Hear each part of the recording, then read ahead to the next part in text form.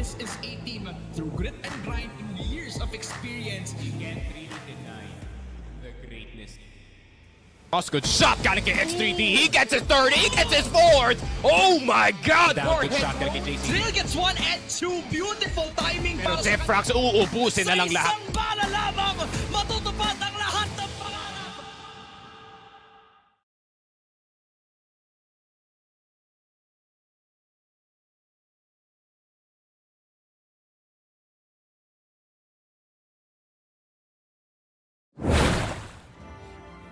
Magandang araw mga ladies and gentlemen. Ito ang ating susunod na araw ng Cfs Impact Fall kung saan malapit na ang hatol. Ito na yon guys. Biro mo yung mga naiiwan ng mga araw natin. Tigalawan na lang yung mga matches kasi gano'n na tayo kalapit para malaman ang ating Final Four pagdating sa ating playoffs. Kami nga pa rin ang inyong mga kasama ng mga casters, Bipolar and Mochi nga pala. Hello Bipolar, kamusta?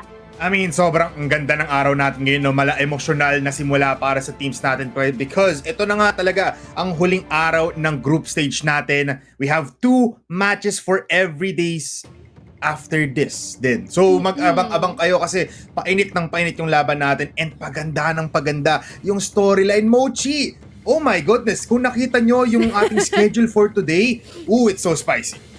Spicy indeed. Mamaya malalaman natin kung sino-sino yung mga yan, no? Pero check muna natin ang ating mga tournament format para sa ating mga ngayon pa lang sumasabaybay ng mga manonood. Ito nga pala ang ating group stage kung saan meron tayong 8 teams. Sa 8 teams na yon, meron tayong single round robin. So that just means, depende sa kanilang schedule, marami ang kanilang mga tsansa upang makarakap ng points. But unfortunately, habang natatapos yan at iilang araw na lang ang nalalabi, mas delikado ang kanilang mga standings. So they better make it count. And right now, nasa 10th day na tayo. And pagdating sa ating playoffs, ayan na. Ang ating top 4 galing sa ating standings ay dadaan sa ating single elimination kung saan dyan na mangyayari ang laglagan with the best of 5. Pero magkano naman ang ating prize pool, Bipolar? Nako po, yung prize pool natin sobrang ganda at total $2,500 or $2,500. 7 to 8 players will come in with $100 up to $200, $300, $400, and $500 for our second place. Pero syempre yung champion natin dyan, hindi lang $600, umaabot ng $700. Pero now, we're gonna be going towards the team standings dito, Mochi. Yes, sir. Kaya naman tunghayan na natin kung sino nga ba ang mga namamayagpag. It is no other than Querdas. Huy, nasa first slot na sila. Which is insane. Right after ang kanilang laban kahapon lang. Nandyan, sinusunod si Kadiliman, Fervid, and as well as si Sunday Shrooms. Nakapasok pa. At si Alliance Gaming sumusunod dyan sa ating panglimang slot. Which is, I feel like this gonna be fitting kasi I believe ang mga kalaban nila ngayong araw is gonna be Team Micro. So pwede nilang bulin ang Sunday Shrooms, tuloy-tuloy ang kanilang pakikibaka sa ating 4th slot, and the rest follows as Blue Vortex, Ray 7, GAON, and as well as Team Micro. I mean, tama ka naman dyan, Mochi. And again, kung titignan nyo at ang ating 1, 2, 3, 4, 5 slot natin dito, Querdas can still get taken down dyan sa number 1 spot. Pero papunta lang naman sa pangalawa. Kasi yung Kadiliman natin ngayon still has a fight for today. If it is gonna be a comfortable 2-0, ay nako po, babalik tayo babalik sa trono dito ang Kadiliman Esports. Pero for the 3rd and 4th spot natin, Fervid, I think they'll be fine here. Pero yung Sunday Shrooms and Alliance Gaming will be playing today again with Team Micro, so possibly baka bigla pang maagaw yung number 4 spot natin. Yes, exactly, no? Lalong-lalo na Alliance Gaming, sila ang isa sa mga teams na napawaw tayo ng sobra, lalong-lalo na nakapag 2-0 sila against Kadiliman yesterday. The reason why napunta sila sa ating 2nd slot. Pero now, let us check out ano nga ba ang ating schedule para magkaalaman na what does it take and ano nga ba ang pressure nitong mga matches na ito pagdating sa ating standings here on our group stage. It is Team Micro versus Alliance Gaming and as well as Kadiliman E-Sports versus Fervid Esports. Again, mamaya pa natin muna pag-usapan dito yung Kadiliman and Fervid because that is gonna be something to look forward to. Pero ngayong, itong match number 3 natin is gonna be Alliance and Team Micro. Team Micro, of course, one of our promising teams nung umpisa pero ngayon they're at the bottom of our standing. Still, ito yung parang statement piece nila once again, or at least like one more chance para masabi na they can still win a round against one of the top dogs, which is Alliance Gaming. Nandiyan naman talaga si Tangbat, si Knight, si Dexy, si Yogs, and si Jeans. Pero for Alliance Gaming, just like what Mochi has said before, pinapakita nila na they are worthy of getting that number 4 spot, especially sa mga pinakita ni Abdel 2K, si Nuken, popping off every time with the TRG, even si Batsmaru and Froze, alam mo yun, they're showing their prowess and they're showing their skill set even more as the weeks go by. Yes, exactly, no? Dagdag mo na rin dyan si K-Sedek na sobrang tindi naman nga rin makapagkuha ng mga pick-offs, and not to mention when it comes to like yung mga urong-sulong pick-off sabay takbo ng mga hit and run executes natin, yan, dyan magaling dito si Alliance Gaming. And I feel like dito rin kay Team Micro, no, I believe that we will be expecting maps with the likes of New Compound, Black Widow, and as well as Ankara siguro para sa ating unang serye, dahil I believe doon sila mahilig no, yung mga ganitong mga default plays wherein they can make the most out of their snipers. Pero guys, balita ko, hindi lang mga players ang pwedeng manalo dito, dahil kayo mismo, kayo, ayan, tinuturo na kayo, meron din chance na makakuha ng up to 4 na permanent guns gamit dito sa ating promotion with the Stove PC Client Showcase event. Ano ba ang kailangan nilang gawin dito, Bipolar? I mean, napakadali lang naman yan, no? You just have to use the Stove PC Client o launcher, mag-migrate nyo na account nyo dyan, just log in, tapos gawin ang daily requirements para makakuha ng mga magagandang skins na nakikita nyo ngayon sa ating screens. Pero syempre, ang target dapat natin dyan is yung 4 permanent gun skins. Meron tayong Chetak Dominator Gold, meron tayong Gatling Gun Gale Beast, yun, Obsidian Zilong na M4A1S na malapit ko na talaga makuha. Just one more, possibly yung blue light din natin na Desert Eagle El Dorado. And of course, hanggang 7 na lang po yan ngayong October. So why not keep on going, keep on grinding para makuha nyo na yung mga awesome skins natin. Exactly. Nalala ko kahapon, parang nagpop-up tayo, nakita ko ata na merong isa doon na may Chetak. Ang angas, men. Totoo. Pero yun nga guys, no, kung di pa kayo nakakapag-migrate, mag-migrate na kayo. Ito na ang sign, kami nang magde-decide sa inyo habang hindi pa nagsisimula ang ating unang laban ng Team Micro and as well as Alliance Gaming. This is your sign to secure, get that bag galing dito sa ating Stove PC Client Showcase event. So ayan, no. With that being said, konti na lang magsisimula na tayo sa ating laban para dito. Once again, ano nga ba ang bigat nitong match na ito? Pag nanalo si Alliance Gaming dito with a 2-0, I believe, or kahit mas malaki yung diferensya natin sa ating mga rounds, maaaring ma-snatch nila ang ating 4th slot against Sunday Shrooms. Yun nga, with AG right now at the 5th spot natin, Sunday Shrooms, kasi medyo delikado talaga yung 4th spot natin dito kasi Alliance Gaming, all they need to do is perform well enough.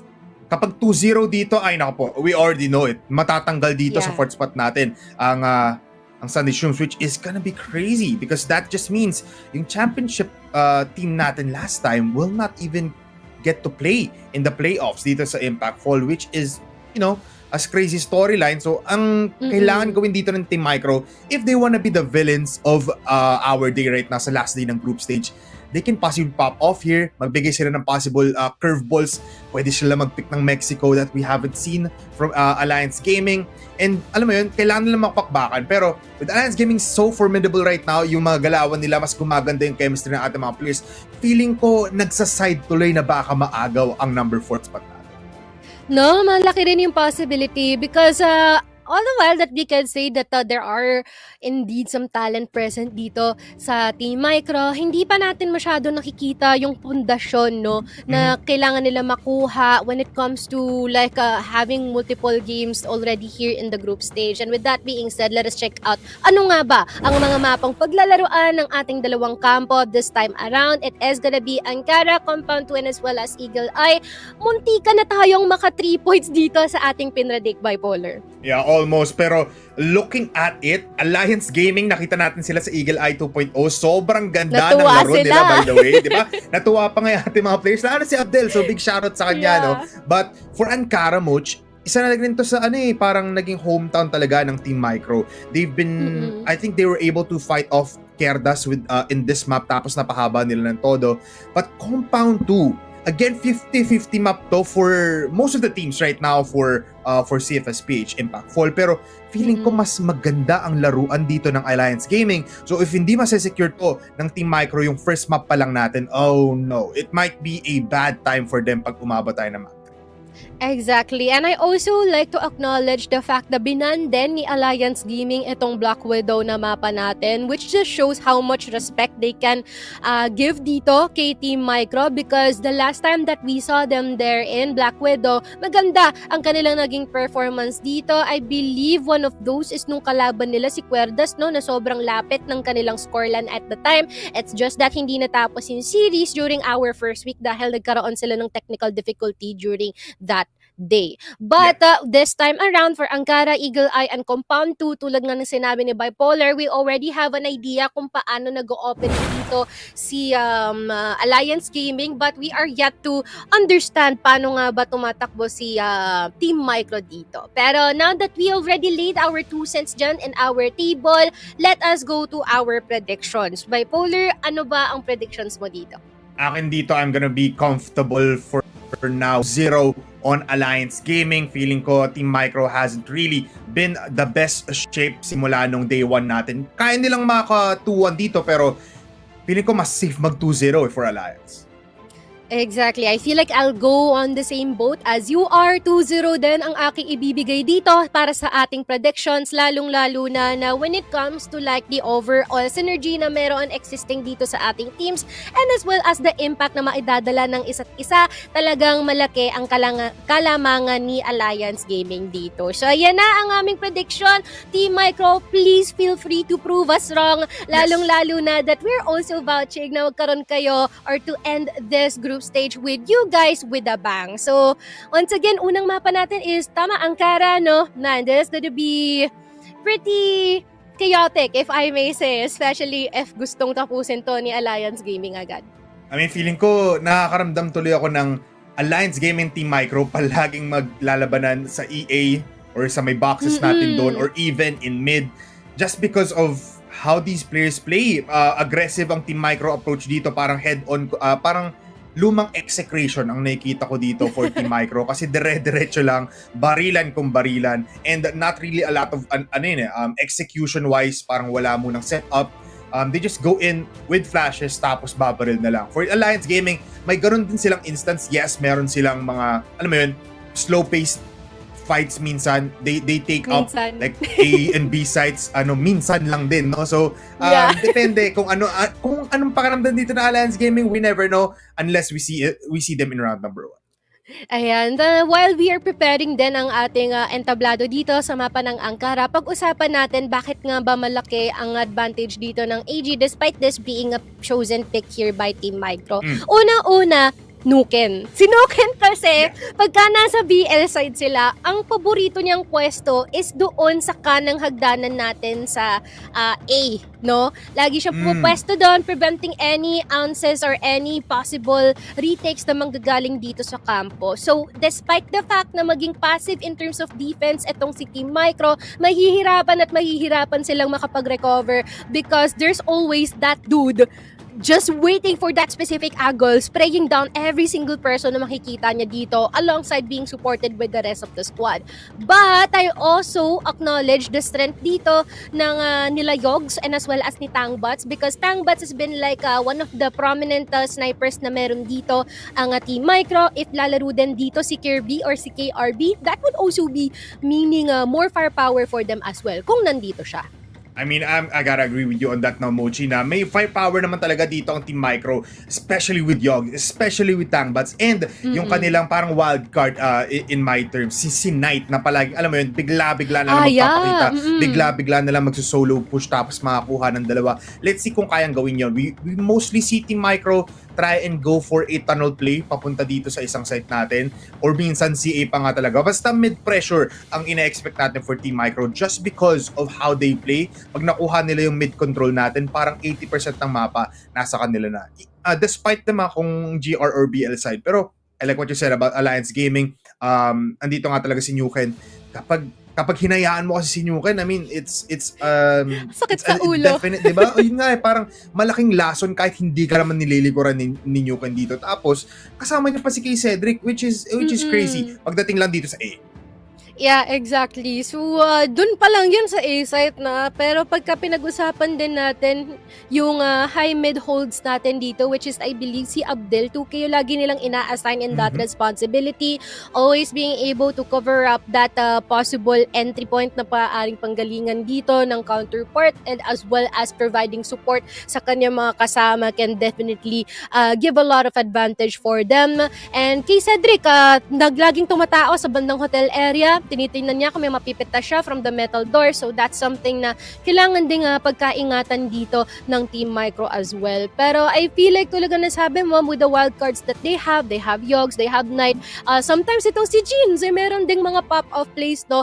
I believe if they can be a bit more non-reactive, no? Sana hindi sila maging passive. Sana hindi sila madala sa anod ng pinagagagawa ni Alliance Gaming dito. If that would be the case, I feel like there will be more chances of winning para sa kanila here in Ankara. I mean, looking at the statistics right now, Ankara, nalaro naman dito ng ating AG for around 70% of their wins dito is on Ankara. So ngayon, let's see kung kaya pa nga ba nila yung pangatin, and can Team Micro take that away from them. Pero Team Micro will start on the BLGR side natin, pushing agad dito si Nuken Dexy. Kitang-kita, at ito na nga yung mid-presence na hinahanap natin sa Team Micro. Yes, exactly. Napakaaga ng pickups na nangyayari dito. Pero dalawa na kaagad ang natapyas from Alliance Gaming. Wonderfully started by Dexy as well. Alongside with Tagbots. Naku po, ano nangyayari? Ang daing nagkakahiwa-hiwalay at nababaklas galing dito sa depensa ng AG.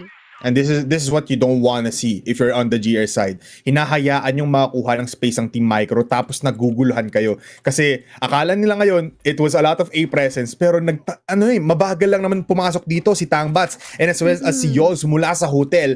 And now they fully conquered towards even on the GR spawn. Abdel 2K, makita nga dito, doesn't even need to look at him. Knight with the instant headshot. Mag-isa lang si Badsmaru here in mid. Peeks out, dead agad. Multiple headshots for everybody here, and first round goes to Team Micro. This is very nice start, no, for Team Micro. Especially, we also stated din kanina na as long as they are a bit proactive in terms of their duels and hindi sila nagpapabigay kaagad sa mga balak gawin dito ng AGS, na masasatisfy naman nila yung mga requirements para makasecure ng isang round. And seems like they've been able to start that off. Inaasam-asam siguro ni AG na makakakuha sila ng mga individual pickups. Pero dahil magkakasama at magkakadikit yung ilang mga miyembro natin here for Team Micro, agad-agad na dininay yun sa kanila. Pero this time here on our A site, maaaring magparamdam ang ilang mga miyembro natin muli from Team Micro, no, after that win, or possibly here sa hotel for a possible pick-off. This hotel position, if it gets opened up, just like here in Vent, magiging crucial point of attack yun ng ating AD squad. Knight ngayon wasn't able to see Kay Cedric peek out again. Tangbats will fall down dahil sa pag-push dito ni Batsmaro from hotels, catches them off guard. Ngayon sila naman ang dehado ng dalawa. Kay Cedric very much low in HP, pero siya pa rin ang hold dito sa may vets area natin. Batsmaro pushing towards bypass. If he looks towards CA, yung timing nila dito might be perfect. Makakuha silang isa. And yes, they do. Patay na nga doon yung player natin from CA. Yogs medyo lacking. Dexy gets the kill. Yogs with the quick scope. Onto Abdel. Yogs papasok with the USP. Di siya makakapatay. Dexy all up against 3 players. Dexy mamamatay with the wall bang coming in from Froze.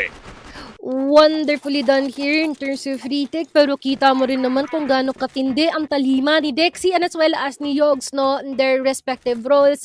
I feel like medyo natuwa lang mag-push yung mga nakahiwalay na mga miyembro nila dito sa mid-area and papunta dito sa entrada ng hotel natin. Definitely been punished according to that one, but now, agad-agad na nga rin mapupush dito si Froze. Parang medyo nakulitan ata itong kabila, no, ng Team Micro. Been able to take him down with a possible other pick here, pero Pero from the shot, Nuken kukonekta. USP shots here. They let out here to Dexy. But it seems like lahat ng kaguluhan nandito sa ating A site. Tignan mo, sunod-sunod yung mga X dito. Naging sementeryo kaagad-agad ng entrada ng A with just 2 more remaining people here. Pero this is interesting positioning here by Polar.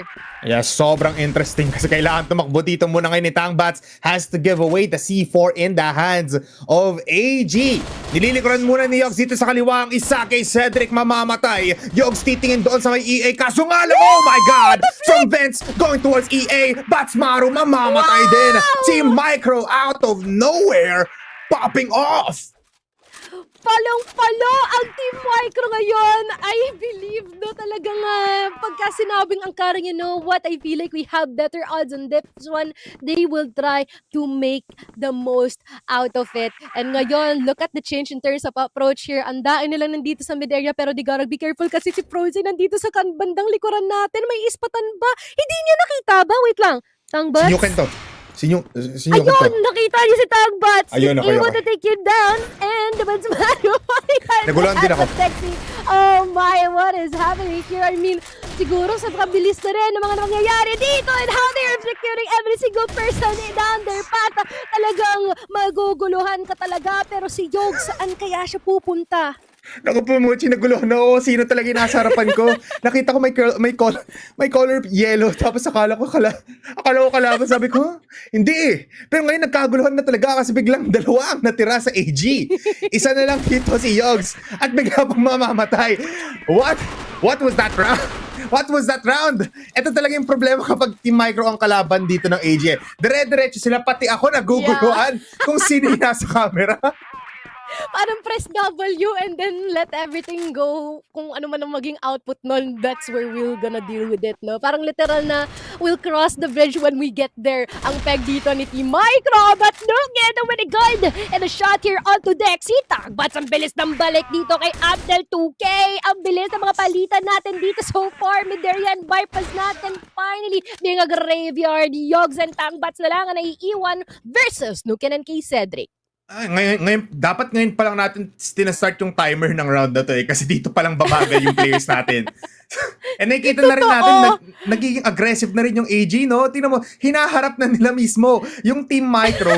Here in mid, yung lahat ng X natin, makakapag XOX ka na dun sa gitna eh. Makakagawa ka na ng combination. Pero ngayon, it's K. Cedric pushing out dito sa may ating yellow. The two players, ngayon palang lalabas ng spawn. Ang ating Team Micro, they're here in Arco, pero nagkakalikuran, Mochi, yung C4. Nagtataka yung buong Team Micro squad natin. Bakit wala dito yung AG? At hindi nila alam, nasa likod lang si Nuken, nasa gilid lang si K. Cedric. Nuken gets spotted off! Nuken falls down! K. Cedric from above! Sprays them down! Dalawang mamamatay. AG with their third. Akala pa naman din nila, akala ko EFAS na tayo at nakuha natin si Nuken. Pero K. Cedric is right there, right behind them.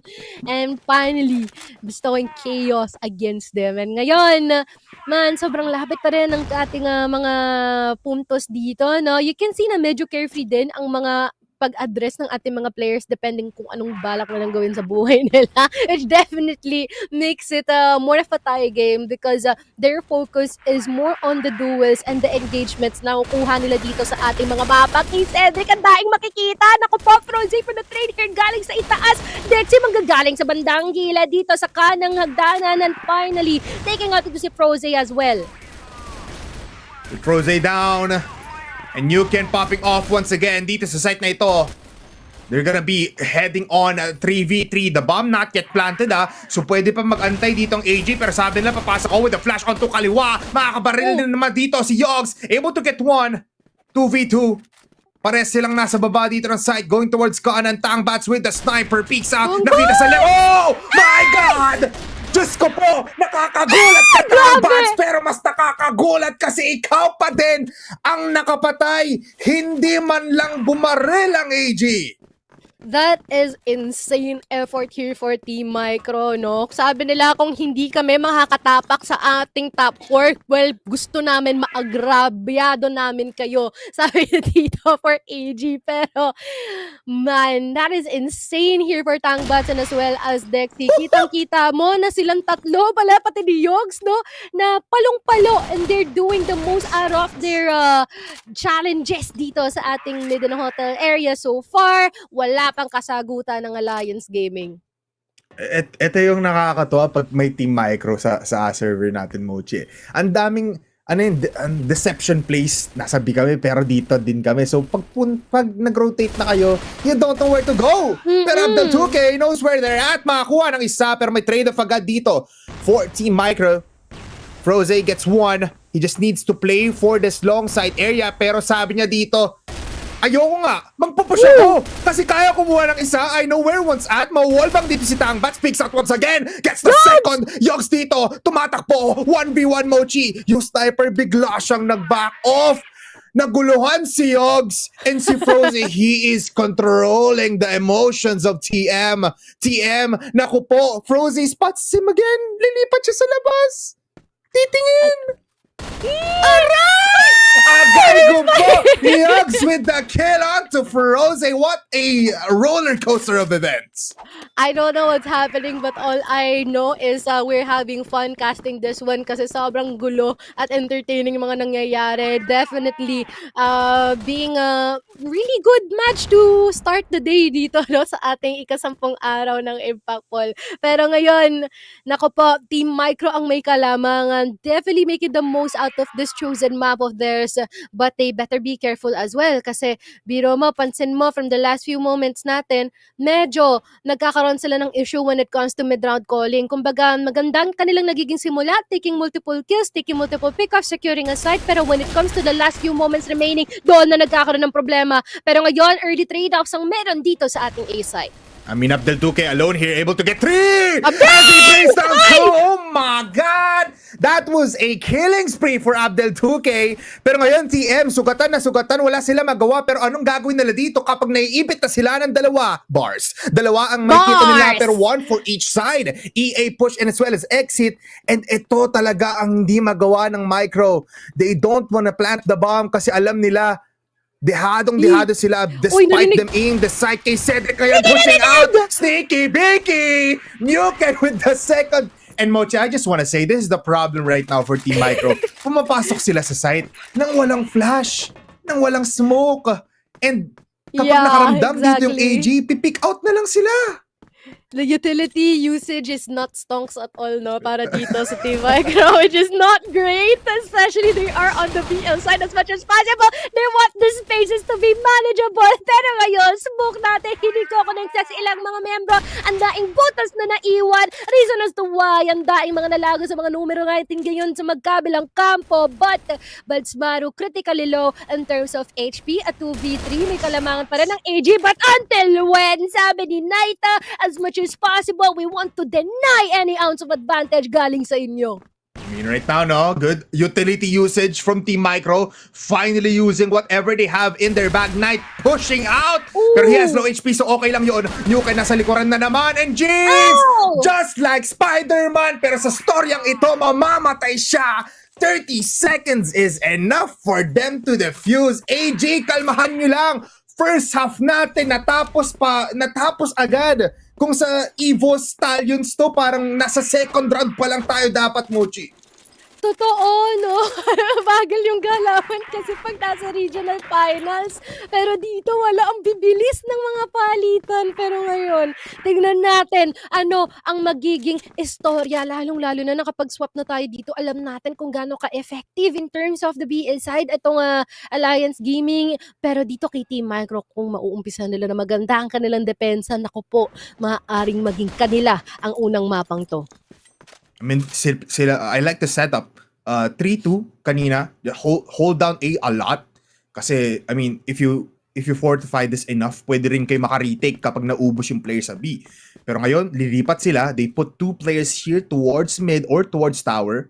B has been fortified as well. Mas maganda yung defense nila dito. Pero kay Cedric, this is the slow solo play na inaabangan natin sa kanya. Trying to go for those infiltration plays towards the other side kung saan mas gusto nila pumunta. Dexy peeking out with the vents. Batsmaru, naku po, wag kang tataas, wag kang titingin sa likod mo. Kasi patay ka na agad, naku po. It's Dexy with the first kill in this round. Ako po. That is so bad, no? Hindi rin masyado nasuportahan ni Abdel si Badsmaro kasi nasa kanya yung C4, no? But, tumatalon-talon pa dito. Mata-mataan lang ni kay Cedric. Ayun, natuwa ka masyado! Imbes na may nakuha kang pick-up, abay ikaw pa ang nagrabyado. That's a bad thing here for AG.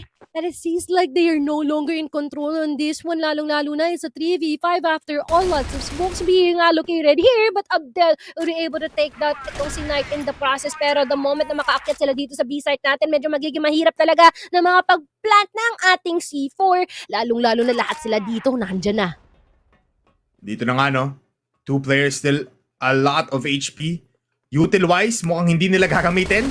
They're still going in and so dry. Abdel 2K, last player alive, pero Yogs will get the kill. It was actually so crucial. Nakita natin yung vision doon ni kay Cedric na, ay, hayaan ko muna ito, hindi naman nakatingin sa akin. Pero it was the right time for Team Micro. Nandun na agad si Jeans eh. Ang lapit niya na agad, saktong-sakto. Nako po, he saved his teammate from utter humiliation. Totoo. Malaking pagkakamali din ni Kay Cedric. No, imbis na siya yung mamahiya, siya yung napahiya dun sa larong yun. Pero Froze! Ang bilis na pag-pick up dito kay Tangbats. Galing dito sa entrada ng hotel with the rest of the squad here creeping into bypass patungo sa ating B-site. Ooh, it's vulnerable to, Team Micro. You need to adjust your plays right now. There's no presence in the A. You know it quite well. Jeans pushing out dito mula sa bats. Able to kill off kay Cedric once again. Pero dito naman si Batsmaru falls down towards the tunnels. Jeans, naiipit na dito. Pero still alive with 25 HP. Abdel 2K gets one kill. Papasok siya dito, tatalon. Yung dalawang players natin kami from Team Micro. Malayo pa sa site. Isa-sacrifice si Knight. Tutunan ng isa. Pero babalik lang din. USP in hand. Gets the double. Cannot get the third. Froze makakuha ng isa. Oh my goodness. Saan tayo pupunta? Yung C4 natin still in the site. Froze looking towards the flank pero wala nang tao dun, Moch. Ngayon pala magpa-flank up si Yogs. At si Yogs gusto pumuntriya with the TRG. Nako. Can he spot someone? Froze! Oh my God! Once again, nakakuha na naman ang pick-off dito si Yogs. It's all up to Nuken. Pero kailangan mong pumili. Harap pinatay. Likuran nakita. Likuran bumagsak doon sa may tunnels. 18 seconds. Picks up the M14. Nuken dies! Oh my God! Team Micro! They are getting these rounds amidst the chaos! Nima ko! Akala siguro ni Nuken that would be the safest thing to do, no? Na makapag-swing siya dito. Pero guess what? It is actually the latter, especially with the quick switch up dito sa ating rifle ni Yogs. Wonderfully done by Team Micro so far. Definitely proving na sila talaga ang may malakas na depensa dito sa istoryang ito. Tangbats! Nakuha ka agad si Case Edric at walang nagawa ang kasama niya si Froze kundi umatras na lamang after that anticipated push sa high mid. A crazy shot towards kay Cedric. And I just wanna say, kung di nyo po nararamdaman yung bilis ng ating mga players, kailangan nyo tignan yung kanilang mga kills. Pero ngayon, tingnan muna natin dito si Dexy.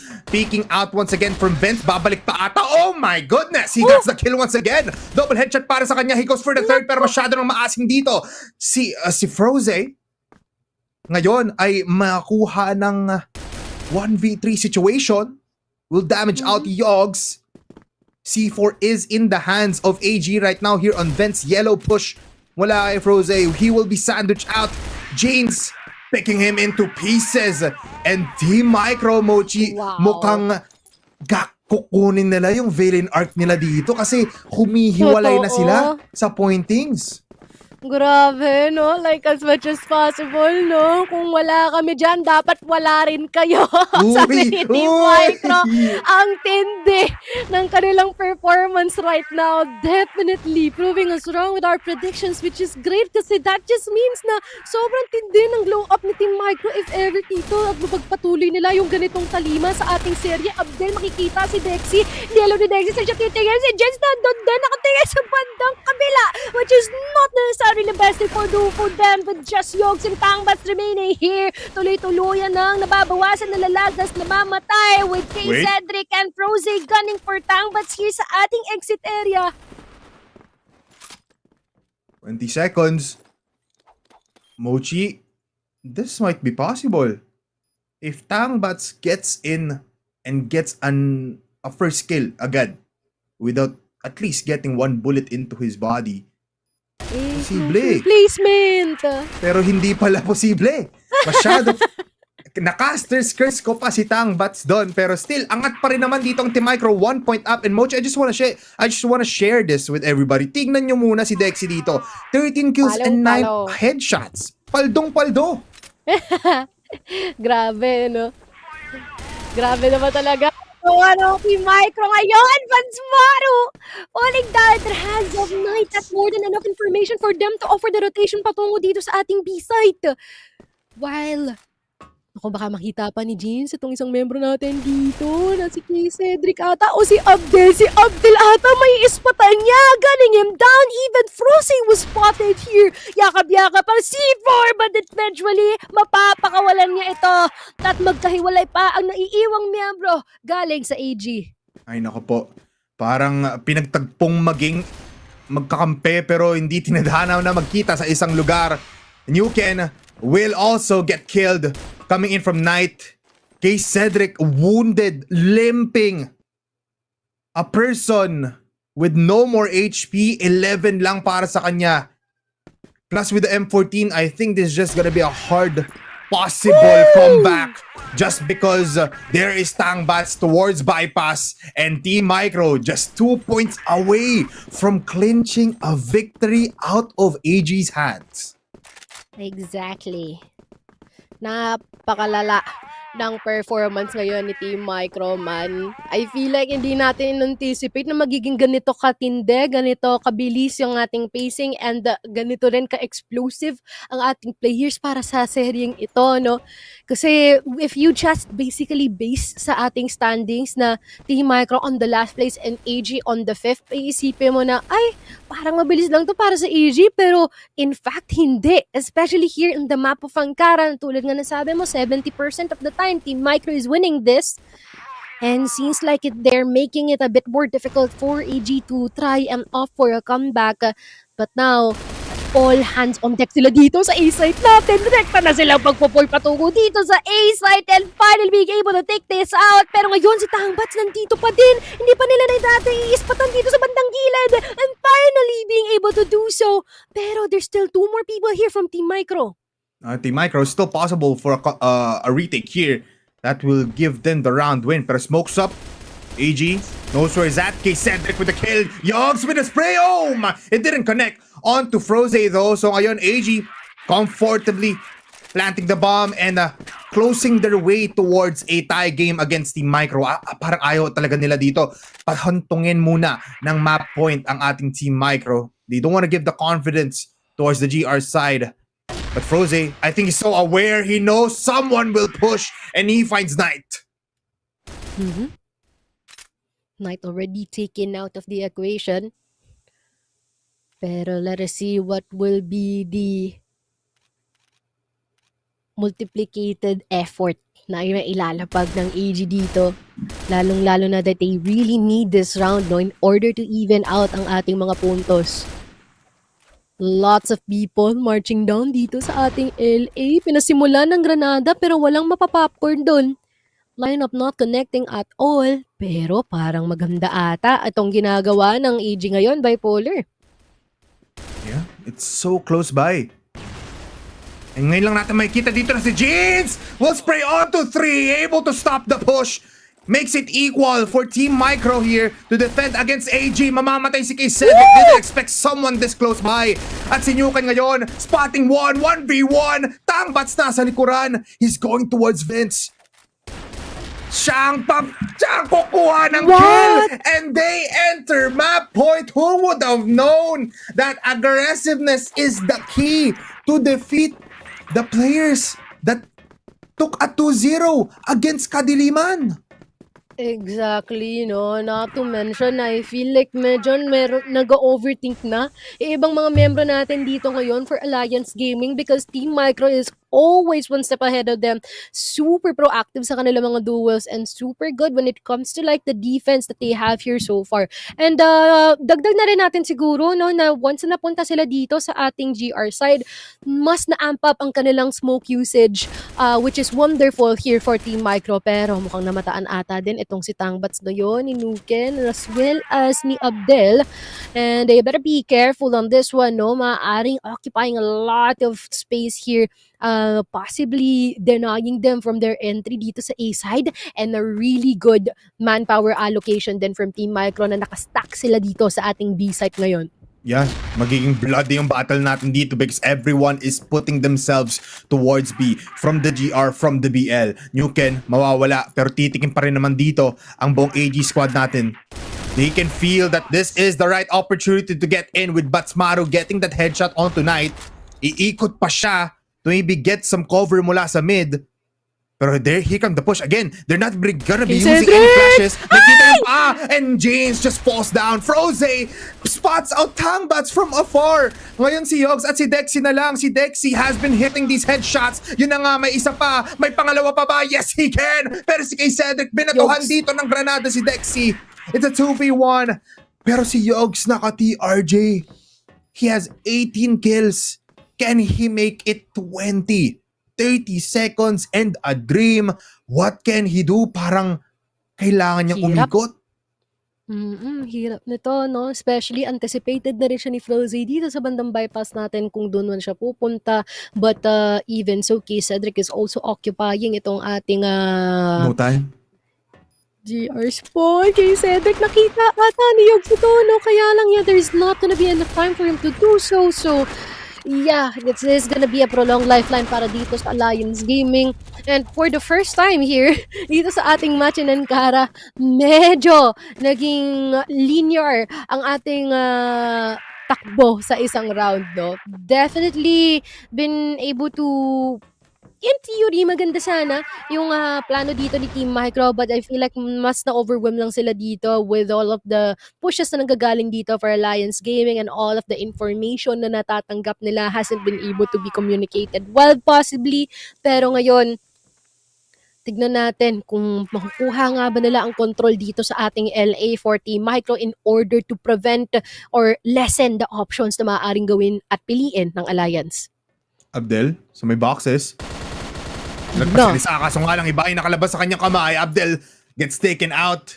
Pero I like this approach mula sa Team Micro. No, first time nila ginawa to na 5-man was close in A. Minsan nakikita natin sila, they're all scattered out. Pero ngayon, they're playing as a team, as a whole unit. At dalawa ang mamamatay. Can he get the second? No, he cannot. Pero may isa pa namang insurance dito ang ating Team Micro, and that is Jeans. Close by. Oh my goodness. Akala ko tatama yun. Actually, tamaan siya, pero not fully. Ito si Dex, medyo low na si Dexy, pero not entire. Actually, tingnan mo, 16 kills tas 10 headshots. Wow, Dexy. Pero, naking gagawin ni EG dito, no? Lalong-lalo na it's a 3v4. They can actually, pwede na nila i-recta itong P8 natin, pero knowing that they're quite at a disadvantage in terms of numbers, baka ino-overthink na naman nila muli na mamayan, mas agresibo yung angulo dito ng Team Micro, pero that is actually the latter, no? Parang hindi ganun ang case dito ngayon. Ngayon lang sila nagmamatch at tumatakbo patungo dito sa ating B-site ngayon. Nuken spotting out na si Jeans, pero si Jeans ang mapakapitas pa sa kanya with the utility usage being thrown here, plus connecting onto Batsmaru. Medyo na-delay ang kanyang tracing here, but we'll be connecting the shots anyways dito kay Yogs, and now Batsmaru, the lone survivor. Finally, Team Micro taking the map of Ankara as their first map advantage dito sa ating seryeng to. That is just crazy. Team Micro popping off every time doon sa mapang iyon. And this is why they chose Ankara of all maps. Kasi alam nila kung paano lutuin, alam nila kung paano puntiryahin yung mga site natin dito. And that 5-man defense every time nung na-secure nila yung 8 rounds, gusto na lang talaga nila tapusin agad at hindi bigyan pa ng butas dito ang buong AG. But AG, nonetheless, one of their players actually reached 20 kills before the players dito ng ating Team Micro. So, I mean, there's some good takes for AG there. Tumatama lahat ng shots, maganda yung mga takes, pero may times din na nagiging Team Micro sila. Like, totally naghihiwalay yung mga players natin and there's no trade-off potential na nagiging kasiraan ng mga executions nila. Yeah, exactly. And I feel like ang biggest takeaway din natin dito is the fact that Team Micro definitely did the most that they can in order to deny any types of executes na agresibo galing dito sa Lions Gaming, no? Sobrang ganda ng kanilang mga off-angle positioning, and if it's not off-angle positioning, laging merong kasama ang isang miyembro dito from Team Micro, especially back when they are still on the GR side, no? Wonderfully done for them, and not to mention na talagang nag-online multiple players from them. Andyan si Tangban, si Jeans, andyan si Dexy, you know, every single one of them. You can recall something na talagang naiambag dito sa kanilang laban ngayon. Is quite unfortunate here for Alliance Gaming na hindi sila nakapag-online. Parang ibang AG yung nakikita natin ngayon compared to yesterday na kalaban nila ang Kadiliman. Yeah, parang mapapatanong ka lang, anomaly ba yung nangyari kahapon? Because that is, parang kinalaban mo yung nasa taas, umangat ka. Tapos ngayon kinalaban mo yung nasa baba, parang pababa ka ng pababa ulit ng onte, no? So, nagiging, you don't know how to weigh the emotions right now of these players. Pero, one thing to highlight, Micro, I think si Dexy ata yung tama ba, last round? 18 kills, 10 headshots? Yung nakita natin sa kanya, but later on, may kita naman natin yan sa ating statistics breakdown. Pero, babalikan natin dito ang mga highlights ng ating mga players. And again, Team Micro, despite them not using a lot of utilities in the BL side, nung nasa GR na sila, eto na, nagpakita sila kung paano talaga gumamit, paano mag-hold down ng ENB. Sim. And not to mention din, no, na when it comes to these types of highlights, you can definitely see na nandyan pa rin naman yung Froze that we know, nandyan pa rin naman yung Nuken that we know. I feel like they just performed solo dito sa mapang ito, no? If you can notice, lagi silang isa-isang nagtatry na pumitas despite the fact that having multiple members, I feel like they haven't been able to cover up for each other, especially when they are here on the BL side, which resulted to them not being able to pull this off to possible overtime. So, yeah, wonderfully done here for Team Micro, and let us see if they can carry those over dito sa mapa ng Eagle Eye, kasi dito na talaga magkakaalaman eh. Yeah, dito na tayo magkakalaman. Crucial map for both teams. Pero one thing is for sure, pinapatunayan ng Micro na mali kami dito sa Caster's deck for giving 8-0 in favor of Alliance Gaming, because set number 1 goes towards them. Ngayon may kita natin. Let's look at the Alliance Gaming first. Some good shots going in mula kay Froze and kay Cedric, going out with a positive KD. Tapos ang ganda rin ng headshot dito ni Badsmaro and ni Cedric. But the highlight of the set is gonna be these two players from Micro, Tangbats and Yogs, and as well as that .63 headshot mula kay Dexy. Yes, exactly. This just shows the amount of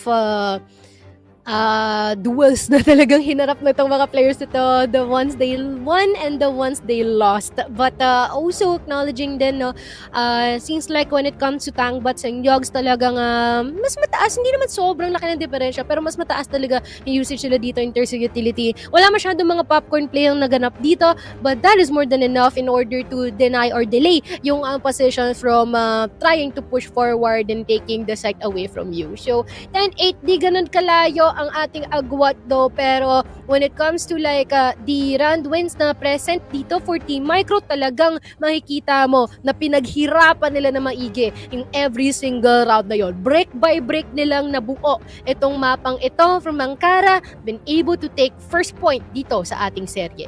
And now, for our set MVP, sino nga ba to? Sino nga ba kay Yog? Sino nga ba kay Dex? Sino nga ba kay Tangbats? It all ends up to the man himself. It's Yogs. na nagsibang-bang dito sa ating Ankara. 1.0 in the KR, solid kill per round. And a KD that is almost 2.0. Yung headshot niya dito, also great. But yeah, the smokes per round from Team Micro, talagang siya ang nagsisimula ng mga gantong set plays. But right now, let's look at the set plays dito or highlights dito ni Yogs kung paano nga ba talaga siya naging MVP for these rounds. Nung sila ay nasa ating BL side pa, dire-diretso lang. Kahit mag-isa dito si Yogs, kaya niyang makakuha ng kill. Yeah, exactly, no? Sometimes kahit na nandyan si Tangbats, andyan si Jinx, parang wala siyang pakialam na may kasama siya. And to mention na matindi din yung mga flicks niya dito, no? In certain occasions na napapasigaw at nagugulat na lang din tayo dito sa ating mga mikropono. And the fact that how good he is in terms of predicting din kung saan manggagaling yung mga kalaban natin dito. This been one of the key factors kung bakit siya naging MVP dito sa ating mapa ng Ankara. I mean, from the TRG to the M14, even the HK sometimes, yan ang So pwedeng flex. gamitin ni Yogs in this battlefield. I'm just so excited for set number 2, Mochi. Yes, exactly. Kaya naman, no, pahinga muna tayo ng bahagya at aabangan natin ang mapa ng Eagle Eye ng Team Micro and as well as Alliance Gaming. Kami ay magbabalik.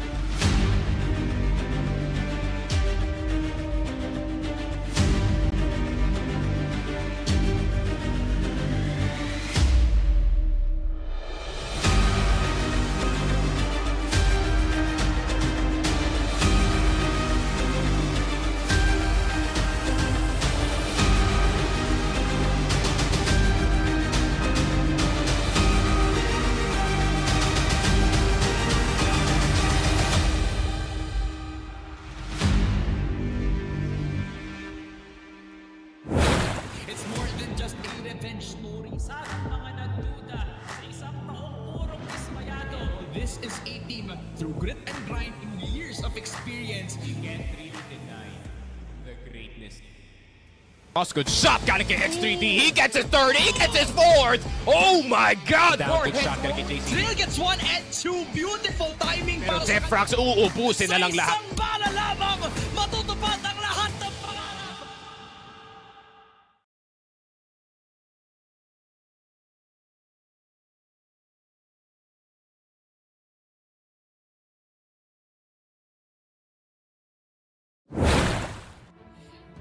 Tayo'y nagbabalik dito sa ating ikalawang mapa ng Eagle Eye, ang Team Micro kontra sa Alliance Gaming, kung saan for just a quick recap, nakauno na itong si Team Micro ngayon sa mapa ng Angkara. Bipolar at Mochi pa rin ang inyong makakasama dito sa action natin dito.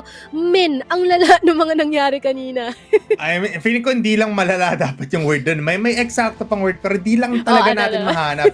Kasi dire-diretso sila, Mochi. Chaotic. Grabe. Yung sinabi mo, yung chaos nga yung nangyari sa isang rounds natin dun, no? Pero feeling ko, the entirety of Angkara na nagulat from the GR spawn to the BL, lahat ginamit dito ng Team Micro and ng AG. It was a crazy fight nonetheless na umabot ng akalain mo 18 rounds. Which is crazy and well played para dito sa Team Micro, kasi definitely showing na, you know what, as much as possible na we can prove ourselves worthy na rin on the last few moments here sa ating group stage na nagawa naman nila yun na maganda dito sa mapa ng Angkara. Not quite sure how they would be able to carry over the momentum they garnered kanina sa Angkara here in Eagle Eye, especially na I believe hindi pa ata nila na paglalaroan yung Eagle Eye if I am correct. Pero if not, I don't recall much prowess from them dito sa mapa ng Eagle Eye, because oftentimes it all boils down to mid-control talaga and the control sa ating EA area. Pero let us see what's gonna happen here sa Eagle Eye, if that would be more beneficial here for Team Micro or would it be for Alliance Gaming. Total kanila ang pick na ito. I mean, I had to fact check din kasi akala ko din na hindi pa sila nag-Eagle Eye. Pero there was actually just 2 rounds na nakapag-Eagle Eye dito ang ating Team Micro. It was against our top dogs as well. Nakalaban nila dito yung Kadiliman. It was like 10-6. Tapos nakalaban din nila ang Fervid, which was like 10-7 naman yung scoreline nila. So siguro may palag ng onte. Just looking at the statistics, may palag. At lalo na naging 10-8 sila in our Angkara map, baka mas may dumagdag pang potential of winning and taking care of that 2-0. Pero kung 2-0 yun, ipapaalala lang namin. Ibig sabihin nun, isang brutal na rivalry ang mangyayari dito for Alliance Gaming and Micro, kasi tinanggalan ng pangarap, or possible matanggal ang pangarap dito ng AG just because of Team Micro. Yeah, exactly, Pero kung gusto ni Team Micro at mukhang magiging maganda yung ganong rivalry and kompetensya dito sa kanilang pagbuo ng pangalan sa Crossfire scene, then that would, why not? Sige, Junior yan. Kaya naman mag-deal with that one, no? Why not? That will make things much more interesting. And especially, sila din naman talaga kasi may hawak ng pluma at ng ating paintbrush para sa pagpinta ng kanilang istorya dito, no? Lalong-lalo na when it comes to their individual players, talaga na naman nga may talent. And if they can facilitate and carry over that, no? For the long term at consistent sila sa pag-iensayo, then mamaya makita na rin natin si Team Micro or si Alliance Gaming sa ating Masters very very soon. Di natin masabi. I mean, we never know. I mean, nakapag-qualify nga sila dito, so why not that? Why not the bigger places pa dito sa Crossfire Philippines? But right now, it's a dire situation for both sides because Team Micro wants a win in their bag and this is their time to do it. For Alliance, they also want to win. Possible pa, is it possible na makaabot sila dito for our 4th spot still? The question is still in the air, pero I think there is a slight possibility pa rin naman. Just very slight. So kailangan nilang kunin yon and kailangan nilang i-take advantage yun, especially that we're on Eagle Eye 2.0. Yes, exactly. Kaya naman, tignan na natin ang mangyayari dito sa ating Eagle Eye. At tulad ng sinabi natin, it's all about the control dito sa ating EA area. Pero dahil na agad nalalagas na mga katawan dito, Bipolar at si Badsmaru at as well as si Yogs at Night na lang ang natitira. The villain arc keeps on going, Mochi. It keeps on giving. Grabe! ng Team Micro. And feeling ko hindi rin tama na ang AG is starting on the GR side because this is a deja vu situation for them nung Angkara. At ngayon, si Badsmaru pang naiipit. He has the C4, he knows where it's at, pero alam niya nga ba kung sa mga galing dito si Yogs and si Knight? Oh, crossfire situation! And it all rocks in favor of Team Micro.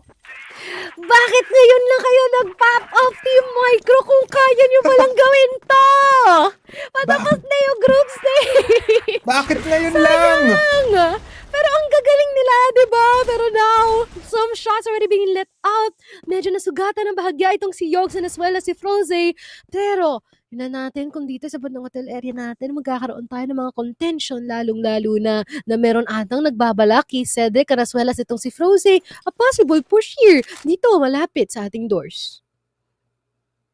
They're slowly creeping by. Iniiwan nila dito si Nuken on the top A position. Tangbats is close towards LA. Spots out Batsmaru. Abdel Tuque is so slow with the trade there. Pero Froze spots out one. Mamamatay ata siya dito. No, never mind. He gets one kill onto Dexy. Jeans as well. Very much low. Susugatan dito ang Team Micro and now they're forced to play very slow. Froze takes another angle para mapatay niya pa yung potential 2K niya. Abdel also taken out and instant trades after instant trades. Nagkapalitan na naman tayo dito ng pwesto pero ngayon yung C4 nasa kamay ng TM. Tama ka dyan, partner. At ngayon, Tangbats, super low in terms of HP, pero he's not gonna be surviving for long as Cedric has his eyes on him on that area. 1-1 ang ating scoreline ngayon. Bilis naman ang palitan, na naman muli, ito na naman tayo. It's another chaotic map right in front of us, bipolar, and they have no plan stopping anytime soon. I mean, ito na nga, no, papasok lang daw sila, dire-diretso lang. Pero napuntri agad, naku po, nakita agad yung baril doon ni Froze. Jeans as well, able to see off kay Cedric. And Abdel Tuque needs to help out his team. Kailangan niyang iwanan yung A. Pero TM, despite them having all of this advantage and all of this information, ide-diretso pa rin nila sa B, Mochi. Hindi sila titigil. Gusto nila kunin yung site na ito. But there's still a force na pwede pa silang pigilan makapasok. It's Abdel Tuque. Needs to look at this position. Spots out one. Jeans falls down. May isa pa naman dito sa likuran. Pero that is the C4. Kung sino pa ang may hawak, siya pa ang nauna. Pero tignan natin, Abdel at Badsmaru, mataas ba ang kapasidad niyong makapagdepensa? Nakita ang baril ni Badsmaru dito the moment na makapag-pick siya. Patay siya! Kagad dito ni Bads. Pero Abdel, malaki na ang impormasyong nakukuha niya dito, taking some damage here on Tangbats pero not entirely eliminating anyone and instead siya ata ang mapapunish all the way from up and above. Yogs taking him down, another point para dito sa Team Microman. Tulad ng parang press W lang sila ng press W, no? More on uga-buga plays ang meron sa Team Micro, but what matters is that it works. It works, and it works pretty well. Kasi these initial pickoffs and these entry, and nakakapasok pa sila ng site. Ngayon, magkadikit, onti na lang maghalikan yung mga players natin. Pero sabi ni Knight, anong gagawin mo dyan? Babarilan ko lang likod mo while through the smoke.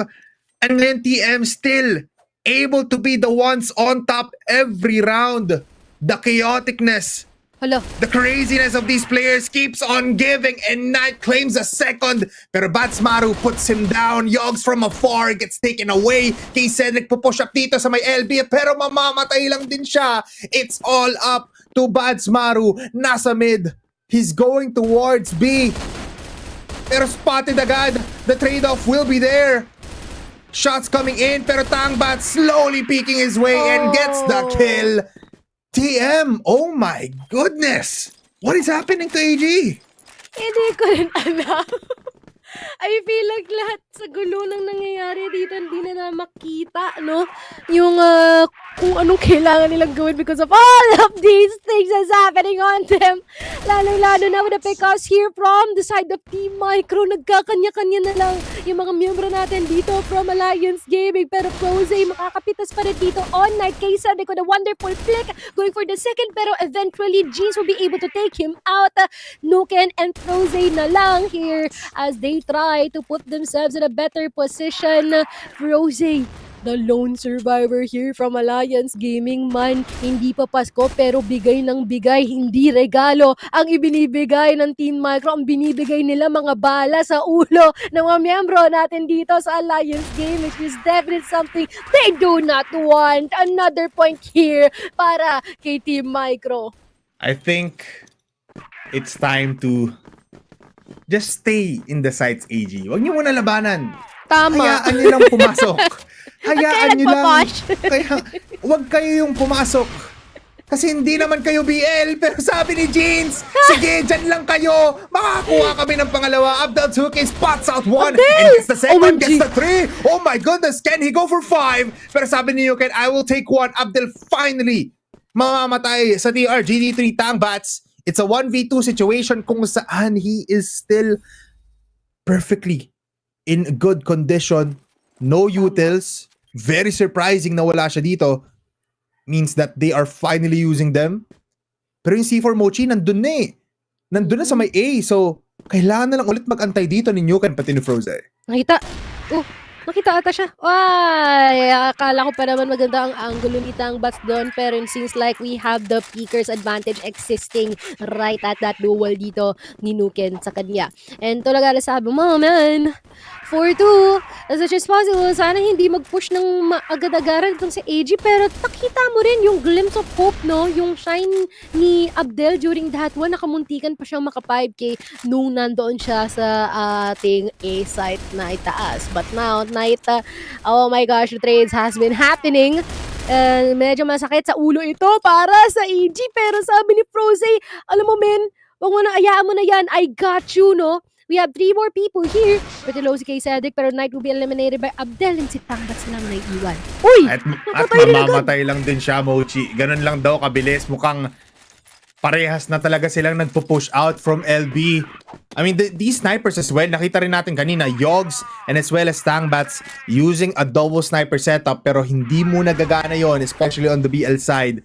Napuntirya ng AG ang buong pag-push out dito ng TM. And that's why sila naman ngayon na magda-double sniper setup. Jeans goes by, makakapatay ng isa, and now it opens up B. Look at the grenades and flashes connecting here on mid. Mag-isa lang naman si Froze dito, and Nuken spots out 1. Oh my god, he's gonna be connecting onto the second. Can he get the third? Yes, he can! That's 3 kills for Nuken. And one last player, si Tangbats na naman. Ang natitira had to switch to the HK para mas posible pa ang comeback here. Pero I think this round might just go to the hands of AG as long as Nuken hits this shot. That's 4 kills. That's a quad for Nuken. Si bro ay nag-online bigla, and before we even know it, it's already a 4-4, trying to make that 1-point advantage before this first half ends off here para sa AG. And for the meantime, we are not even certain, no, if abot pa nga bang masapawan nila si Sunday Shrooms for our 4th slot, pero they will still try. Anyway, Knight being able to trade out ito si Yogs na pinitas ni Badsmaro. Additional kill here for Dexy and Froze. I feel like may ideya na sila na nandito siya. So we see it, no? Nagka-crouch up and down and eventually gonna be killed here by Abdel. But now, ano nga bang mangyayari as they march onto B site? Ooh! Ano nga ba talaga, ano? I mean, papitik-pitik na lang dito si Dexy, pa top na lang ng ng HK niya, still able to provide some damage and provide some kills.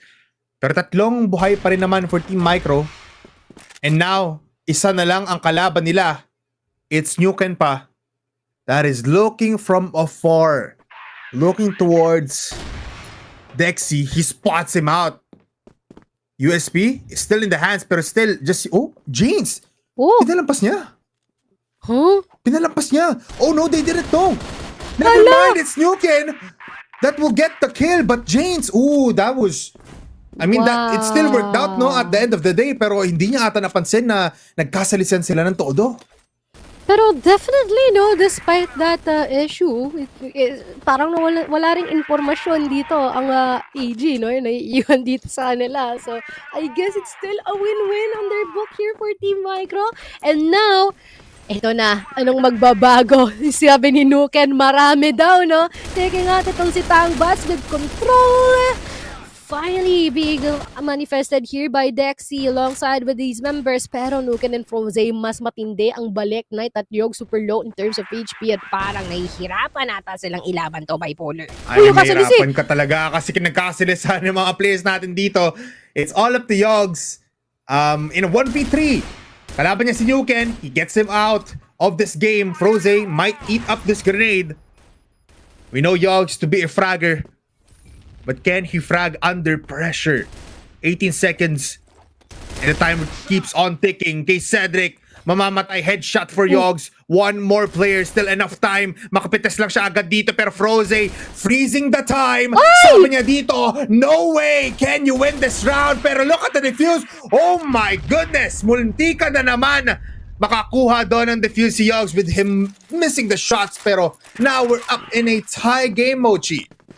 Yes, indeed. And seems like pinapangunahan na agad ito ni Nuken, no? Definitely one of the players that we have been pointing out dito sa side ng AG with the 13-7-1-1 na KD natin right now. Knight, napaka-cheeky na kanyang position pero expected ni Banzmaro. Buti na lang train agad dito ni Abdel. Kay Cedric sa bandang EA natin. May mapipitas na isa. Yogs already being spotted out dito sa tumotore ng siya lang, no? Mag-isa dito sa side natin ngayon. Yogs, taking out the Froze in the process of 3v3, nagtatawag na siya ng mga kasama at ang bilis lang din naman ng pagresponde ni Dexy as well as ni Yog. So wonderfully done here, an immediate round win para kay Team Micro.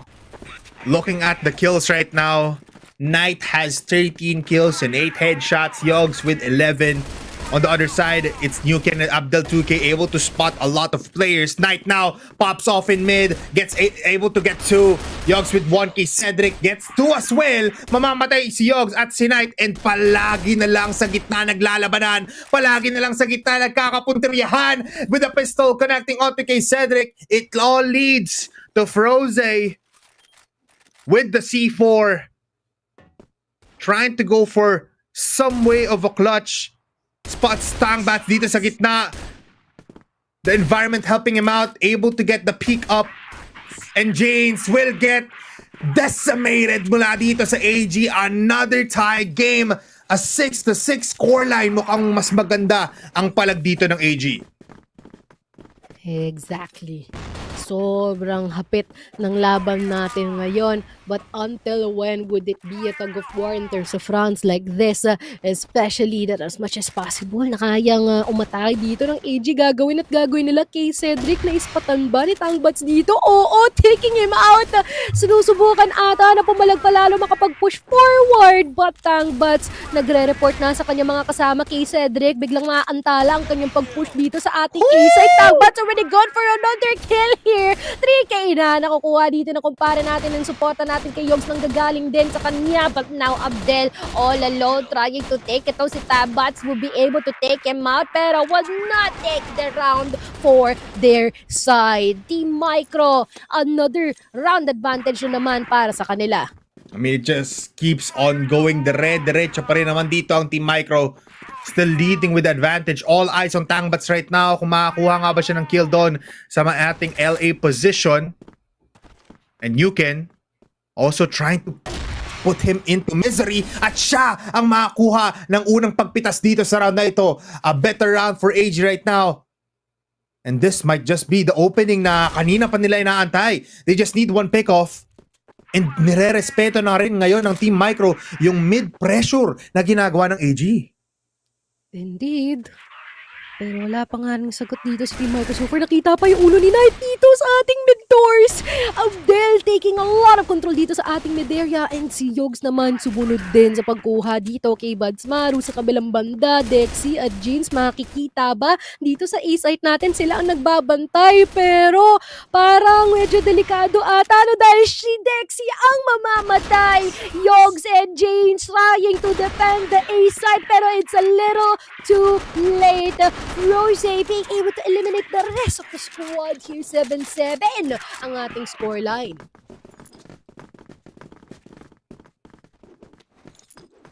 Grabe. Itong nangyayari natin dito ngayon. Ang lapit at sobrang dikit ng laban. But kay Cedric, sisimulan. Kill on to this one as they try to follow through with another one, but as much as possible ayaw sana na makapaggawa ng mga extravagant moves here ng Team Micro. That will be a dead giveaway as information dito for AG, no? Pero tignan natin, Frozy taking out ito si Dexy as well. Crumbling down in terms of defense ang Team Micro ngayon. Not necessarily a good thing for them to happen. Yogs and Jeans so ngayon it's a 2v3 situation, Mochi. Kaso nga lang, very low dito si Yogs. Mamamatay siya ng mabilisan and AG now will get that round win. And even a beautiful take from them. I mean, naubos nila ang Team Micro doon ng unti-unti.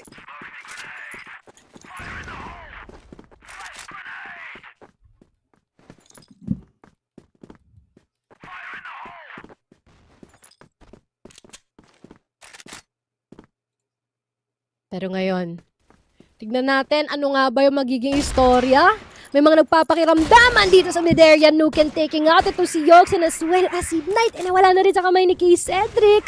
This is now about the execution waiting to happen here for Alliance Gaming, trying to march through patungo dito sa mid area. Pero andain nila makikita. All the while, the Tangbot still manning up itong 8 tower natin. Pero critically low na siya. Dito, eliminated by Frozen. Naku po, parang nababaliktad ata. I feel like there is a possibility that we will be heading to our decider, which is quite crazy dito, no? So far, lalong-lalo na that when it comes to like the defense dito ng Team Micro, nagkakaroon sila ng kakulangan despite of the manpower they're allocating multiple people in a specific area is hindi ito nadedepensahan ng maganda. Mas matindi ang bato at balik ni Alliance Gaming so far, which is definitely crazy.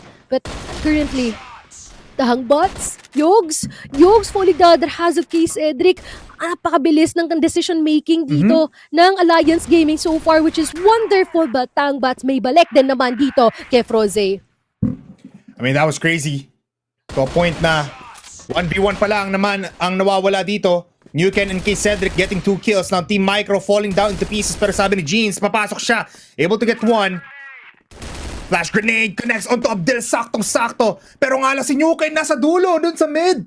Nakuha na si James out of nowhere. It's all up to Dexy Mochi at nakatalikod pa siya. And AG now cleans up house. Hindi pa daw tapos ang laban. Ano naman, kung pinuntriyan nyo kami ng 10-8 noong ating first set, ngayon 10-7, papababain namin yung panalo nyo from the first set.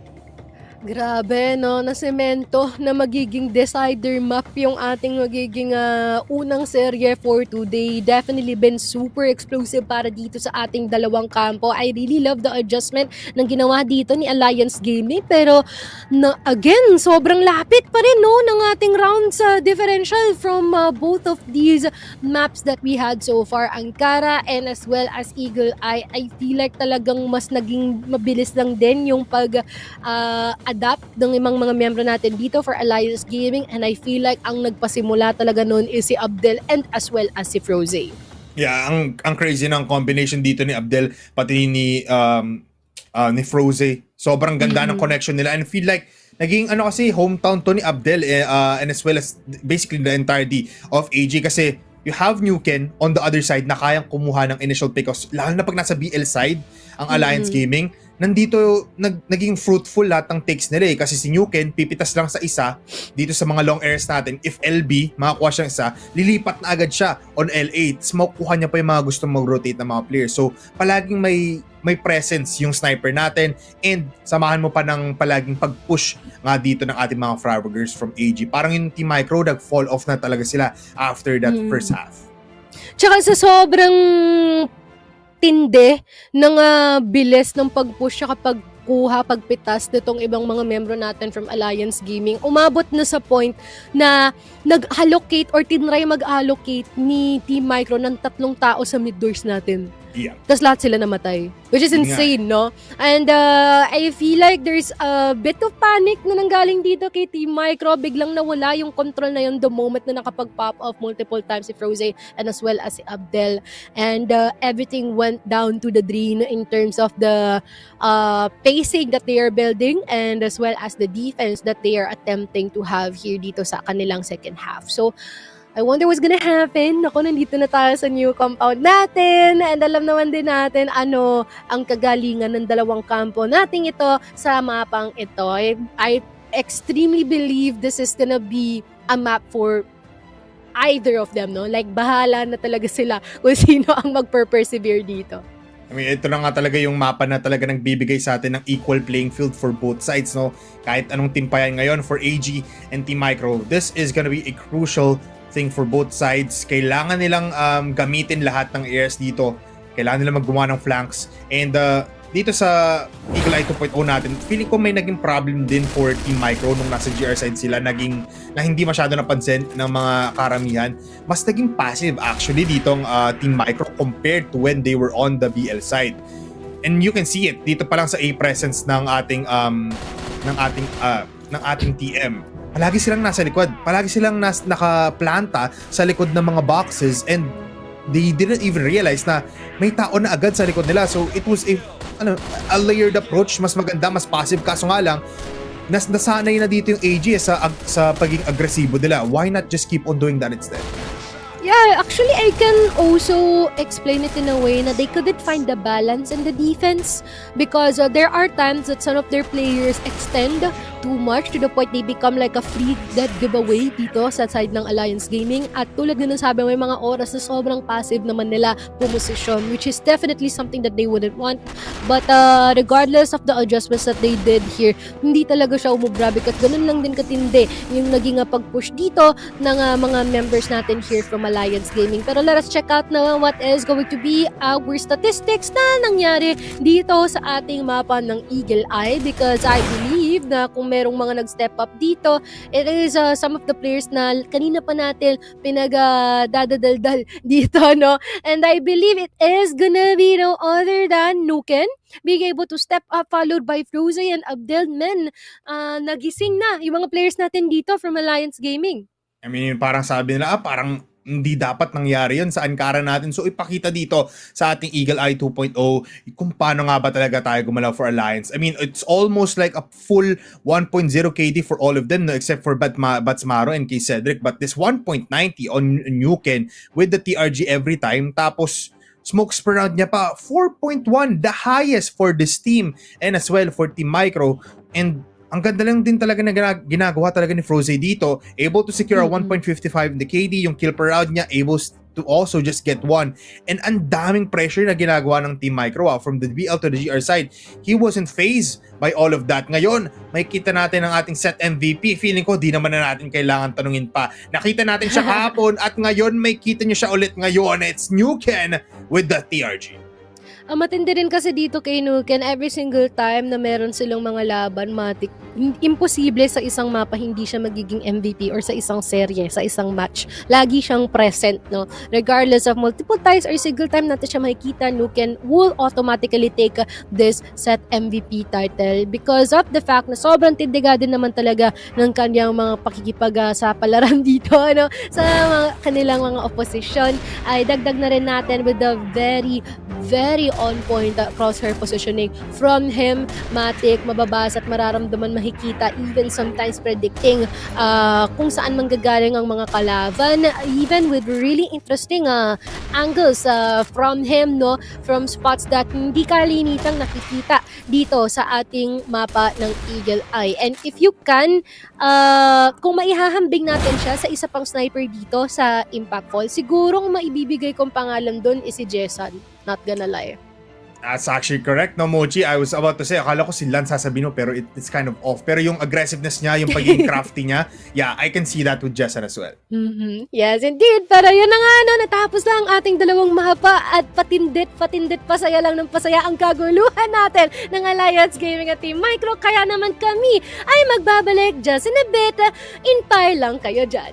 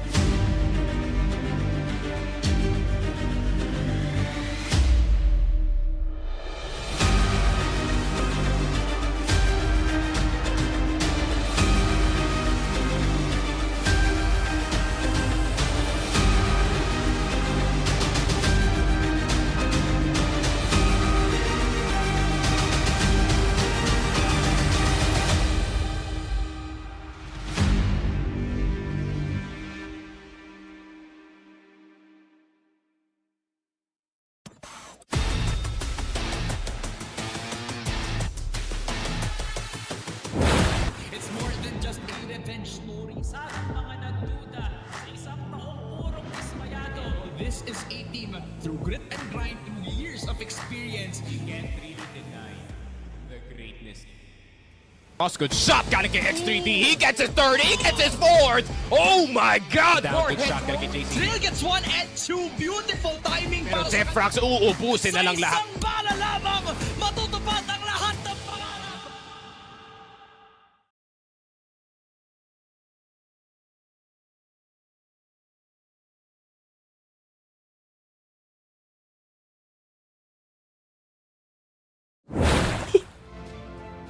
At ito na naman tayo muli sa ating ikatlong mapa ng beloved new compound right after the recent changes no from our most recent patch redesign ng ating compound. Tayo ay magbabalik dito with Team Micro and Alliance Gaming showing ano ba ang epekto nitong mga changes na ito. Bipolar and Mochi pa rin ang inyong mga kasama para sa ating ikatlong mapa ng ating ikaunang serye. Anong nangyayari, no? Ang bilis ng sapawan nitong dalawang kampo natin ngayon. Yeah, akala natin kukunin na agad ng Team Micro yung panalo dito because sobrang ganda nung BL side nila pero nung nag-GR side sila parang ito ba yung Team Micro? Ang Team Micro pa ba itong naglalaro kanina? Kasi bumagal bigla yung laro nila. Meanwhile, AG, nung nasa BL sila naman yung dumire-diretso. Pero mas fortunate para sa kanila kasi nga mas hiwa-hiwalay na yung players ng Team Micro, mas naging alam mo yun, naging mas pro scene majority yung strats nila na take natin to 2-1-2 yung gagawin natin, 1 on mid, and dahil doon easy pickings na lang kasi 5-man palagi ang ginagawa dito sa pag-push ng Alliance Gaming. So I mean there was some limelight pa rin naman kasi nakakuha pa rin naman sila ng trade-offs, maganda naman yung responde dito ng Team Micro but kinulang nga lang talaga. Plus AG mas galit na sabi nila ay nako po, tinitigilan nyo kami sa path namin towards that number 4 spot. Pero Mochi, I think it's kind of safe to say na hindi na ata pwede. Yeah, exactly, no. Diba? I think we are gonna know more about that later on, no? Para lang ma-confirm natin kasi mamaya mag-isin pa tayo. Pero yeah, I think hindi na nga rin pwede, no? Pero tignan natin anong mangyayari later on once that we have an updated look sa ating standings. Pero dito, no, sa ating compound man, nakita naman natin kung gana rin katindi yung importansya ng pag-take ng ating mid-control and as well as ang ating LA possibly and even here all the way through pillars. Some of the stuff here, if they can be a bit more decisive in terms of approaches rather than just rotating all over the place, I feel like mas mabilis ang kanilang pag-take ng mga round.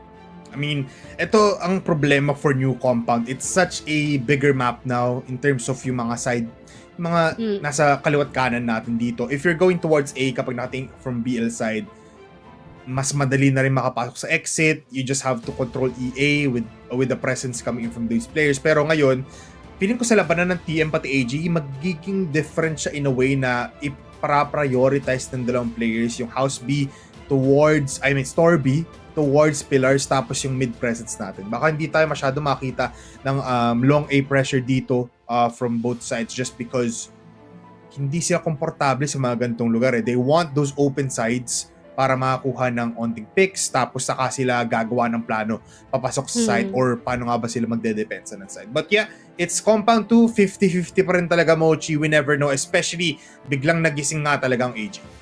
Yeah, exactly, no. Tapos dito na rin natin siguro makikita anong mangyayari, especially when it comes into the utility usage na hindi natin masyado nakikita sa parehong teams na ito. If there will be lesser, depende kung sino yung BL at GR dito, no. Man, that is something that they should make the most out of. Pero magsisimula pala tayo with Team Micro being on the BL side. This is gonna be interesting indeed. I mean, another way to look at it, no? Mas na hulma na ang TM dito in the BL side. So they're still confident with it, pero sobrang confident actually yung pag-push dito na kay Cedric doon papunta sa BL spawn. It's also Knight getting kill finally. That presence, a good awareness actually kasi we don't necessarily see a lot of people holding that door line na nakatago lang doon sa my corner. But now, with one player down for AG, madadagdagan pa ata as Tangbats finds Batsmaru dito sa curve. Napabilis mga take natin dito from Team Micro so far. Abdel though may mapipitas dito galing sa ating tower area. Yogs maaaring sumunod pa ata pero Jeans will be able to take down Abdel in the process as the smoke dissipates here dito sa ating mid area. Pero it's a 2v4 after all. Frozy running low pero he would still manage to take out itong si Knight in the process. He was able to spot them at the right time. Nung pumasok si Froze, pumasok din dito si Knight going in towards that B. Pero with the C4 going into their hands, makakapatid na nga dito si Froze and as well as si Nuken. Kahit delayed ang movements dito ni Dexy, he finds Nuken nonetheless. And now Team Micro has been doing this for the past 3 sets na palaging sila ang nakakuha ng opening round. Yes, exactly. And currently, Team Micro has been able to get the first round advantage lagi from all of our maps so far. If I remember correctly, it's all because of the really, really quick pushes na ginagawa nila dito and as well as sometimes the mga extend na gagaling dito from AJ which definitely napapunish sila because of it. But now, 3v5 na naman muli. Meron pa atang gustong sumunod. Frozy susunod with the USP taking down ito si Yogs in the process pero si Knight ata makakasalubong yan. Knight being able to trade his last comrade out. Now a 2v3. And I think more blood will be shed, especially here on B. Dexy, spataton dito si Nuken. So it's all up to Abdel, who is in the middle of B side. Naiipit na nga siya, spotted out, 1 HP, gets taken away. And 2 rounds already for Team Micro. And tama nga ata ang ating prediction here in this map, Mochi. That pillar position and as well as this mid position, gustong kunin ng dalawang teams because it provides so much rotation na pwedeng gawin at gamitin dito ng ating mga players. A lot of options kumbaga para dito kay Team Micro, no? They can also allot someone na maaring dumaga dito sa Alliance Gaming which is so far hindi nila ginagawa because they are so eager of taking the pillars area like you have mentioned which is si K. Cedric ang sumusubok na gumawa nun. But oftentimes is dito sa last 2 rounds natin is hindi nila nakukuha entirely that control because the moment that they try extending and napapunish sila continuously ng mga tumatao dito sa ating mid area from Team Micro but nako Nuken, nakakabaka, may ispatan but taking him out in the process. A grave mistake being done by Nuken there. Hindi masyado na pressure actually yung ating sniper coming in from Team Micro here in that window, no? So they need to put at least some smokes para mapigilan naman yung mid presence na to ng Team Micro. Pero Batsmaru peeks out, able to get 2! 1 headshot onto Janes and a body onto Dexy. Pero nagkasilisyahan si Dexy ay mamamatay on the other side. Pero Froze will find out Tangbats. Ngayon, it's all up to Yogs who is falling down low. Crucial HP and now he is dead. It's all up to Knight. They know where the C4 is and magkikita pa nga ata sila dito. Knight with M14, Froze as well, and he gets a beautiful spree of kills dito sa mid. That is really quite a good recovery here from Alliance Gaming, no? Especially na nung una, napangunahan sila ng pick-off dito from Nuken. Buti na lang, nakapag-pop up din si Froze on that one. Pero once again, that's quite of a band-aid solution as much as possible. They should rely on the soul member to do the rest of the dirty work from them. As Knight takes out itong si Badsmaru early on dito sa ating pillars area. Uy, pinagpupush. Pero mo hinahabol doon sa may Storby pero walang pala si kay Cedric kasi makakuha niya pa rin yung trade. Plus another Janes pushing out through the smoke. No flash is needed. Pero Froze was just waiting patiently and the aim was so right. Ngayon si Tangbats wants to get some revenge dito sa Storby pero cannot find anyone. Sobrang passive dito ng AG. Passive sobra, no, so far. Especially na I believe they've already learned their lesson from earlier, no, na medyo kumukulit sila mag-push. Ngayon, Team Micro is bound to do the same mistake that they've done earlier on. Tangbats, nako po, isang ihip na lang already being taken out. Then finally, AG takes the next round para sa kanila. And man, seems like AG is getting the hang of their defense so far, especially after that big cheeky positioning from K. Cedric doon sa pillars area natin kanina. Yeah, they just keep on going. Plus, si K. Cedric or si Froze is able to get already 8 kills in 4 rounds. Yogs though, ito na yung mid-presence na talagang gagamitin ng buong Team Micro. Flashes connecting. No smokes though being used. Mamatay si Nuken doon sa isang posisyon na yon. Pero Yogs able to get one. And as well as si Jean. So inipit na nila dito yung mga players coming in from AG. And Tangbats finds Abdel 2K doon sa may exit. And medyo natututo na rin dito ang Team Micro. Mochi, kung kanina natuto ang AG paano dumepensa ang Team Micro, alam nila yung plano. Dumiretso lang tayo, wag na mag-flash. Sobrang dynamic ng galawan ng mga teams natin so far, no? The moment na merong pang sapaw yung kabila, masasapawan uli nung isa pa. And Pillars area though, Knight susubukan atang saluhin ang dalawa, pero that's not how the rules work. Definitely a disadvantage as Tangbats takes out ito si Nuken trying to push forward dito sa ating mid area. Lots of mistakes being committed here by both of our teams, by the way, and it's just a matter of kung sino ang gagawa ng mistakes less. Abdel, magpapaulan ng bala dito sa ating tore ng bahagya, pero will be dealing just ample amount of damage dito kay Tangbats.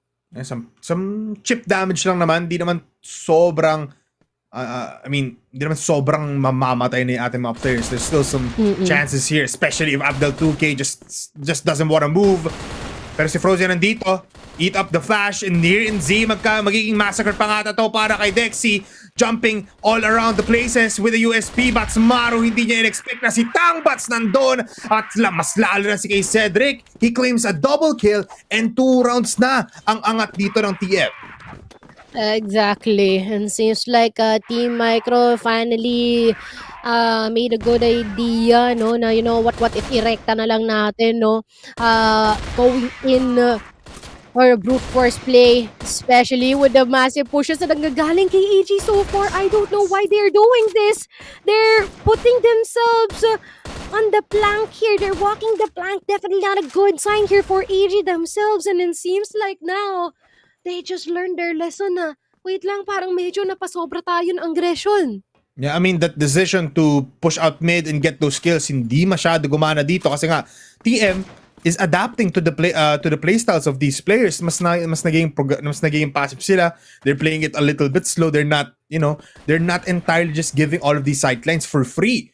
So dahil doon, kinain ng buong AG ang buong bala ng dalawang players dito from Team Micro. They're moving towards B though, at si Abdel 2K ang malapit para patigilin ang push na to. He has the AK. So spray down lang plus the head taps is all he can do. Yogs with the flash grenade connecting now. Si Abdel 2K. Pero Yogs with the trade. They have all of B site. Need to smoke out this position. Pero I think it's too late.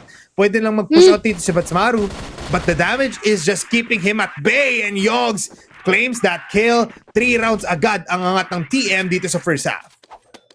Oh, medyo nahirapan na rin talaga sila makapag-recover from the stacking mistakes na ginawa nila dito earlier on, no? Pero tingnan natin what would happen here for AG because they tried to occupy itong mga curbs natin as much as possible ng maaga.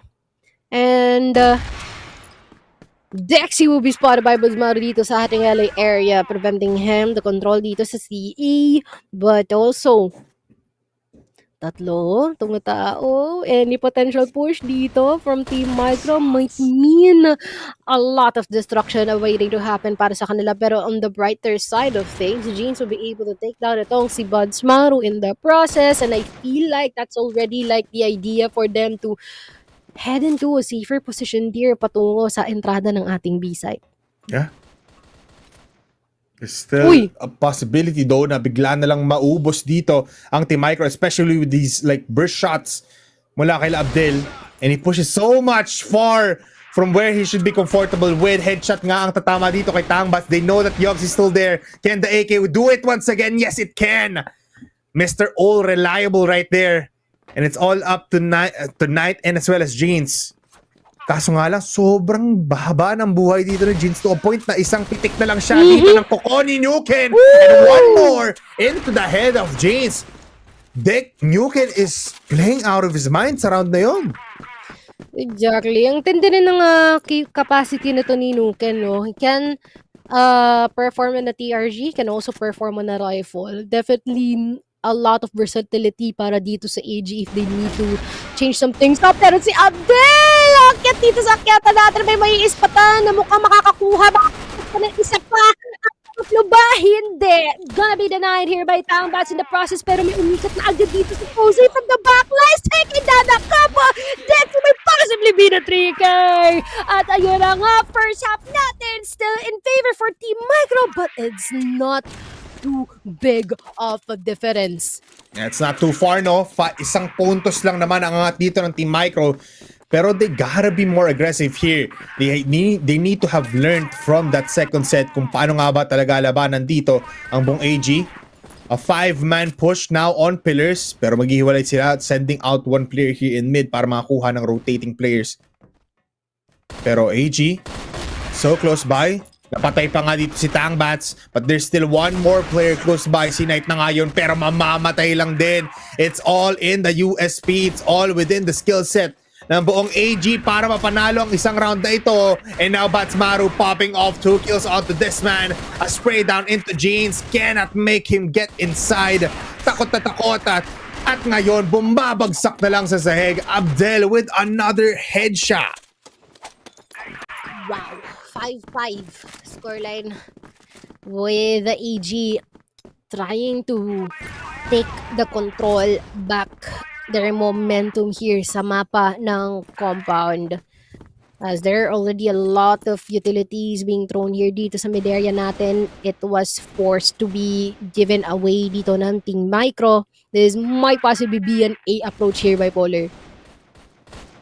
Possibly, no? They just need a flash, pero Nuken peeks out at the wrong time. Si Dexy very much close by with a headshot. At ngayon, si Knight here in mid, able to get 2 with Yogs taking the other. Pero kay Cedric, also just infiltrating the backlines. Unti-unti silang nababackstab, pero sobrang ganda ng shot dito ni Dexy that they don't know now kung nasa zinga ba talaga dito si kay Cedric. This might be a bad read. If mamamatay si Knight, yes he can. Just 2 more players left. That is gonna be stopping him from executing. Cedric ngayon will fall down, Mochi. Wow, TM is just on fire. On fire so far, especially na naiwanan nilang hindi tinitignan itong kabilang puntahan ng B-site natin dito, no, which is definitely a wrong thing for them to do here for Alliance Gaming. Pero tignan natin anong magbabago as they try to march towards dito sa CB with a lot of people nakantabay. Top down positioning, Dexy and Knight. Dexy good for 2. Wala ba kasagutan ng AG? Walang kasagot-sagot. Pero ngayon, headshot onto Dexy. Naku po, they're flashing in, Mochi. Nag-aasip na dito si Abdel. He will be peeking out, pero mamamatay lang din siya. AG is crumbling. Slowly but surely, Jeans falls down. Kay Cedric, kaya mo ba patamain dito lahat? 2 headshots and a dream. One more can make it possible.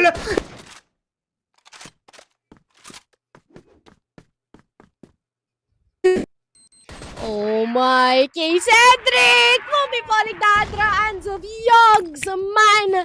In terms of attack lang din naman, seems like talagang on point ang depensa ng Team Micro. Merong mga butas na hindi nakikater at nakocover ng AG bipolar. Oh man, that was crazy. Kahit ako nawala ako sa fight na yon. Just like what happened to these players.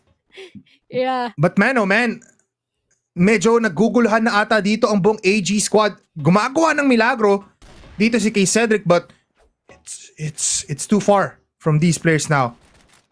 Ngayon, mukhang may DR tie on the next round, Mochi, pero tuloy-tuloy lang muna ang laban as Yogs is already planted here outside of pillar. Skills of kay Cedric yung kanina nakakuha ng multiple round.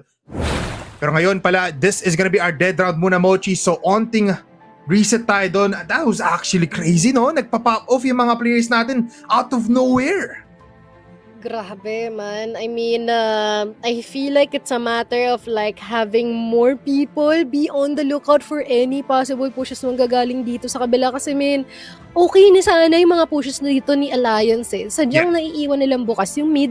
Lahat sila nakatingin lang dito sa kaliwang side, no? Walang nagko-cover at ibang mga direction, which definitely is an issue for them and something that they wouldn't want, especially if they want longevity in taking and committing dito sa mga sites natin and securing the objective on their own. That is also if hindi nila gustong makipag-battle out ng maaga kasi may mga moments na pagka nakapag-push forward, itong mga miyembro natin from Team Micro, nahihirapan nang makapag-handle dito ang Alliance Gaming. They are thinking na nape-pressure silang makapag-answer back, nangangasim yung ibang mga players nila to the point that they are giving away any possible comebacks in a specific round. Yeah, I mean, ngayon Mochi, anong scoreline natin kanina? 7-5? Tama ba? 7-5 scoreline natin. Just 3 points away. And if Team Micro really wins this, paano na lang ang AG, no? Parang parang naging anticlimactic tuloy if mananalo dito ang Team Micro for AG, just because tinalo nila yung number 1 natin for the entirety of Impactful. And nung nangyari yun, nagulat tayo, pero ngayon parang walang nakakagulat sa ginagawa ng buong AG. Ang mas nakakagulat pa is Team Micro is actually the ones that are beating them.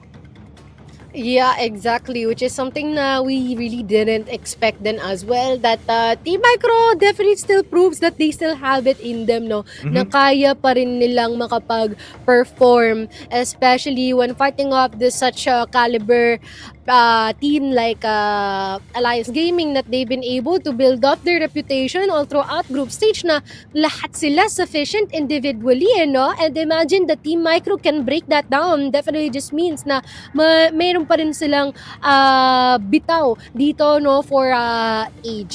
So definitely right after na makapag-reset itong mga players natin after this dead round, hintayin natin kung meron bang balik itong AG or magtutuloy-tuloy na ba ang panalo ng Team Micro natin dito for our last 3 remaining rounds for them. I actually wanna highlight muna yung players natin ng Mochi habang nag-aantay naman tayo dito. For Team Micro, itong si Dexy is still hitting the headshots. Nonetheless, alam mo yun, parang hindi siya na naeg nung first round pa lang, second set, like first set natin, second set, ngayon third set, they're still hitting the shots. Like kahit alam mo yun, kahit the stakes are higher, they want the win. They want the win even more now, and even Yogs is on fire nonetheless. Parang hindi sila napapagod despite Alliance putting them down dun sa set number 2.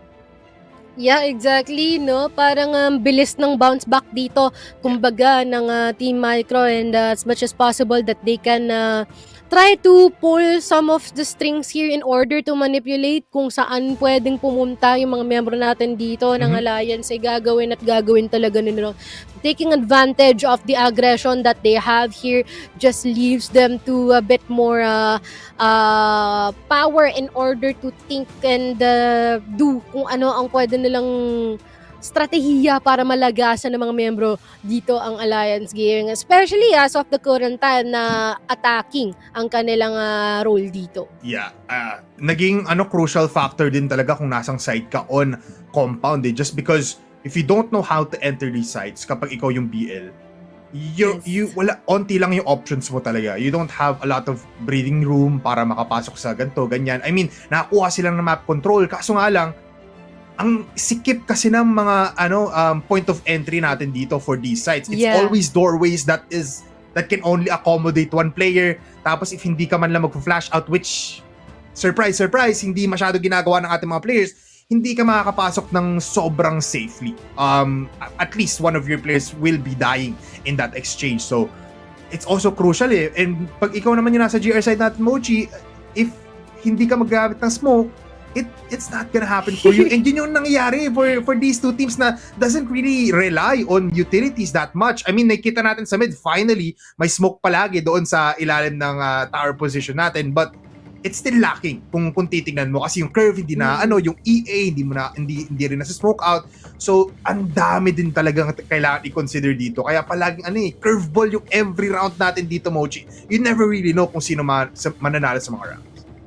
Yeah, exactly, no? Kaya nga may mga times na parang pagka nanonood tayo nakaganto ako, tas minsan napapakunot yung noo ko ng ganon. Kasi parang sabi ko, ano nangyayari, no? Like, okay na sana no? Okay na yung positioning nila. Sometimes, nagkakaroon lang talaga ng pagkakamali when it comes to pushing. Sometimes, yun yung nagiging sagot nila. Pero ito na nga, guys, tayo ay rerekta na muli sa mapa ng compound at muli nagbabalik ang laban natin ngayon with a very solidified push here on the mid and onto LA. You know, they were trying to get some grenades in dito sa mid para at least makakuha ng initial damage, pero unsuccessful muna yun para si Team Micro. And just like that, no smoke inbound, makakapasok lang sila ng dire-diretso, Jeans mamamatay, and it's all up to Dexy dito kung A-site nga ba ang pupuntrihin dito ng ating AG, and he falls down as well. Nako po, yung 3 players natin from B needs to retake in an instant dito para matigil nila yung push, pero 4 pa rin naman ang buhay dito for AG. Mamamatay isa with that grenade, pero Knight also able to get the second, a 2v2 situation with Abdel 2K close in here in window. Will be the one to be an insurance player pagdating sa defense na ito. Pero Knight will also get a kill, but Abdel 2K is still alive and well. And he parties kasi alam niya ang ganda ng round na yun for AG. Exactly, no? I feel like medyo nagkaroon na ng ideya anong dapat gawin dito ng AG. Alam mo, kung pwede namang maging decisive tayo sa mga pushes natin, bakit hindi natin gawin? Pinaulan na agad namang sandamakmak na mga granada dito ang medere natin. Dire-diretso lang, Moch. Ng ating A-coms, dire-diretso ang kanilang pag-push dito sa B-side natin. The moment na nag-rotate pa lang ang mga membro natin dito from Team Micro, talaga na siya-shutdown na sila kaagad. Si Froze ang nangunguna, being followed by Bansmaro. Despite yung mga balik at mga bira dito ngayon ng AG, naku po, Team Micro hindi na talaga umuubra. Nuken na lang ang naiiwan dito kontra dito kay Yogs. And we are yet to see ano nga bang mangyayari dito kay Nuken ngayon na ang C4 natin wala sa kanya. I mean, that is his goal right now. Pero pumunta siya sa Z, si Jeans, masasalisihan siya. He's gonna be seeing Yogs here. Possibly, if he gets out of exit, naghahanap si Jeans. This might be a bad play for Team Micro kasi angat sila ng 1 player and both of them are low. Nuken now is going towards exit, contemplating, nag-iisip. He needs the C4 to be planted. At naghahanap lang talaga yung Team Micro dito, Mochi. They're so low. Why are they, ba't nila sinasacrifice yung site na to? And as well as the C4. They don't even know kung free yung mid kasi ito lang yung area na hindi nila pinuntahan. Totoo. So what is happening right now? They're playing for something that we do not expect. Yogs may kita. Oh my God! Nuken gets the flick of that instant pixel na nakita niya. Uy, may tao dun sa taas. Instant flick mula dito kay Nuken. And it's Jeans 1 HP, Moch. Kaya lang i-check pa siya, hindi niya ginek! Hindi niya ginek doon by Foley, and that round was given away by Team Micro. Mochi, binigay na yun ng Team Micro. Akala natin panalo na AG doon, pero mukhang hindi pala. Kasi sila ngayon ang aarangkada dito sa mid, able to get 3. Nauubos ng tuloy-tuloy. And may trade-off mula kay Froze and Nuken dito sa gitna. But the damage has been done. Wala na agad dito yung mga crucial players mo, just like kay Cedric and Abdel. At meron pa ditong nasa likuran, may nandadaga pa. Si Yogs is just waiting for them to get in front of him at babarilin niya na lang sa likod. Kaso nga lang, Mochi, si Tangbats tumatakbo, si Tangbats tumatalon, si Tangbats, he's still alive, pero he is now open. What is another bad decision for Team Micro? Bakit hindi sa mid dumaan si Yogs? Hindi ko din alam, man. And I feel like may ideya na siguro si AG kung saan manggagaling si Yogs dito. And the intersection, position, and play is just what they needed here from Nuken himself. Ay, nako po, no. I feel like parang ano na lang to kauntian ng drawback ng mga mistakes na ginagawa nila. Yeah. Pero with all of the pushes na ginagawa nila dito from Team Micro, it's a 50-50 that is currently happening right now. Pero si Knight makakapitas ng isa and they're doing what they can in order to deny any more trade-offs. Dexy may iiwan dito sa isang sulok. Di ko alam bakit siya nag-hold on. Sana umatras na lang siya for a safer position. But now, all equalized in terms of numbers pero critically low itong si Tangpas and as well as si Knight. Si Cedric magpo-push. May ispatan at magkikill pa nga ni Jeans dito sa entrada. It's a crazy fight. Wala pa rin ako nakikitang smoke. You want to defend that area pero ba't di ka gumagamit ng mga utilities? Now they're in the site already. Abdel jumps up. He uses the utility at the wrong time pa. It's all up to Nuken once again and he gets taken out. Jeans is at the right time. And ding, ding, ding. Team Micro 1 point away from claiming a 2-1. Oh my gosh. Ang insane ng laban natin dito ngayon for Alliance Gaming. Ang insane din ng pag-pick ni Nukem dito kay Knight here in the Pillars area. Prose already low though. Parang mas maganda, merong freedom itong si EG ngayon ng pipiliing approach of where can they capitalize on which site that would be much more beneficial for them, especially na ngayon pinapaulan na ng mga utilidades itong ating mid area. With them creeping up dito patunta dito sa ating B exit.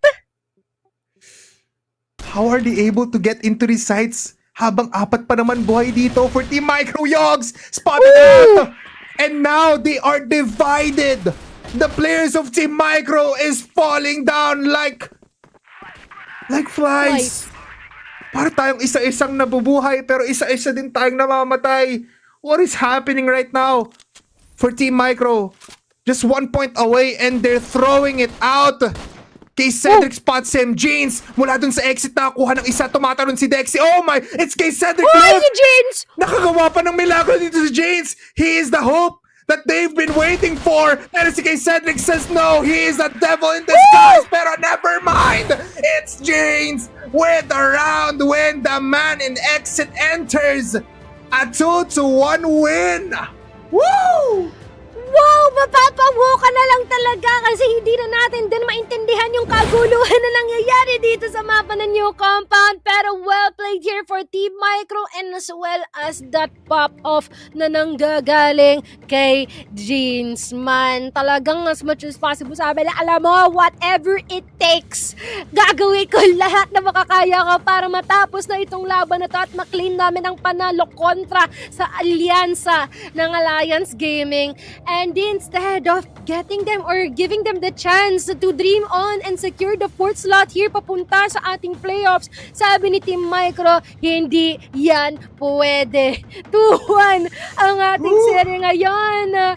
Definitely been able to prove us otherwise dito sa ating predictions, no, na minsan talaga iba pa rin ang talima ng ating mga teams here in Impactful. I feel like this is also the beauty of Impactful. You wouldn't know what's coming next because hindi mo alam kailan mag-o-online yung mga players natin dito for our teams and hindi mo din malalaman at mapepredict kung sino ang aangat at bababa, which is wonderful play here from Team Micro to say the least. I mean, it was a crazy fight, Mochi. Akala din natin na mabagal ang laruan dito ng mga players. Pero no, dumire-diretso pa rin sila. Para silang naka 20 miles per hour pag nasa treadmill. Ganun kabilis yung mga takbuhan ng ating mga players na it's all at tapos what's crazier, Mochi, nung nasa AG side na, dito yung nasa BL side na yung AG natin dito. Nagpo-push sila sa mid. Akala natin mag-hold sila dun sa may taas, dun sa may tower. Pero hindi. Tumalon pa sa window pababa ng 10 times. Which was actually crazy to see. And yun talaga, may kita mo talaga, the utilities really do make an impact. Nakita rin natin yun when the times na they did try to use the utilities early on in the round. Yes, may place naman na talagang, alam mo yun, delayed yung pag-use ng util. Pero kasi mabilis maglaro yung kalaban nyo eh. You need to keep on using those instantly as the round goes by, as the timer goes by. Pero nonetheless, mukhang kryptonite dito ng AG ang buong Team Micro. Exactly, no? Kasi especially na may mga tayong mga glimpses of hope na ibinabato ni Nuken, ni Frozy, pero some points talagang nananalify, naka-cancel out because of the tulad na sinabi, mga wild cards na ibinabato dito ng Team Micro. Minsan si Jeans, minsan si Knight, minsan si Dexy, si Yogs, kada isa sa kanila always giving what's unexpected from them, and definitely hindi makapag-bounce back at makapagbawi dito ang Alliance Gaming. And everybody, we just like to declare it right now, kahit wala pang standings, wala na pong bagong fourth placer and bagong play at bagong team na pwede pang makapasok dito sa ating playoffs because Team Micro had the macro plays to take out Alliance Gaming. Mukhang hindi na alyansa ang Alliance Gaming dito after that devastating defeat. Bumawi ng second pero hindi na nakakuha ng round wins. And looking at these highlights, Mochi, it's scattered all throughout. Yung excess natin sa mapa, pag tinignan nyo kung san-san na pupunta. And it was a chaotic but a fun match nonetheless. Team Micro, congratulations by the way. Because you just hindi lang kayo nanalo sa series na to, nakakuha pa kayo ng bagong rivalry dito sa Cfs Ph Impact. Exactly, no? Mas lalala ang ating rivalry once na makita natin sa susunod na liga itong dalawang teams ito. Pero let's check out ang ating mga statistics dito sa ating mapa ng compound. Kasi tignan mo naman ang status ni Yogs at ni Jeans. 1.4 T plus ang meron, while the rest of the squad has been able to support each other here the most that they can. Pero when it comes to all of the hero plays, talagang kumota si Jeans at si Yogs dito. Yeah, sobra talaga. And Mochi, despite, ang mahirap kasi, and may pressure kasi kapag fight lang kayo ng fight. Pero ang ganda rin talaga dito ng mga tutong ating mga players. Looking at Alliance Gaming, 0.69 on Abdel, 0.62 as well on kay Cedric. Dito naman sa Team Micro, tatlo sa kanila, almost 0.70 in the headshot rating, and that was a high kill set, no, na kung saan umabot tayo ng 17 rounds. 0.65, 0.69, and 0.64. Talagang nag-online lahat ng players natin dito. Nga, no, grabe, no? Parang sure ball din kay Jins na kada isang round may makukuha siyang isa. Pati si Froze, no? Pero sadyang nag-shine on top lang at mas equally distributed ang ating trabaho dito para sa kampo ng Team Micro. Yogs as our set MVP. Ayun na nga, no? Ang tindi ng tutok nito ni Sir kung saan parang sunod-sunod lang yung mga nagiging dito parang paano ko ba masasabi yung mga highlight, mga pang TikTok highlight reels niya. Yeah, Kumbaga dito sa tatlong mapa na meron tayo, never ako nakakita ng Yogs na patulog-tulog, laging online. Yes, totoo ka dyan. Alam mo, clip farmer kasi itong si Yogs para mamaya i-record niya na tapos ipopost niya na agad. Ganyan kagaling si Yogs. Totoo. Every time that he is, on the camera, pag nandyan siya in the server, he is providing you with the best kind of crossfire. And now, let's look kung paano niya nga ba pinunteriya, kung paano nga ba siya nakapasok ng walang pakundangan at paano niya nga ba nakuha ang mga ulo ng isa't isang players dito coming in from AG, from B-side pushes na unti lang natin nakita to A-side pushes na talagang hindi siya nagpatigil. It was always Yogs from the get-go, and even from set number 1, siya ang nagpakita ng ating magandang laban dito. Now, sino nga ba talaga nanalo dito? Huwag na kayo magtanong because it is our victorious squad. It's Team Micro. And looking at our set results here, 10-8, 7-8, 10-17. Oh my God. That's crazy na umabot tayo ng set number 3. Exactly. Not to mention na sobrang lapit din talaga ng ating mga laban dito, pero sadyang mas matindi lang talaga ang talima at banat ng Team Micro dito ngayon. Nice try for Alliance Gaming. They still managed to declare na what, kaya namin patumbahin itong si Kadiliman, pero at the same time parang temporary lang ang kanilang pag-pop off dito kontra sa kanila because Team Micro has been able to manage them well specifically. So wonderfully done, no? That is quite of a very fun roller coaster of these 3 maps dito sa ating unang serye for tonight. Man, I can't wait for what's next because I believe si Fervid at si Kadiliman, tama ba? Si Fervid at si Kadiliman na maglalaban mamaya.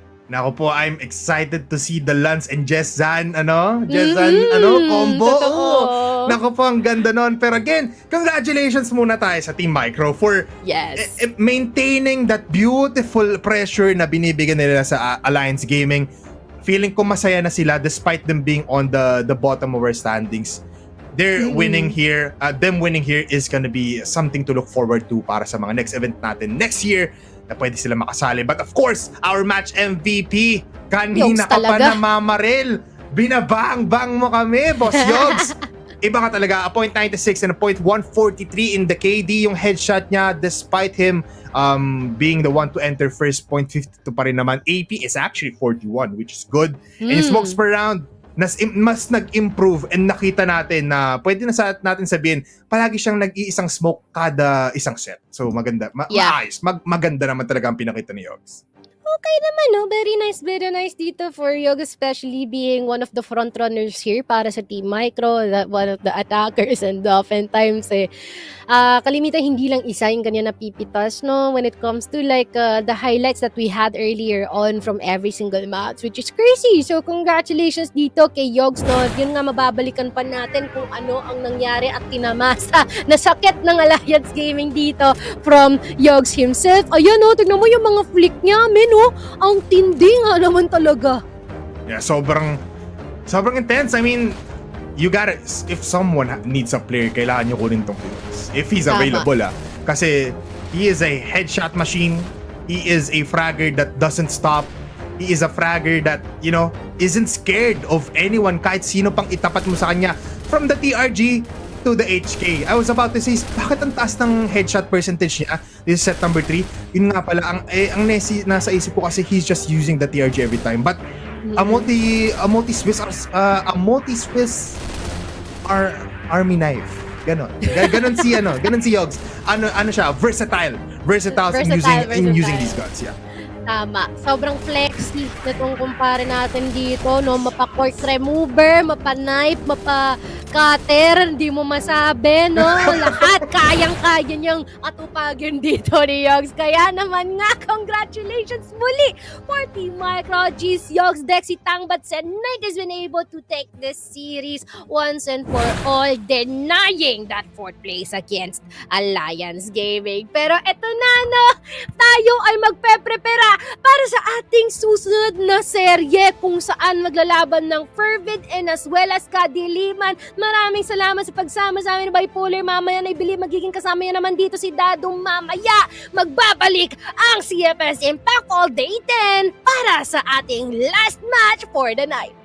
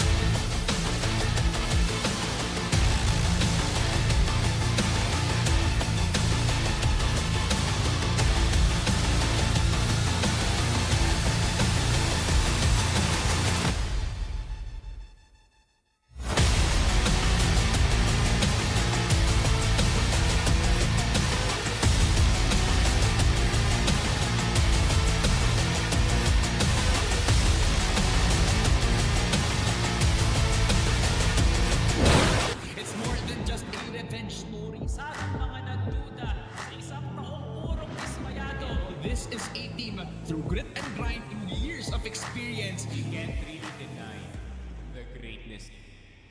Good shot, gotta get X3D. He gets his third, he gets his fourth. Oh my God! Down, good shot, gotta get JC. Drill gets 1 and 2. Beautiful timing. Pero para sa Zefrax, uubusin na lang lahat. Sa isang bala lamang, matutupad ang lahat ng pangarap.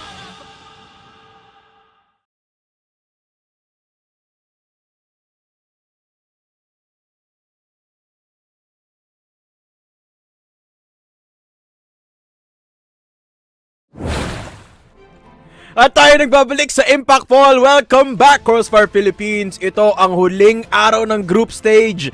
And bipolar, balita ko, kagulo kayo kanina. Ano nangyari?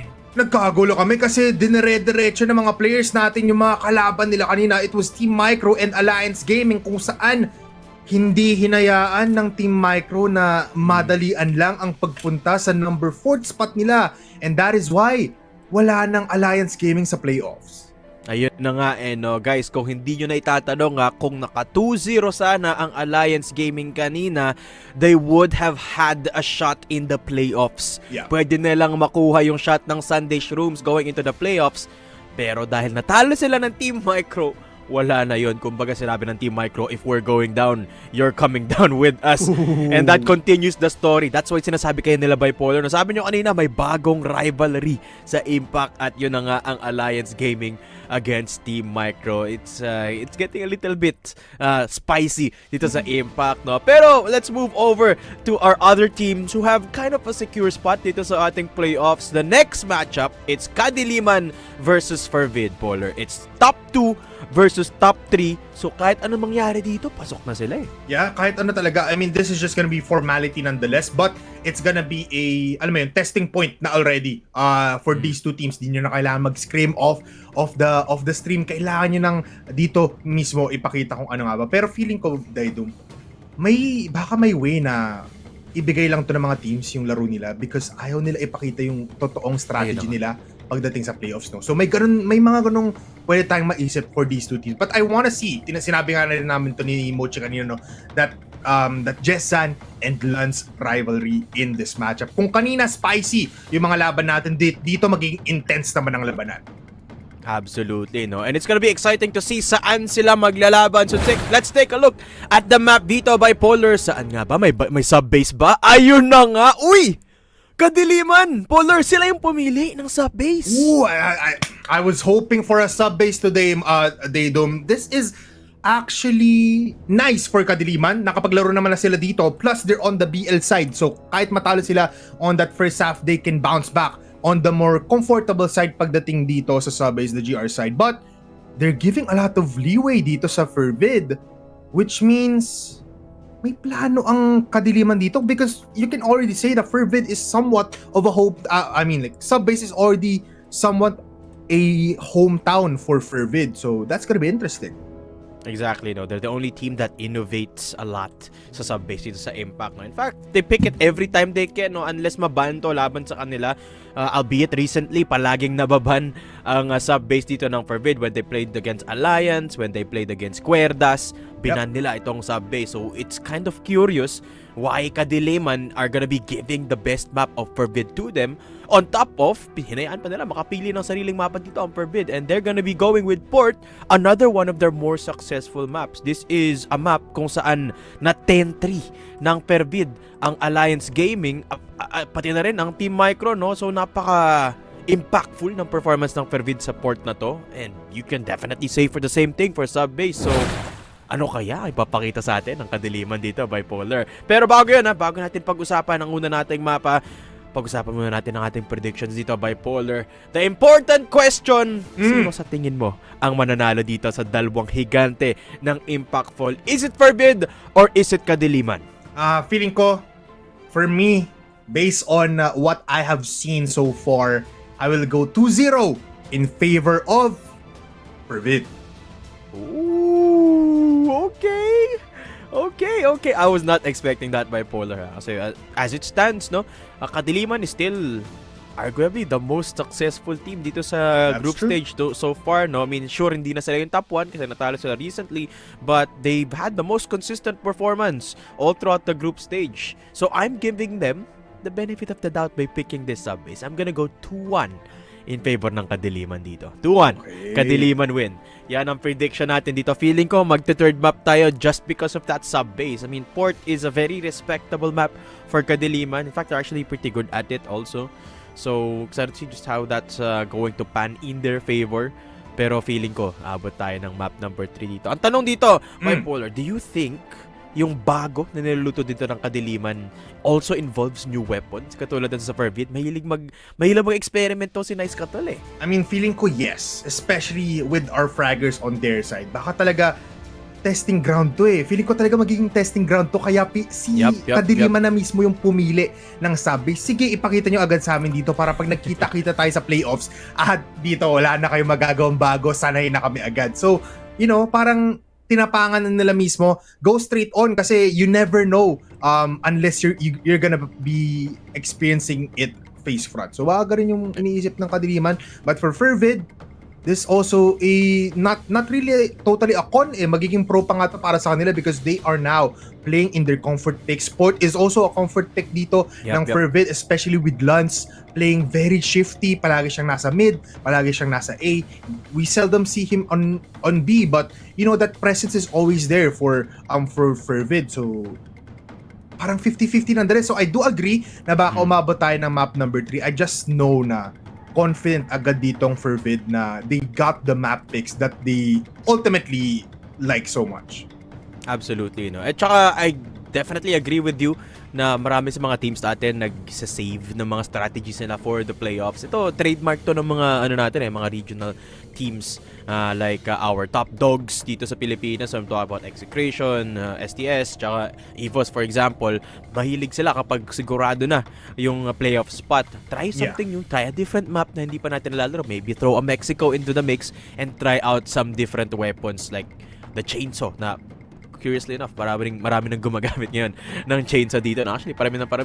Shoutout kay Inverse from Blue Vortex who also tried his hand at that. And of course, syempre, itong Fervid, no? Only team that has played the SMG so far in sub-base with consistent amount of success. And, you know, Nice Katol as a player loves playing around the idea of creating space in the map. So, maybe may makita naman tayong bago sa kanila, no? Maybe some new weapon. Baka may shotgun na nailabas this time around yung players ng Fervid. So, who knows? Who knows anong lalabas dito sa ating set number 1, 2, and potentially 3 of these last two teams playing in the matchup of the group stage. But I have to tell you, Bipolar, medyo nagulat ako sa results ng mga group stage natin. Particularly for that last matchup nyo. Kasi kahit magkalayo yung akala natin, di ba 2-0 yung prediction niya pareho ni Mochi? Yes. Magkakadikit pa rin pala. Actually, nanalo pa nga yung Team Micro with a 2-0 and that's very surprising. Yun na nga yung sinasabi ni Mochi kanina na parang yung natalo nga nila yung number 1 natin before, tas natalo pa sila sa number 8, which is surprising, di ba? Yeah. Kasi yung malakas na agad yung nilabanan nyo, siguro it was their off day, but nonetheless it is still Kadiliman, right? Pero it's Team Micro. We know, alam naman natin from the get-go kung paano yung laruan nila. They play very much quickly. So, hindi man lang nag-adjust dito ang buong Alliance Gaming despite them having an opportunity to claim the number 4 spot away from Sunday Shrooms. So, wala lang. Parang it's really a curveball na hindi natin in-expect ngayong araw. Parang parang nasa dulo tayo ng libro tapos biglang may plot twist pala sa buhay ng Alliance game. Ayun na nga, they were, and in fact, the only team that had a chance na makapasok pa rin, no?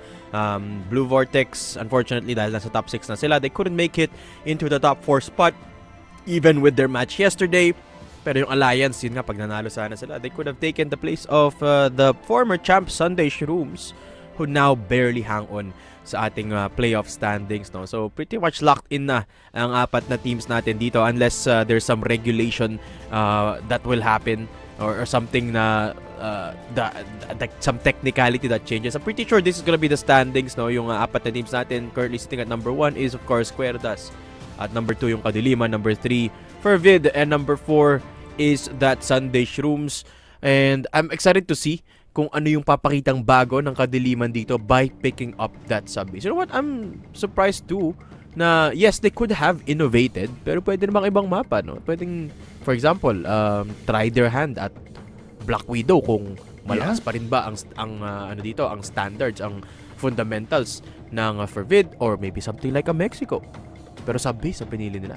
Yun nga parang there's still a lot more maps na mismong Kadiliman na sana yung nagdikta ng buong map pool natin for the map veto. Pero no, they really just went for the sub-base here. So, parang challenge, no? It's a challenge nonetheless. Baka dito talaga may kita kung hanggang saan pwede gumalaw ang Fervid, because one way or another, they have to whip something out of their bag at ipakita nila yun for Kadiliman, because this is still a match that will dictate kung sino nga ba ang maglalaban-laban sa first day natin. If I'm correct yung standings natin will dictate actually kung sino makakalaban nila on those playoff, di ba? If I'm right, kasi hindi pa naman set in stone yung mismong match schedule for that one. Pero we'll rain check you on that one. Baka I might be wrong on that one. Pero mukhang diretso na tayo dito sa wakas on sub-base. Already some action, and Fervid will be starting on the GR while Kadiliman magsisimula dito sa BL.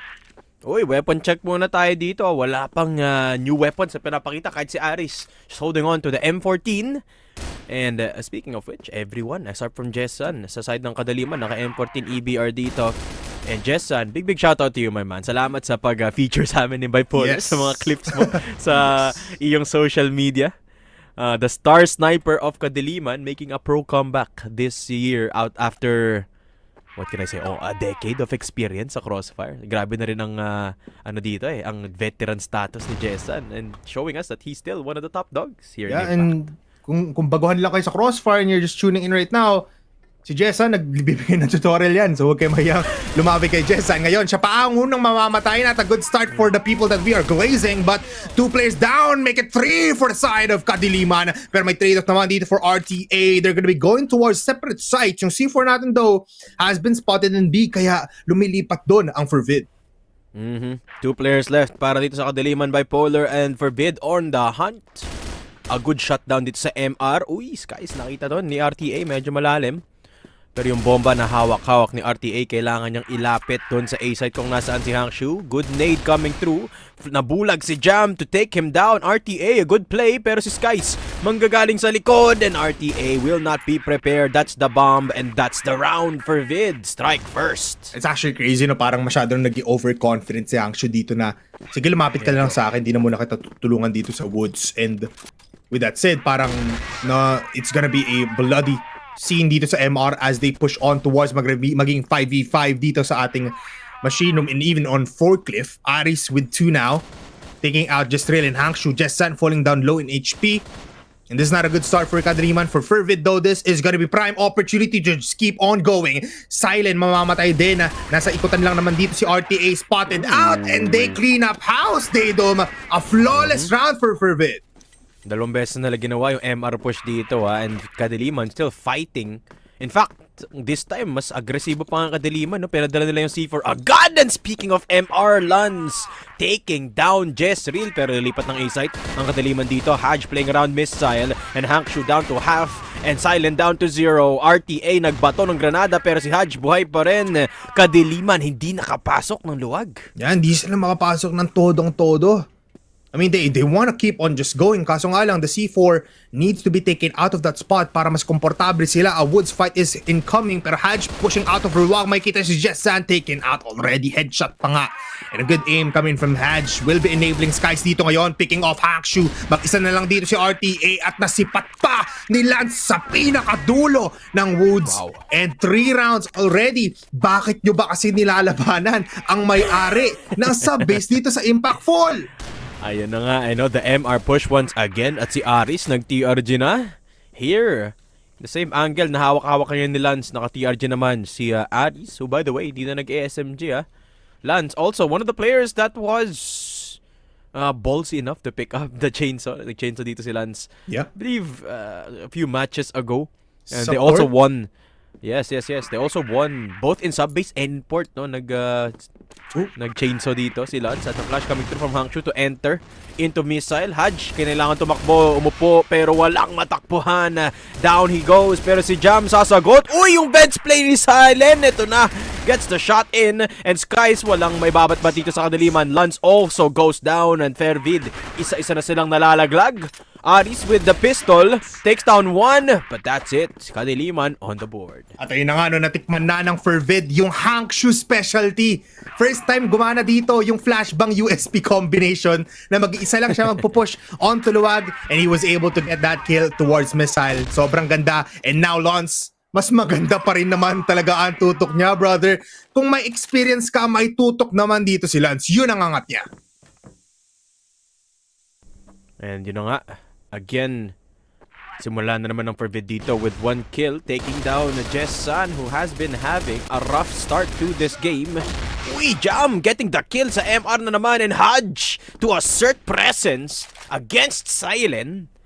And si Hangshu na lang natitira mag-isa dito. Again, when it comes to killing enemies in MR, hindi mo mapapatumba ang Fervid. 3-round lead kaagad para sa kanila. I was also not expecting na Fervid will be this aggressive, no? They don't. Kinukuha nila yung passage, kinukuha nila yung MR at mukhang aangkinin na nila. And from the top ropes, it's Jam and it's Skies. Samahan mo ni Haj, makakuha na tatlo. It's Jessan from afar getting one. Jestril will fall down. Mag-isa lang dito si Jessan with 5 deaths already. Might go for the 6th as Sky picks out. And siya pa ang kukuha ng headshot. Fervid, in less than 6 minutes, 5 agad ang puntos nila. Ayun na nga, no, Fervid, sinigurado na may advantage sila going to the second half. Kahit round 7 pa lang tayo dito, no. And Aris, talaga nga namang ruleta ng mga baril ang meron siya dito. Kanina naka-TRG, tapos naka-M14, ngayon HK naman. Sige boss, ano pa bang pwede natin gamiting baril dyan? Pakita mo na lahat, Aris. Pero si Hangshu, mukhang pupuslat dito sa may passage, papasok ng B site. May dalawang mga bantay doon. Jam now holding on to vents. And that's a good idea because parang papasok sa... May chance na pumasok dito pero hindi na nga. Nagpassage na nga dito mga players. Hangshu already in shatter, taking down one. Lance nag-ala Spider-Man pero walang nakuha pa rin. Jam desperately trying to get a kill pero will be taken down as well. At mag-isa na lang ngayon si Hudge coming in from the A site hold. At nakita na siya ni Jessan dito. The sniper shot will connect, of course. And Kadiliman pick up their round 2. And this is what I've been noticing, ha. Pag nauuna si Hangshu, saka lang sila nakuha ng round win, that presence of Hangshu is really just devastating kung ikaw yung nasa receiving end nun. Pero ngayon, another MR take mula dito sa Fervid, able to get one. Si RTA daw nakakuha din naman ang kapalit. Ngayon si Skies is raining down against 2 players, able to get one headshot as well. At ngayon si Aris is just free reigning para sa kanya. He's controlling forklift, he's controlling mid. At ngayon, naipit na naman sa BL spawn ang Kadiliman. Hangshu, hindi masipatan dito si Jam. He's jumping all around the places. Pero yung USP lang pala ni Aris yung papatay dito sa kanya. Yeah, the double kill para kay Aris dito. And again, bipolar yung MR play na naman dito ng Kadiliman, yung napigilan ng Fervid. Every time they go for that play, lagi silang nabobotcha. Ayan na nga. Si Skies at si Hudge naman ngayon ang mag-MR defense.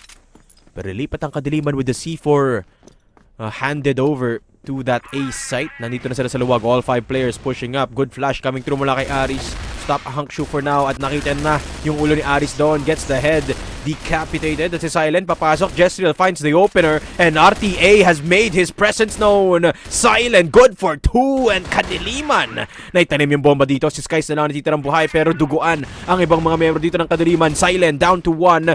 The bomba pa nga si Jestriel. Taken down. But Silent the triple.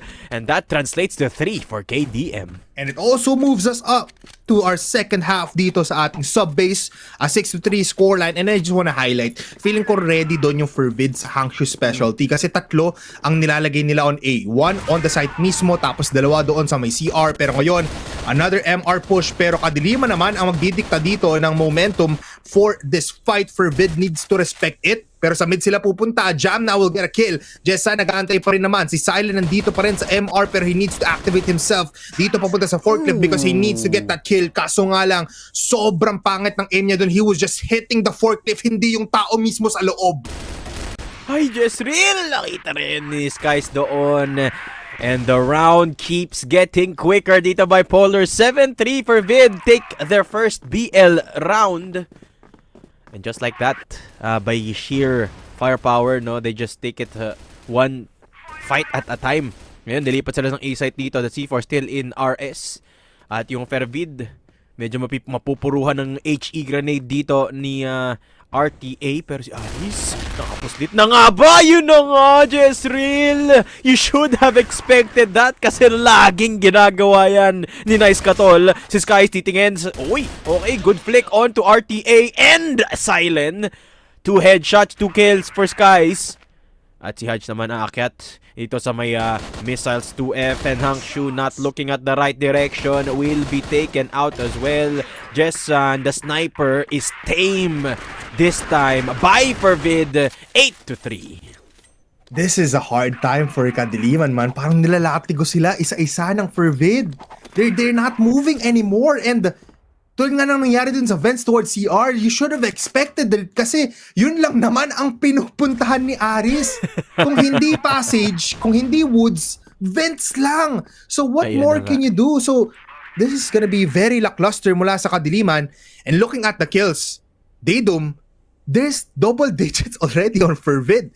12 Ayun kills na nga. onto Aris, 14 onto Skies. 14. Meanwhile, itong Kadiliman, hindi pa malapit sa 10. Exactly. And Fervid just denying KDM of their playstyle. No? Mahilig kasing mag-early default dito ang Kadiliman. Fervid, by playing early contact, rushing into specific areas, hindi makaposisyon si Jessan. Tignan mo naman, si Jessan yung napupuruhan dito sa scoreboard ng Kadiliman dahil erratic yung behavior dito ng Fervid. Si Silent flashed on out dito sa may luwag at papasok na nga ba ang Fervid. Ang sagot, oo, RTA is down. Silent is out for the count as well. Lance tumatalon-talon. The entry USP at si Jestril sa second mid. Tutulungan ni Hangshu. Okay, CR back in control of KDM for now. Pero 2v2, Jam papasok na rin. Uy, good hold! But the nade is beautiful from Aris. Jessan mag-isa. 1 HP to his name. At ikot pa nga siya dito ng luwag mula sa CR. Pero si Lance nasa ilalim, naka-USP. Si Aris naka-hold ng sikip. At wala nang mapupuntahan dito si Jessan. Nobody peeking. Lance gonna pull out the grenade. At yun na si Aris, nalapit na nga siya. Jessan with the pistol. Won't be able to find anything. Bipolar, just like that. Set point for Fervid. Yeah, it's set point and sobrang bloody nang nangyari doon sa ating CR. 7 people died there. Naku po, mag-oras na para maglagay ng mga tombstones dun sa CR natin because it was a bloodbath nonetheless for both sides. Parang nag-assassinate lahat ng mga tao doon and the gunfight was actually crazy. But at the end, isa lang talaga ang natira dito for Kadiliman and they couldn't get the round win with that. Of course, ngayon, a passage push ang gagawin ng Fervid. Isang medyo nakakatakot na gagawin as soon as they come out here. There's gonna be players coming in from shutters and darkroom. Gonna be infiltrating them. Pero sa RTA, able to get through. At 2v2 na lang dito, Daedum. Si Lance malayo pa. Kasi dito sa taas, Jessan. Uy, munti ka na siyang madaplisan doon. 1 HP and the USP confirms the deal. Silent. Tumatalon-talon dito sa may shatter. The 1v1. Lance has got the sniper. All it takes is one bullet. And it's good from Lance. Fervid.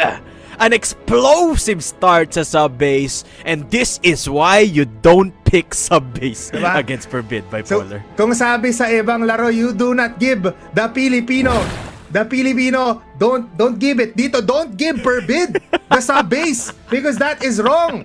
You do not give them sub-base kasi mali yun. Ito yung mangyari. Wala pang pinakita doon ng Fervid ha. Walang kakaiba doon. It was just default plays and MR pushes lang masyado ang ginagawa dito. But man, Kadiliman, secure yung playoffs pero you have to be careful with this because Fervid is on a roll. Yes, absolutely. Fervid showing us why sub-base is a map that you should respect against them and why they're a team that was a Masters relegated team last time around. No, they are still definitely a firepower house. And alam mo, Bipolar, hindi naman ganun ka-structured yung pinakita nila sa atin. No? They just fought. Sabi mo nga, nag-push lang sila sa MR.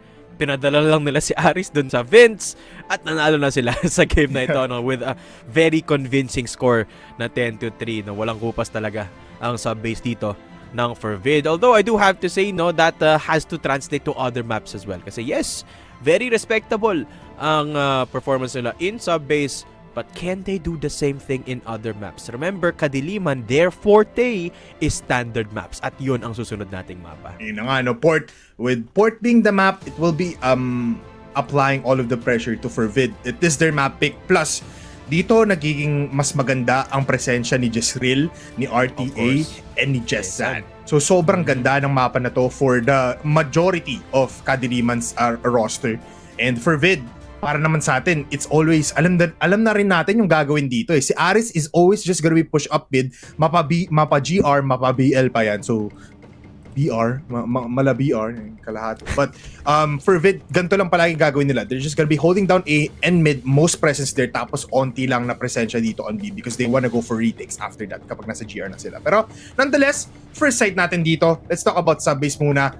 And dominating fashion man. Parang from left and right, kahit ilipat mo pa, kahit burahin mo pa yung ginagawa dito ng buong Fervid, palaging sila lang yung nasa taas. So, it's just crazy. I don't know why. Bakit nyo pinili yun, Kadiliman? Gusto ko lang malaman. Gusto ko malaman bakit.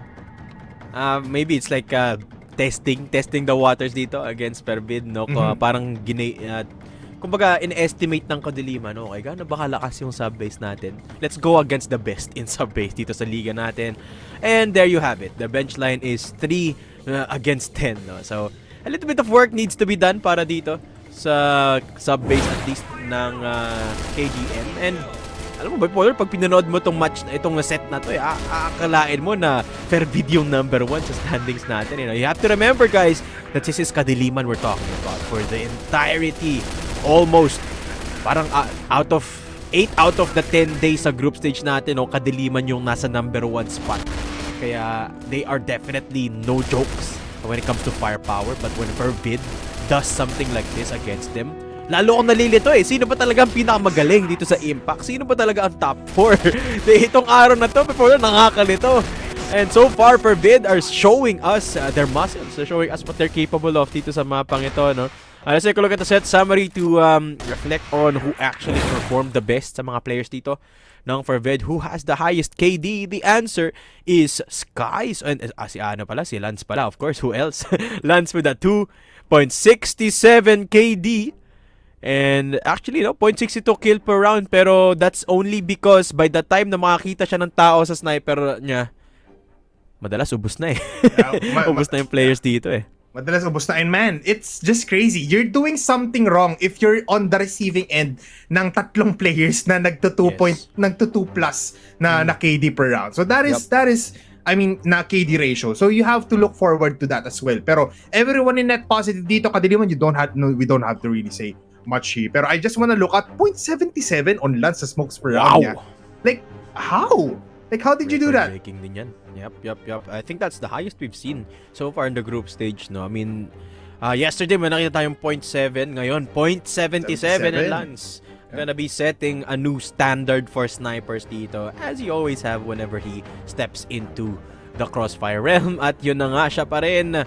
Sino pa ba ang MVP ng set na ito? Si Lance, as you said, a 2.67 KD and a highlight 77% smoke per round average. Wow, Lance. Yeah, that's crazy, Lance. I mean, let's look at his highlights right now, kung paano nga ba niya talaga na-achieve yung mga ganitong klaseng numbers. It's crazy that this man has really just been going on and on and on. Simula na nagpakita sila dito from Masters, Lance parang may galit talaga si Lance na gusto niya ipakita sa mga players na you are not within my level. Ako, nasa taas niyo ako pala. Ayan na nga, and he's definitely showing everyone what he's made of. Pagbalik namin, it is going to be set number 2 between KDM and Fervid. This is Impactful from Crossfire Philippines. Magbabalik kami.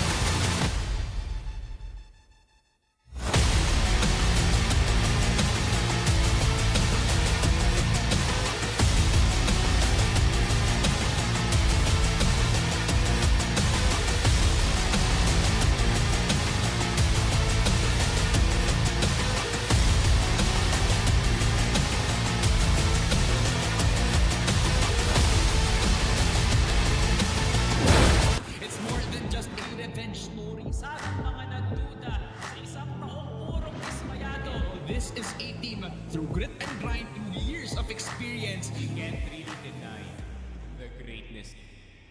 Good shot, gotta get X3D. He gets his third, he gets his fourth. Oh my God! Down, good shot, gotta get JC. Drill gets 1 and 2. Beautiful timing. Pero para sa Zefrax, uubusin na lang lahat. Sa isang bala lamang, matutupad ang lahat ng pangarap.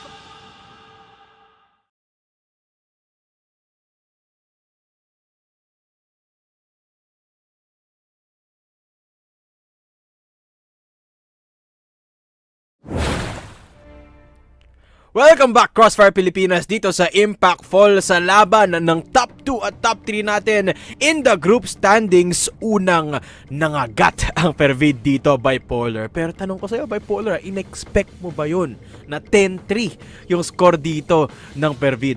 Yes and no. Yes? In-expect ko na dominating ang gagawin dito ng Fervid, pero hindi ganun kabilis. So, diba? I mean, it's a base at the end of the day. Dito naninirahan si Lance, dito rin naninirahan si Skies, dun sa MR nakatira yung dalawang yun eh. Pero, in a fashion like that na, alam mo yun, sila pa yung mas naging agresibo and we don't necessarily see that from Fervid. So, it's crazy. So, Kadiliman do, yung past kings natin for the entirety of Impactful, ngayon struggling na against the number 3 in terms of our seeding. Yes, exactly. Pero ito, tanong ko sa'yo, Polar, kung bahay ng Fervid ang sub-base, saan ang kwarto ni Aris? Saan yan? Sa mid ng port. Doon ang bahay ni Aris. Akala ko sa vents. Sa vents? Sa vents. Sorry. Nga pala, nasa vents pa lang si Aris. Nandadaga. Pero yun na nga, no? Pinakita nila dito kung gaano sila komportable pa rin sa sub-base. But will they do the same thing dito sa port, no? Yes, granted, mahilig din naman silang tumambay dito. Mahilig din silang mag-vacation house dito sa port. Ang problema lang, this is Kadiliman, a completely different beast compared to everyone else that Fervid has faced in the group standing round robin. And this is gonna be a little bit harder going up against the heavy, steady riflers dito and snipers na meron ang KDM. Now, we already talked about this, the differences between our first set that is sub-base and our second set that is port, of course. And one of those key differences is the snipers. Sino ba ang mananaig sa tingin mo dito, Bipolar? No? Is it Lance or is it Jessan? I think it's gonna be Jessan now on this side. Just because mas komportable, mas magalaw kasi si Jessan eh. Mas unpredictable, kumbaga, ang sniper dito ni Jessan. So you need to be careful once you're on the BL side. Pero, I actually wanna highlight this in terms of like attacking, kung ikaw yung BL side.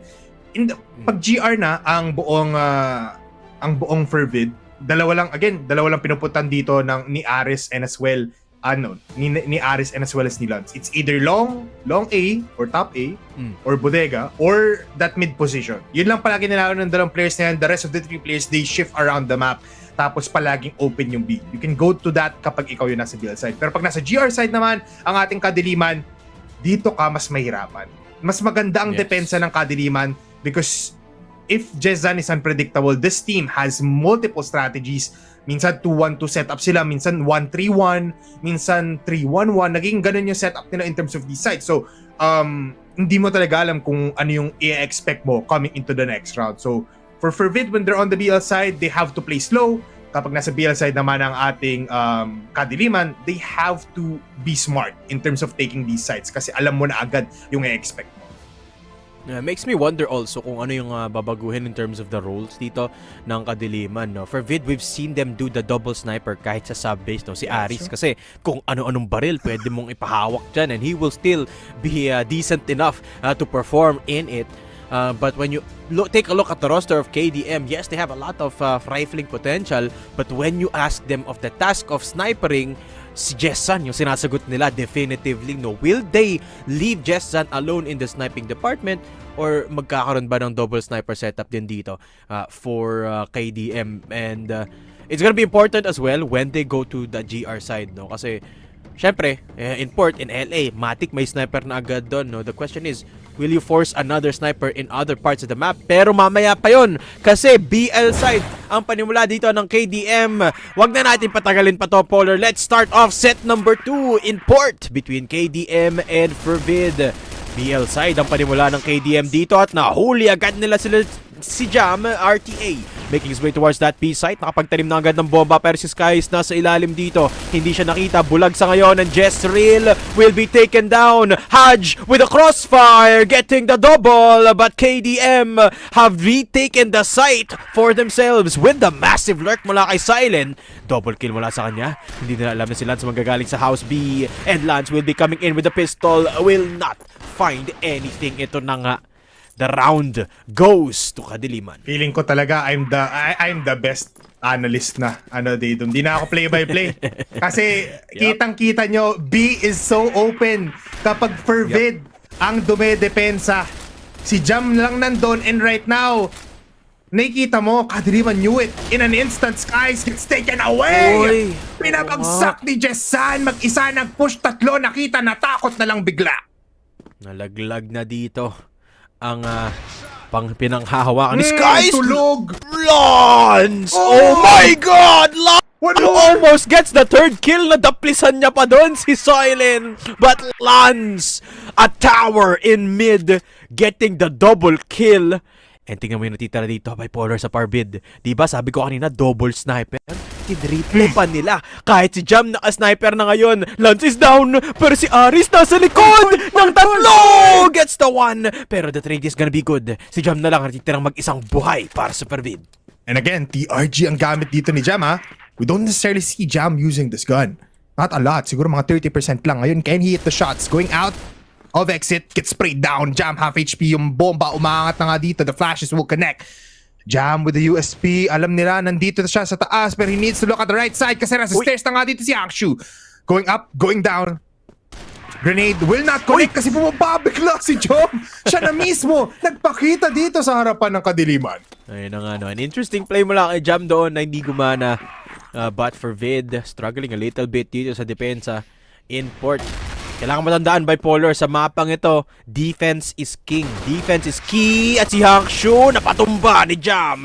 Haj, good for one as well. And Fervid starts off strong din sa retake nila. Haj, papasok na agad dito sa ilalim ng site. At makikita siya ni Silent with the M4. And Kadiliman able to take the bomb planted. Uy, Silent! Nakakuha pa nga ng isa doon. At yung flank ni Skies, walang mararating. Tumumba na naman si Skies. Si Aris, wala ding magagawa. Fervid! What is happening to this defense? It's crumbling, bipolar. Man, I just wanna say, itong baril ni Aris kanina niya pa ginagamit. Di lang natin actually nasabi kasi ang bilis mag-push na dito ng Kadiliman.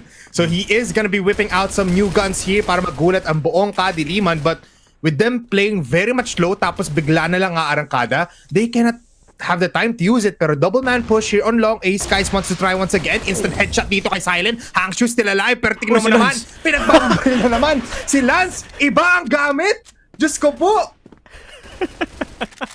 What is happening, Jesson? Kailangan mo makakuha ng isa kahit isa lang, boss. Pero yung chainsaw dito, bumabakbak na. Lance with the double kill. Hindi, ang sagot nila dito, Polar, hindi sila titigil mag-push. Pero may daladalang bareta dito. Si Lance. Sinasabon niya yung Kadiliman, pre. Sige, pumasok kayo. Sige. Di nyo ba alam, sobrang dami ng bala ko dito. And again, si Skies na nang naka-ano dito, naka-TRG. Pagod na si Lance. Ano na daw, role change. Iba na daw ang gagamitin niya and it's working like wonders. 4 down for the side of Kadiliman. Jessan, may nakuha ang isa pero what can you do against 4 players that are angry? And that is to get one more kill. It's Skies pa nga yung TRG natin. Lance nako, naka-crouch. Si Lance nakaplanta dito pero Jessan! pa siya dito ni Jessan. USP goes back to the TRG, goes for the USP instead. Pero pinatay lang siya ni Haj. What an exchange na muntikan pa mapunta sa kamay ni Jessan. Medyo natakot ako doon. Sorry, bipolar. Napasigaw ako din. si Jessan kasi yun eh. Pag si Jessan yung natirang buhay, nakakatakot pa rin. Fervid, take the round. This time, with the double machine gun roster. MG36 para kay Aris. At si Lance naka-chainsaw pa rin. Talagang bakbakan. In-FPJ na. Fervid, ang on-port dito, bipolar. Bratatatat, kumbaga. At si Skies, siya na ngayon na naka-sniper dito sa LA. Hindi ko na rin naiintindihan na nangyayari. Diyos ko po, di naman sinabi. Nandito pala yung buong cast ng ng show ni Coco Martin. Hindi naman tayo sinabihan. Oh, Nandito na palang, probinsyano, pre. Oo, hindi. Bigla tayo nagulat na pangatlong round na to na si Aris pati si Lance pangmalakasan ang ginagamit. And Aris still planted here in mid. He's not gonna be moving here anytime soon. Tignan nyo kahit production crew natin, naging interested ngayon sa pinagkagawa ni Aris. Pero may lalapit sa kanya. It's gonna be silent. That's close by. Papunta dito sa CA. Tumahimik ang laban natin. Bigla yung mga bumabaril, biglang nawala. At now, Actually, very smart. Teka lang, Pauler, point out ko lang, ang smart na position dito ni Aris, nakatingin siya bahagya dun sa box. Kasi guys, ang mga machine gun sa CF, mahaba yung barrel. Yes. So pag nakatiretso ka ng tingin, madaling makita yung barrel mo. So si Nice Katol nakagiwang ng bahagya yung tingin niya doon para itago, pero hindi pa rin gumana against Hangshu and Silent. Nalaglag ang dalawa dito from Fervid, pero papasok si Jam into that B site. Naghasik ng lagim, takes down Hangshu, pero na-popcorn siya doon. Skies comes in! The quick scope to strike Jessan down. Si RTA papasok, pero si Jam dito pa rin. Another shot, good for Skies! And the triple kill from Skies ay kulang pa rin. Silent takes him down. Kadiliman lead by 2.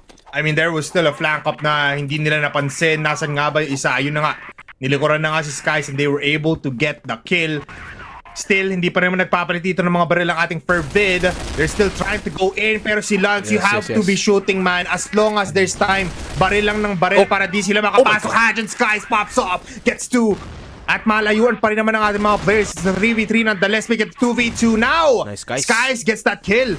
The bomb has been planted, pero USP dito ni Skies sobrang kati, sobrang sakit. Going for the jump shot, and Skies again gains another triple kill against Kadiliman.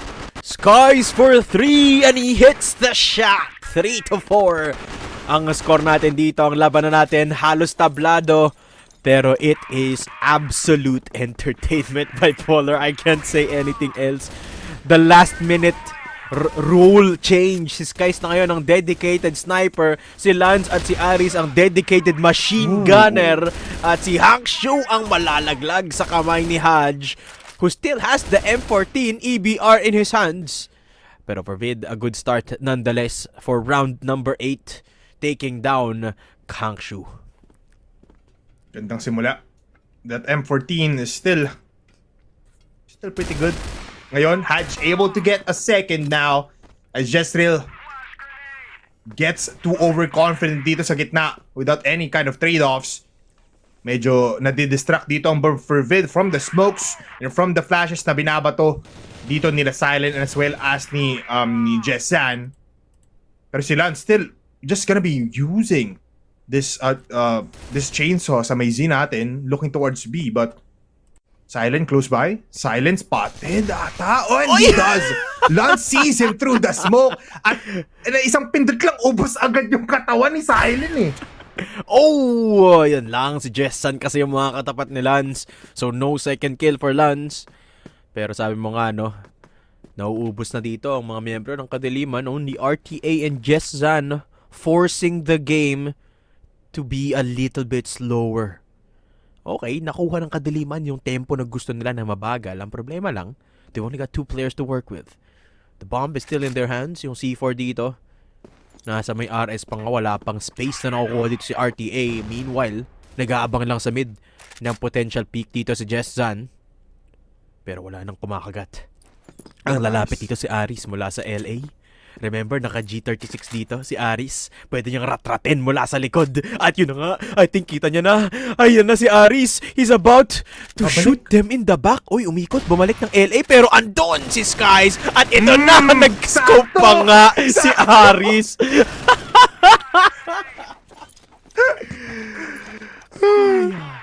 Diyos ko po. Sakto yun. Sakto yung paglipat kay Aris doon. Crazy guns. And tutuloy-tuloy pa din dito ang Fervid. Hanggat nasa GR side sila, itutuloy nila to. Pero 3-man defense though for that B site. At mukhang tama ang decision dito ngayon ng Fervid because most of the players ng Kadiliman dito lumalapit. Mukhang gusto nila dito mag-execute. Sa house B. Pero tinaman yung posisyon ni Lanzo, pwede niyang ratratin yung dalawang window. Remember, wall bangable.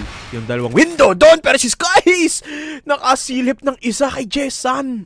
And what can I say? Si Aris nag-lurk na naman! Ayun na nga, niratrat na ni Run and Gun pa nga. Si RTA, nag-flash, papasok. Si Jezreel, okay, nakasagot si Jezreel ng isa, pero sa kabilang banda, naubos na ang Kadiliman dahil si Haj, nakuha si Hangshu. Skies, tingin ka sa taas, boss. Pero okay lang, Haj takes down Jezreel from up above bridge. At sabi ni Silent, teka lang, ayoko na, boss. Waving the white flag, Fervid takes the advantage going into the second half. Second half indeed, and now it is Fervid trying to go for the BL side. Mukhang itutuloy pa rin ni Aris dito ang kanyang pagraratrat sa buong players ng Kadiliman. Already taken out as Silent hits the wall bang of his life. Hangshu close by dito sa Z, picks out Jam, yung mabilisang galawan dito ng Fervid. It's biting them quite not good pagdating sa laban na ito, pagdating sa round na ito, because this is Kadiliman's this is Kadiliman's strong suit. Yung depensa nila sobrang ganda, multi-layered pa nga ang ginagawa nila. Pero nakapag-infiltrate dito si Haj towards exit, gets that kill onto Silent, pero trade-off dito kay Jessan instantly. Pero he's using now the TRG, switches to the second gun, goes for the instant shot onto Skies. Mag-isa na lang si Lance. What can you do? Na-flash out siya dito, pero si Jessan pala ang matatamaan. Yeah. Ballsy play mula kay Jessan doon, no? Flashes and then wide peaks against a sniper player. And Lance reading that like a book. So Lance takes down Jessan in the battle of the snipers. But thing is, mag-isa na lang si Lance ngayon. At sa likod, magagaling si RTA to even out the odds. 5-5. Kadiliman take their first GR round. At ito na kayo sinasabi ko, Bipolar, no? KDM as a team, even on the GR side, rarely plays the double sniper. Kasi enough na naman yung sniping dito ni Jessan eh. Tamo. Jessan, peeking out. Sees the head, pero di matatamaan agad. Too short for contact. Haj with the kill onto Jessan. Ngayon papasok na sila. Jam will be peeking out and kills off Silent in an instant. Si Aris, parang sentry gun nasa dulo. Naka-machine gun. Walang lalapit sa'yo, Aris. Lahat sila pinatay na. Wala. Pero okay lang. It still works out for Forbid. Ni-rush lang nila yung LA, no? Challenging Jessan. And I just wanna say, ang ganda ng utility use na puwersa nila na bumaba. Si Jessan not taking anything. I was expecting Jessan to get at least a couple of kills, pero wala siyang nakuha nun, no? Because of the lineups. Meron dito ang Fervid. The execute still on point from Fervid. And again, they use the same tactics to dwindle out the angles from Jessan dito as Jessan gets taken down by the nade. Pero si Silent from exit gets a good double kill. Okay, 3v3 evening out the numbers. Pero si Hangshu napaaga. Yung pa-peek niya dun will be taken down by Skies. And the bomb not even planted yet, but Kadiliman, kailangan na lang mag-retake dito. Aris from bridge spots out one of the players of KDM at kailangan mag-back off, kailangan mag-mamba out ni RTA. Si Lance naka-timing kay Jezreel, gets the shot up, jumping from bridge and taking him down. 1v3 for RTA. RTA with HK going towards the longest route that he can possibly take. 30 seconds on the clock. Lahat sila nakatingin towards the GR spawn or towards B site right now, and all that he needs to pick off right now is Aris scoping his way towards victory. Walang matatamaan. Pero 18 seconds now, they know kung nasan siya. Reposition wala kay Lance with the M14 now towards CA. And what can you do? Ikaw si RTA, you're just gonna be running away now. 8 seconds and a dream, not enough for him to possibly go in for the clutch now. Just looking for kills at this point. Tinang yung scoreboard, pre, umiilaw-ilaw yung pangalan ni Aris kasi nirarat-rat niya yung MG36 niya sa ere. Parang fireworks lang. And Aris still holding on to that machine gun. Uy, si Lance bumalik na. Lumipat ng EBR dito, ha. Teka lang, no sniper gameplay from Fervid. And this is what we're talking about, ha. We were asking for something new from either of these teams. At ang dami namang binigay sa atin ng Fervid. Ang aga ng Pasko. Para sa mga fans natin dyan ng Crossfire Philippines, Jam will be taken out as RTA is in the right spot at the right time. Lance tatalon din dito, parkouring his way It was just at the crucial time as RTA just repositions. Jestrel gets one. Pero makakapatay pa rin naman si Lance. RTA also in the other side of the map able to get another. Pero nakapasok na nga sila sa side kahit ano pa atang gamit. Ang baril gamitin dito ni Lance. He's gonna be hitting headshots all around the places. And with him planting the bomb, kailangan makapick off dito ni Aris ng at least isa with this machine gun to maybe just give some leeway dito sa M14 ni Lance. Double exit play, Silent is in long A. So kailangan nilang punteriyahin muna tong mga tao na nasa likuran nila. Spotting out Jestrel, Silent, peek out dito kay Lance. Damage will be there. Damage is enough. USP, one more shot and a dream for Jessan. Both with pistols, both the highlight of the century. Pero as he falls down, he dies mid-air. And Jessan takes this round win. Okay, 1-1 ang score natin dito in the Battle of the Snipers. Jessa naman ang mananalo sa ngayon. Pero nakita mo ba, pre, yung crosshair placement doon ni Lance, perfecto eh. Yeah. Natalo lang siya nung tumalon siya pababa up against Jessan. But either way, when the smokes were up, alam niya kung saan mag-aim. Beautiful movement and crosshair placement from Lance, but ultimately kulang against Jessan. And speaking of whom, nakikita niya naman si Aris dito. The quick scope doesn't connect, pero okay lang. The shots from the pistol is good. At malalaglag na si Jessan dito, si Aris dito rather. And a good start para dito sa Kadiliman, who is trailing by 1. 7-6 score natin dito in favor of Fervid. At mukhang sa skies na talaga ang sniper para sa Fervid ngayon. Jam, trigger discipline, spots out RTA. And with that kill, open na nga ang exit dito. Pero si Hangshu spreads his wings of 4. Able to get 1. Pero si Jessan, si Lance, nakakuha pa rin naman ng isa. Ngayon, si Hash makakuha din. Pero si Jessan takes away Skies in an instant. 2v2 na lang tayo dito, Daydom. And Kadiliman is so hurt. And even Fervid, pero Silent unang mamamatay. Jessan through the smoke. Lance finds him. And hindi na yan. Ano yun? 1 for 1. 2 for 1 na tayo dito. For Lance. Yes. 2-1 in favor of Lance in the battle of the coveted snipers between Fervid and KDM. At dahil dyan, lumamang na ng dalawa ang Fervid dito. And si Skies, medyo nadaplisan ng bala doon. Down to around 10 HP. Buhay pa rin naman dito, pero si Jump, tinan mo, nami-ninja na. Dito sa mid, packet na nga ng CA. Meanwhile, nakabantay pa rin si Jessan with the sniper dito sa A site natin sa bodega. So, it's a very slow approach from Fervid na. Something that we haven't seen this entire matchup. Tumahimik ang ating laban for the very first time. And now we can basically just focus on these players right now. Skies, sobrang low ng kanyang HP. At dahil dyan siya ang uuna dito despite using the TRG. Waiting for the setup dito ni Aris. He's been the one dictating the fights. Flashes dito sa kanan. Going towards the site. A god backs play mula dito kay Silent. Might be a crucial defense for Kadiliman. RTA might find Jam. Jam will die. At ngayon, ito na ata ang go signal ng buong Fervid para makapasok. Jestrel na spot out pero dito tama dun yung shot ni Skies. Haj will be taken out and it's a spray down now for these two players. Kadiliman is holding B and they are holding it to fruition. Kung sino pa ang low kanina, siya pa ang natira at Skies now overwhelmed. And Kadiliman reaches a 1-point deficit in favor of Fervid. Napaganda ng hold on ni Silent, no? Getting the double kill, more than enough to lessen the force of Fervid's push. At doon, Kadiliman strike back, find their round. 7 on the board para sa kanila, no?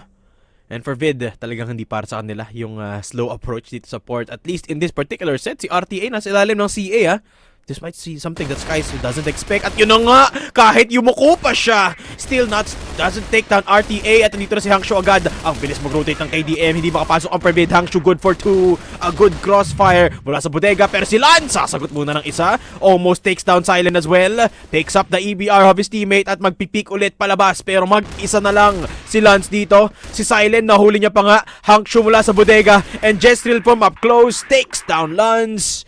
At sumasagot ang Kadiliman, 8-8. Pwede pa tayong mag-third set dito, Polar. Yeah, posible pa or even an overtime just in port. So ngayon tie game tayo for Vid now with them playing a little bit slower para ma-secure lang yung kanilang lead is not gonna be the right choice doon sa round na yun. A 2-3 setup for Kadiliman with 3 players now holding A. Fervid trying to go to CA pero RT is close by. Whoever goes up here is instant death para sa kanila. Pero dito, it's a slow game nonetheless. Ito na yung seryosohang crossfire ng dalawang teams na ito. Okay. Standard.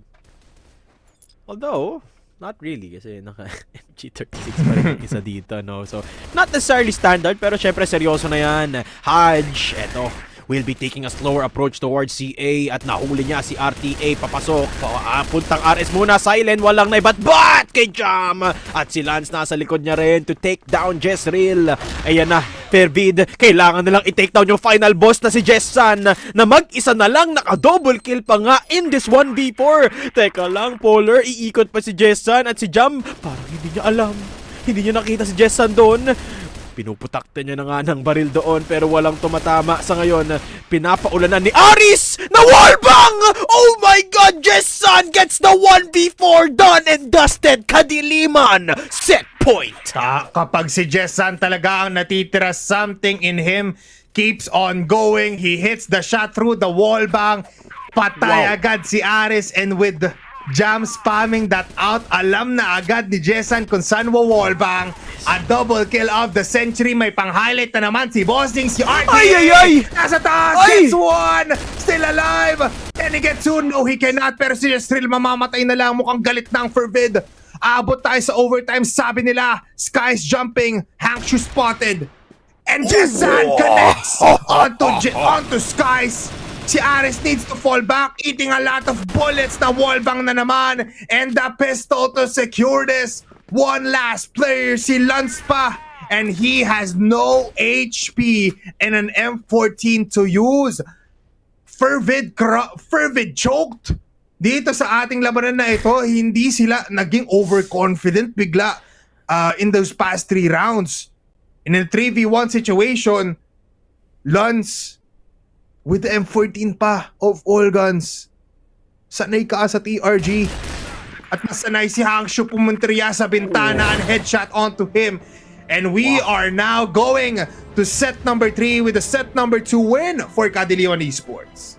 Wow. Jessan, the final barrier that Fervid cannot get past. At just like that, abot tayo sa set number 3. Sayang yung lamang kanina ng Fervid, no? 8-6 ng score if hindi ako nagkakamali dito, no?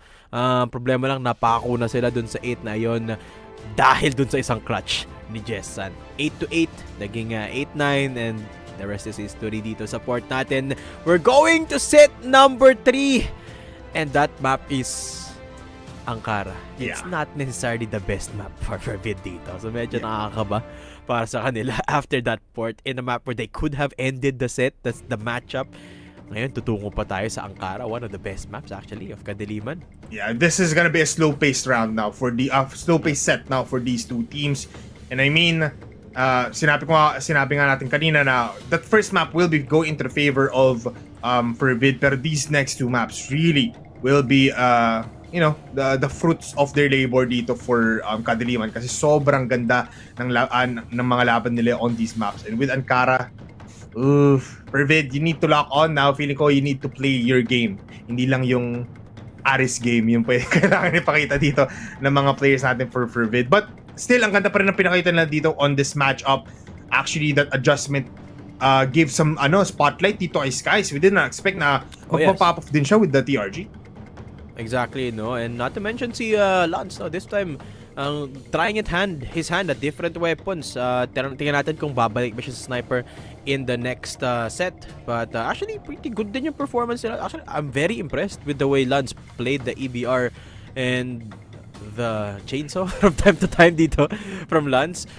Although it was kind of effective, Skies also did steal the spotlight a little bit. Although I would imagine na ang best form pa rin dito ng Fervid is with Lance on the sniper and Skies on the rifling department. And of course, with the shot calling of Aris, it will be tied up together really nicely para sa Ankara. But that's a different story dito na. When we talk about the sets or mga maps na meron dito, Subbase and Port have been the most played maps of Fervid without a doubt. Like by a landslide, no? Itong dalawang mapang ito yung lagi nilang kinukuha when they played all throughout the group stage. And all through that, you would expect na sila na yung makakuha ng unang dalawang set na to. But because they didn't, tungo tayo sa set 3 kung saan Ankara naman ang labanan. Contrary to earlier, this is now the map of Kadiliman. Halos lahat ng matchup nila in the group stage, they played Ankara. And they were pretty successful in it, no? I think around 80% yung win rate nila over the course of the group stage in that map, around that figure. And it's super impressive just how many strategies ang meron ng Kadiliman in that particular map, no? So yeah, it's gonna be an interesting one to witness. But these are the set highlights for KDM after taking port, the map pick of Fervid after a beautiful comeback from 6 to 8, naging 10-8 yung score dito, no? Talagang pinakahulay Fervid eh. Yeah, iba talaga. May minamaw na lang, di na pinakawalan, and they really just wanted to play more sets here. Kapag si Jessan talaga, he's a reliable veteran pagdating sa squad na to. Kadiliman does have a shining star, and it's Jessan. So wanna shed some light dito kay RTA, able to spot out multiple players at multiple times, tapos nakakuha pa din siya ng like double kill in these rounds. As well as for Fervid, si Skies, si Jam nakakuha ng beautiful kills, and even Aris and Luns. Ngayon, let's look at the breakdown here for Fervid. A lot of players actually reached the 1-point mark. It was Skies, Luns, and Haj. Ang ganda rin ng kanilang mga pinakita din kill per round, and even the smokes are not that bad. Pero itong Kadiliman is our main standing point. 1.21 on the silent. Pero tignan nyo yung pinakababa. It's Jessan with 1.54. This guy has been providing so much firepower support. Yes, 1.54, 1.11 kills per round. That translates to around 20-something kills para dito kay Jessan, no? So still an absolutely impressive performance. 27 or 28 kills para dito kay Jessan, no, for the entirety of this set, which is godly performance for Jessan. Actually, no, my mistake. Mga 20 lang pala. 20 something. 21 mistake. 21 kills for Jessan, no? But either way, siya yung siya yung nagpabaliktad ng larong ito para sa KDM, no? So I wouldn't put any other person as the set MVP other than Jessan. Siguro pwede rin si Silent, but it is of course the man himself, the sniper in the ranks of KDM, Jessan. And what can I say? Every time makikita natin ng KDM, parang si Jessan yung umaagaw nung palabas eh. Yeah, he is the show itself. Pagdating dito sa Kadiliman, ngayon makikita natin ang kanyang highlights kung let's throw back kung paano nga ba naging big sniper and big force of power dito sa port ni Jessan, from the BL towards the GR, from instant picks dito sa long, and to even just clutch potentials just like this towards one of the rounds na talagang a 2v1. Jessan low pero nakuha pa din ng double kill. This guy is truly haven't left Crossfire, and he loves it. He knows he loves it. I know. Jessan, of course. Well, he deserves it, and he is one of the brightest stars dito sa ating Impact. No? Excited to see more of his performance dito sa ating set number 3. At lalo kong excited kung babalik na sa sniper dito si Lance full time, no, which is gonna be very, very exciting for our set number 3. Pero bago yun, magpapahinga muna kami. When we return, it is the Clash of the Giants once more, KDM versus Fervid. This is Impactful. We will be right back after this.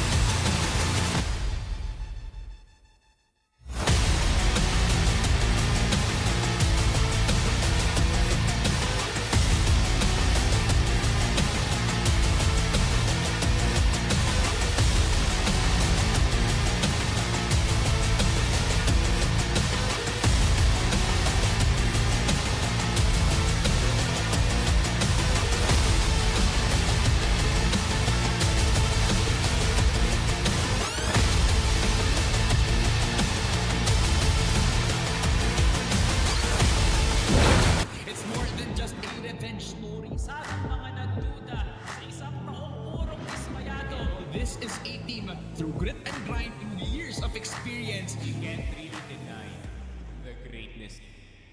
Good shot, gotta get X3D. He gets his third, he gets his fourth. Oh my God! Down, good shot, gonna get JC. Drill gets 1 and 2. Beautiful timing Pero para sa Zefrax, uubusin na lang lahat. isang bala lamang matutupad ang lahat ng pangarap.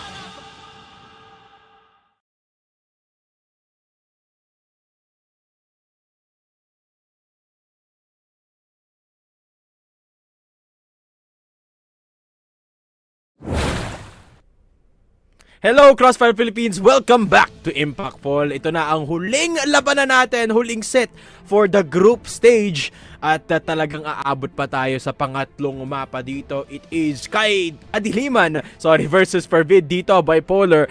And I can't help but feel that that match could have ended sooner for Fervid. Yeah, it could have. For Fervid, feeling ko masyado sila nag-enjoy with their lineups nung nasa BL. Could have gotten more rounds possibly, or even on the GR side. On the BL side, mas maganda sana na tinapos. Kasi may clutch up eh. I mean, the clutch mula dito kay Jessan could have been prevented para sila una yung map point as well. But we have to live with what happens ngayon.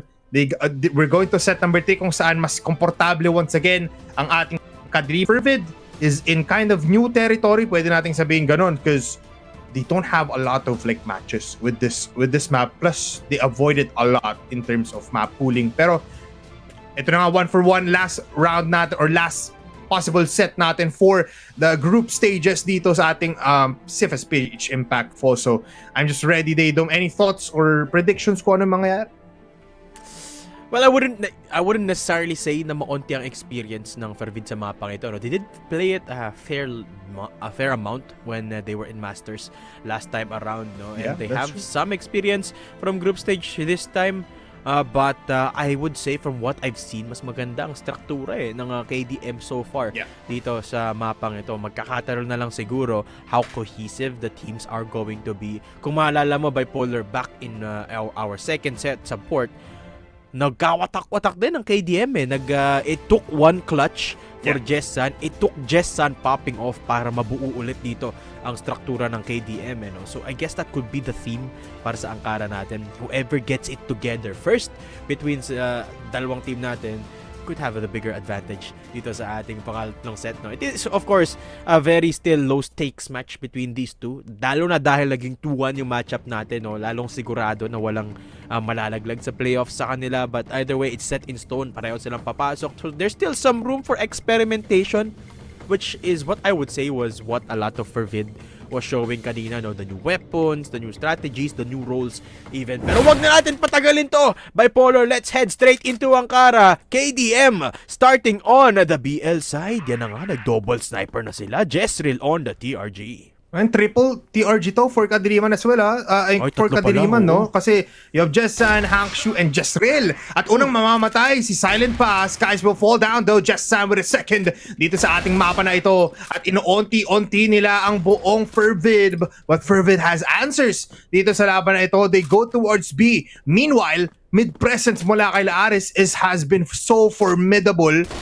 Pero on the BL side, it's gonna be RTA with the kill. Jessan jumps at the right moment. Kills of Haj. It's all up to Ares. Nice katol. Nice kill for him. Can go for a second. Pero yung TRG dito ngayon ni Jessan has been so deadly. He's playing with fire and he's playing with more guns into his name. Jessan claims round number 1 dito sa Ankara.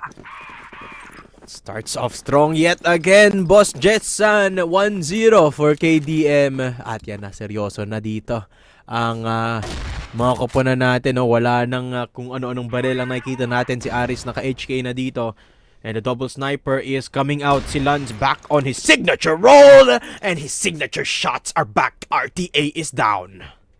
With RTA down, as well as Jessan, mas maluwag to for the side of Fervid. Pero double sniper pa din actually ang gustong gawin dito nila Kadiliman. Pero Jam still pushing out of EA. Dumediretso pa rin sila towards the spawn of Kadiliman. Silent with the kill on the skies and peeks out once again. C4 in the hands of Jam right now.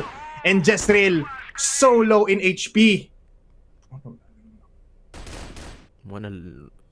No one to his side. Only his gun. 1v4. Hindi tumama ng baril doon si Jezreel, pero okay lang. It is around for him to lose anyway. And Fervid slowly closing in all 4 people. Ito na yung sinasabi ko dito, Bipolar, no? If you take a look at this round, medyo makalat no? Just Fervid looking for fights dito sa mid area natin. And as I said, it's still a lot of firepower showcase from both of our sides. Paunahan na lang talaga makakuha ng advantage dito, and then closing out the game is the matter. Pero when it comes to strategies, parang tablado yung dalawang team natin dito no? Kadiliman sure has a lot, but the thing is, hindi sila hinahayaan makapag-set up ng Fervid. Yeah, kasi sobrang aggressive nga talaga nila. So, despite them on the GR side, they're controlling right now the map. 70% of the map is in the hold down ng Fervid. They go out of EA once again. They go out of boxes. Pero Jessan ngayon medyo na-overwhelmed. Some presence dito, pero wallbang headshot ang tatama doon kay Lance. And now, in this map, parang 1-0 na agad dito ang ating ating head-to-head snipers. Jessan hits the second shot dito towards CA. And man, it's just nice to see Jessan hitting these shots. It's a show nonetheless kapag nasa kanya yung camera. Yun na nga. 5 versus 3. Jessan alive and kicking. Si Hangsho din hindi magpapahuli, pero si Skies nandito sa taas, striking fear into the hearts of KDM. At dahil doon, takes down 2, making this possible for Fervid to come back into. Pero nalaglag na sa jam. Si Skies na lang natitira. Manggagaling siya sa TB. And nothing to his name but his pistol, and his sniper has to make his way through that position. 1v3 to remember. Sky still has the sniper to play with. Chooses to play around the USP instead. At magagaling sa likod sa EB, may isa pero napuslitan yun. Uy Skies! Uy, saan kayo nakatingin? Nakapasok na si Skies, si Hangsho nandito rin! Skies! Pero buhay pa si Jessan! What a 180 from Skies to pick up the 1v3 clutch! Who would have known na si Skies ay magpapakita ng tulad ng guy na 6 kills now onto this guy, and he knew quite clearly kung nasan pa yung natitirang player doon. While defusing the bomb, this guy is not affected by the pressure. May bago na ata akong aabangan na player dito sa Fervid. Daydom, it's Skies with the TRG. Ngayon, he's still using it. Lance nag-iba na, nag-HK na lang. And there you go, Skies showing us that he is of a different breed as well with this sniper playstyle. And I don't know if this is experimentation anymore or kung na-practice na rin talaga to ng Fervid si Lance. Now, switching over to the HK and gets the kill onto Silent. Si Skies, ito na naman siya, boss. Peeking out, gets the shot onto Jezreel. May isa pang nasa ilalim, nasa TB, pero si Hangsho na ang papatay doon. Lance is down, but Skies finds his second mark. And it's down to the last 2 players of KDM.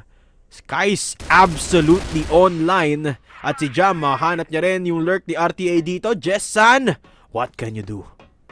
Jessan, he was able to go for the clutch. 1v2, pero ngayon 1v3. Nagkakasilisan sila ng ating mga players. At mukhang si Skies pa atang makakita sa kanya. And he hits the shot. Despite Jessan scoping up papunta doon sa GR spawn, siya pa ang namatay. Fervid now, going confident every time. 3-1, 2-round lead para dito sa Fervid. And that might just be what Fervid needed to make a decisive advantage dito, no? Yung pag-pop off ni Skies kanina on the clutch. And just like that, Hangsho starts things strong, pero si Skies na naman ang mangunguna dito sa Fervid. Jezreel is down.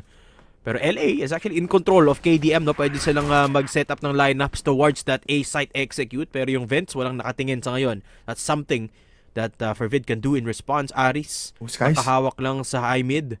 Pero si Skies, naglalurk na siya dito. Nakalagpas na siya ng bypass coming into that RS. At walang nakatingin sa kanya. Jessan, naku po. Mali ang angulo mo, boss. At si Jessan, walang nagawa. Masyado nang huli yung pag-takedown niya kay Skies doon. Jessan will be left all alone after that double kill from Skies.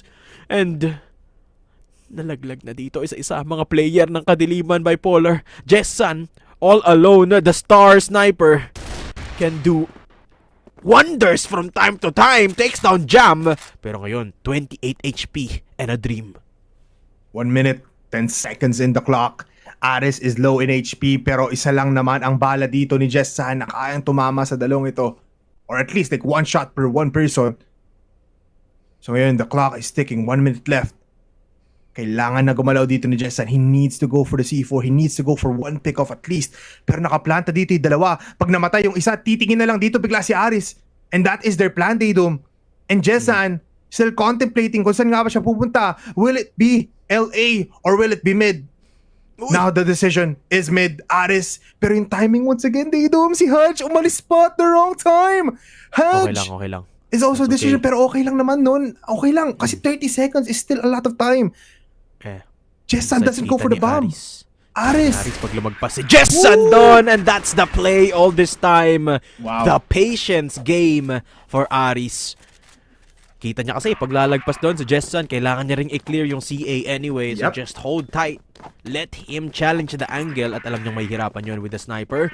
Very smart decision making for the Fervid IGL.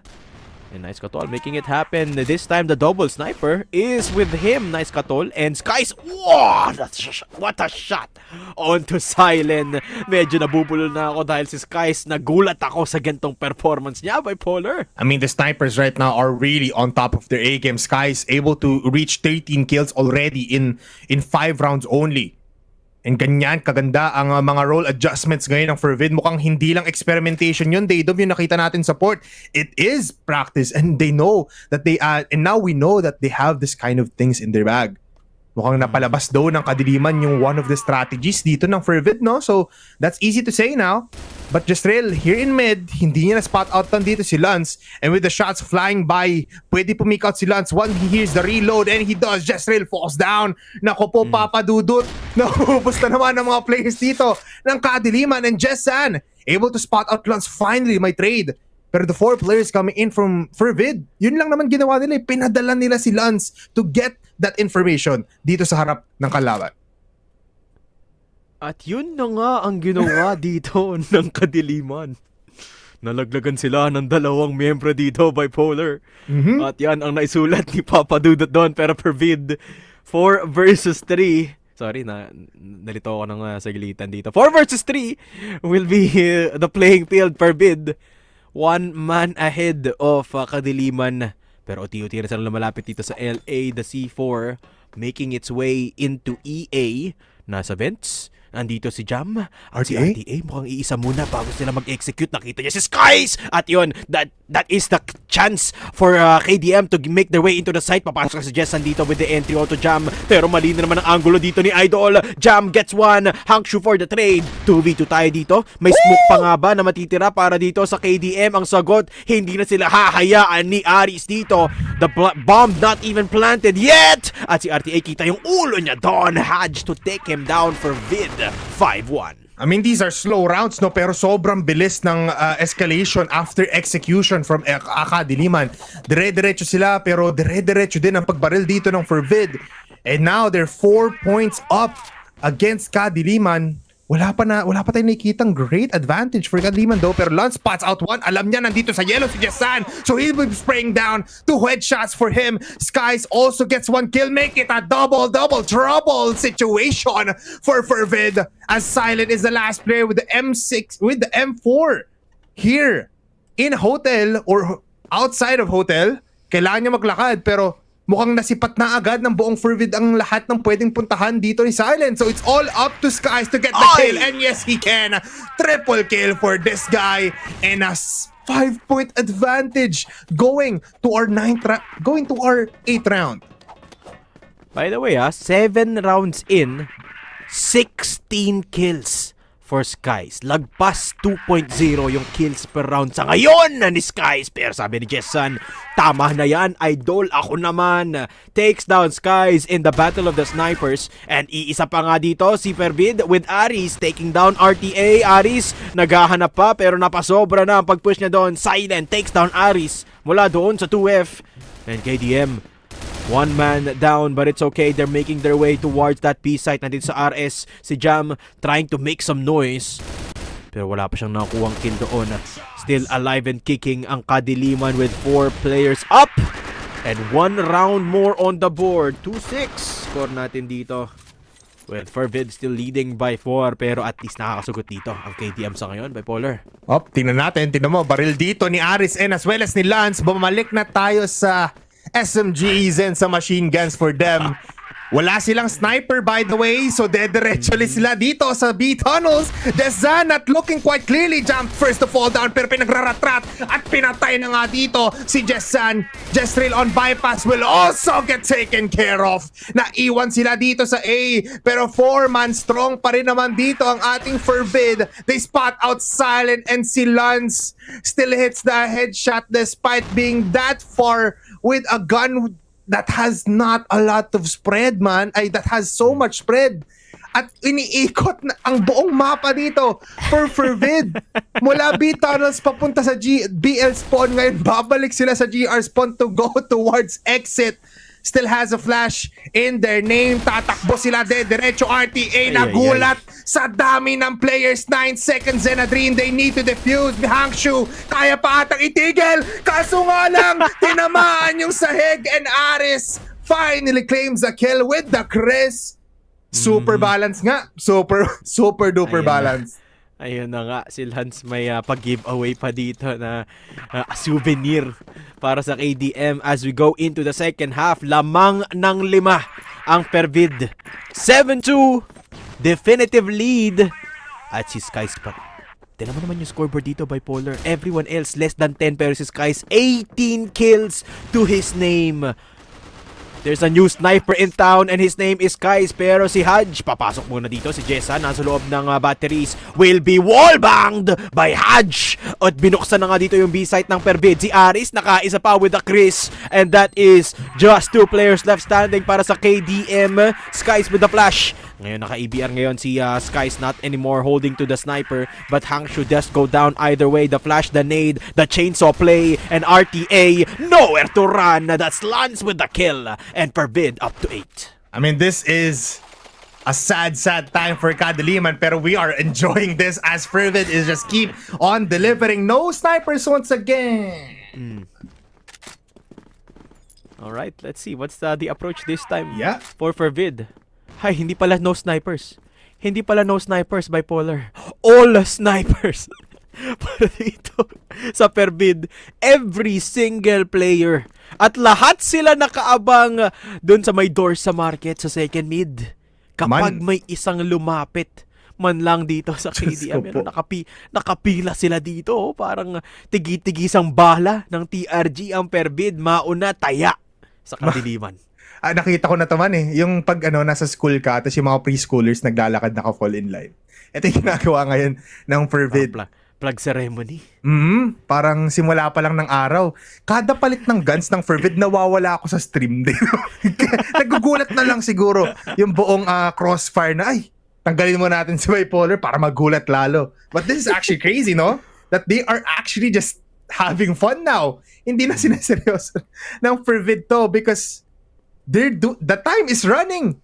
Nasa BL kayo gusto lang namin ipaalala Fervid and they're not moving anymore. They're still there. Baka kumain pa tong Fervid. Kailangan natin i-player cam check tong mga players na to because 1 minute 30 seconds na nakalipas dito. Props to KDM though, walang kumakagat sa kanila kahit na walang infong naririnig. Kahit isang nade man lang. They switch. Ang Fervid. Ayan na nga.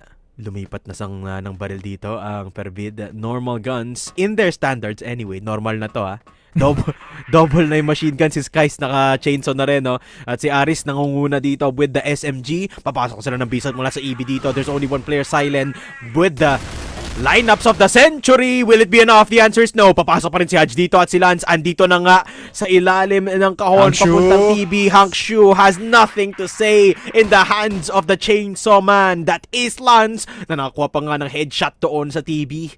Skies nakahaantabay dito sa loob ng smoke with the chainsaw and it is an absolute crossfire mula sa Fervid. At si Skies, si Haj makakuha ng tig-isa at ito na bumabakbak ng raratrats. Si Skies naka-knife pa nga. Ay naku po, Jessans ang katatakbo, idol. Kulang ang bala ng USP para dito sa mga hunter ng Fervid. At yun na nga, It is Skies to take him down for the 21st kill on the board dito on Skies. 21 kills and a dream, and I think we're going back, Daydom, to what happened before. 5-man TRG setup dito sa second mid at kakagat. Naku po, Kadiliman, kayo ang makakatikim ng delay. One shot, second 2 kills for Kadiliman, lands with the second. And I just wanna see anong reaction doon ng Kadiliman to see those many snipers. What a place to do this. Wow. Nahuli ng KDM, may nagka-camping sa RS. Uy, Jessan! Ito na nga, the OG sniper takes down Skies. Parang sabi niya, ganito mag-sniper. Si Lance nahuli niya rin, and just like that, pinupuntirya na ni Jessan ang mga player ng Fervid. Tumatlo pa nga si KDM at tumatlo din si Jessan. Buhay pa ang Kadiliman. Buhay na buhay pa naman, pero still, nasa edge na tayo of our seats because Fervid now is just 1 point away to be clear. Babalik tayo sa normal gameplay for Fervid, a Chris, a Chainsaw, and 2 M14s. Pero mamamatay sila dito as Jessan gets 1. Harrison Skies, pero Jessan now popping off. Pero napuntriya agad dito ni Skies. From afar, instant headshot onto Jessan. Papasok na nga sila sa A habang nandito pa si Silent, si RTA. They're gonna be going into the site. Jam with the kill. Will this be it? Ito na nga ba ang katapusan ng Kadiliman? RTA with the kill. No more utility, Daydom. Papadudot, oras na para simulan ang showtime kasi buhay pa rin naman dito ang Fervid with 2 players. 35 seconds. RTA, kabadong-kabado. Hindi alam ang gagawin. And just like this, papasok si Jam, gustong saksakin si RTA. Mangyayari pa nga ata. Ay! Oh my God! Oh my God!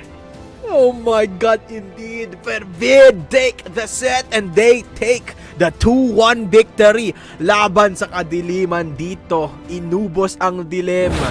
Binuksan ang langit at sabi ni Skies, paliwanagin natin to. What a performance from Skies. 22 kills para kay Skies. And a 2-1 victory dito sa ating pangatlong set ng Angkara. Ang dami nating sinasabi ni kanina, bipolar, Angkara, favorite map ng Kadiliman. Medyo lugi ang Fervid, pero anong nangyari? Parang anong nangyari doon? It's actually crazy din yung chat box dito ng buong Crossfire. Lahat hahan na lang lumalabas. Kasi it's actually crazy though. Pero nakita pa rin natin, no, Fervid actually putting up set plays, nakakuha pa din sila ng kills despite them using some unusual guns. They know how to use it. Tulad nga na sinabi mo, Daydom, ito yung normal for Fervid. And if you're on the receiving end of it, kapag ikaw yung kalaban ng Fervid, you don't know how to handle this kind of pressure kasi sanay ka na sa HK lang, sa TRG, sanay ka lang sa M14. What if pag ganito yung mga bumabaril sa'yo, yung mga hindi takot pumasok despite may unusual disadvantage sila? Ayun na nga, no? What if puro run and gun buong roster ng kalaban? Ano nang gagawin natin? The answer is nothing. Kadiliman with a painful loss, 10-3. That's one of their most painful losses, no? Yeah. In the entirety of the group stage. Fervid showing them that they're still a force to be reckoned with dito, to say the least. And their first flexibility of the players dito, no, just on a different level. Skies absolutely performing on his debut sniper 20 kill performance is very impressive para dito sa Fervid, no. It goes to show you na malayo pa ang mararating dito ng Fervid because of just how confident and how versatile their players are. And I think successful naman sila bipolar sa pagtatago ng mga playoff strategies dito ng Fervid. Kasi my take away from that is Fervid can win games even with the weirdest setup. Yes, and to a point na pinaglaruan lang talaga nila dito yung Kadiliman, no? I mean, Kadiliman wanted to juice out the strategies dito ng Fervid, pero tulad natin, medyo at namin ipapakita kung pwede naman kayo gulatin ng isang mabardagulan na plays. But I also want to highlight the Skies clutch, a 3v1 setup with a TRG, able to get 2 out of nowhere, tapos instant 180 while defusing the bomb of all things. So that was just great. That was great.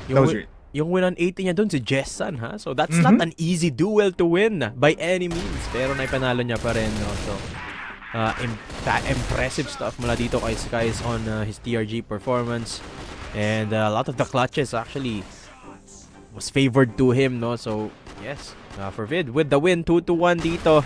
Ito na nga, no, Jessan with some shining performances by himself, pero at the end of the day, kulang dito. Let's take a look at the set summary. Bipolar, a deeper look into the numbers. At ilan nga ba ang kills per round dito ni Skies? 1.77 with a 3.29 kill death ratio. Oh my god. Is there a snoo sniper in town for There Fervid? is. I think the answer is yes. Dude, 3.29 is wow. And this is just crazy kasi you're seeing these things pop out. But looking at the other players, Ares, Lance still able to get like above 1.0 KD ratio. Kahit hindi to yung normal guns nila. Siguro si Ares normal na sa kanya yun yung mga kakaiba niyang guns. No? Pero kasi si Lance, may time tayo from Masters and even for the first 3 weeks dito sa Impact Fall, TRG lang talaga ginagamit niya. And even sometimes the M4 or M14, pero that's about it. Pero ngayon, Lance is a different man. He's a different guy. Ngayon, we'll see a possible different MVP here, but I think it is just gonna be Skies with a 1.77 kill per round at KD. That is too intense to look at. A 3.29 AB22 headshot per kill is actually kind of insane despite him using a TRG and a smoke per round na kahit pinaglaruan nila at the last 5 rounds, still a whopping 46. Yes. Actually, no, if you take a look at the numbers dito, parang si Skies lang yung team, no? Because not to discredit the rest of the roster dito, no? As you said, maganda rin naman yung performance dito nila Aris, Jam, Lance, and Haj. But at the same time, yung scoreboard kanina, 23 kills si Skies. The rest of the roster, less than 10.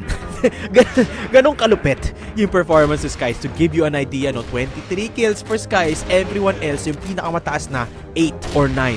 Nobody even got to double digits. Si Skies lang talaga yung naka-20 kills dito up against KDM, which is super impressive from the new sniper. 2-1. Ito na nga ang match results. 10-3 in sub-base, 8-10 in port, and 10-3 in Ankara for our Fervid Esports, the winner of this matchup. I mean, what a way to end our group stage, no? Kahapon, puro 2-0. Ngayon, puro 2-1 with a little bit of cherry on top sa ginawa ng Fervid ngayon against Kadiliman. Pero nonetheless, secured naman ang kanilang spot towards that playoffs. Mamaya may kita natin yung updated standings natin. Pero 3-10, 10-8, and 3-10 once again.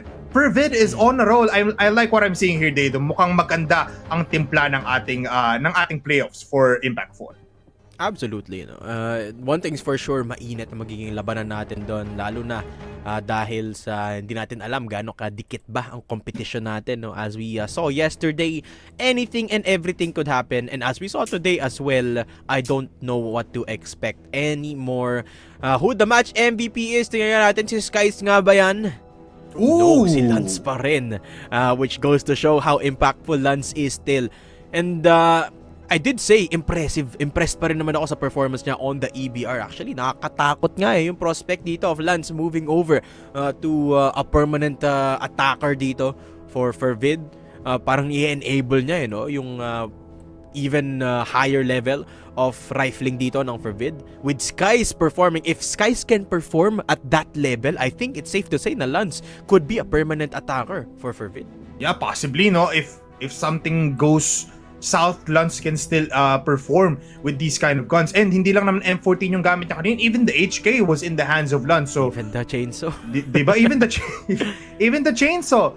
Actually, onti lang. Ngayon lang natin nakita si Lance na onti lang yung sniper kills niya. Which is something to look at for the next few days natin for Impact Fall. Pero ngayon may kita natin ang kanyang highlights. Tignan natin kung saan nga ba nagsimula dito si Lance from the TRG in sub-base, his staple. Pero pag after niyan, may kita nyo, magsa-transition na siya sa mga new, ayan na nga, eto na yun. Eto na yung kanyang chainsaw. Yup. And also, it's kind of like the next level the next level play ika nga nila, no, kapag nilagay mo kay Lance yung mga gentong barrel. Kasi kahit yung mga hindi niya sigurado, basta may info siya, no, nasa spam niya. Tulad nito, perfect yung crosshair placement niya. Kahit wala siyang ideya kung nasan yung mga kalaban dito, just spamming it out.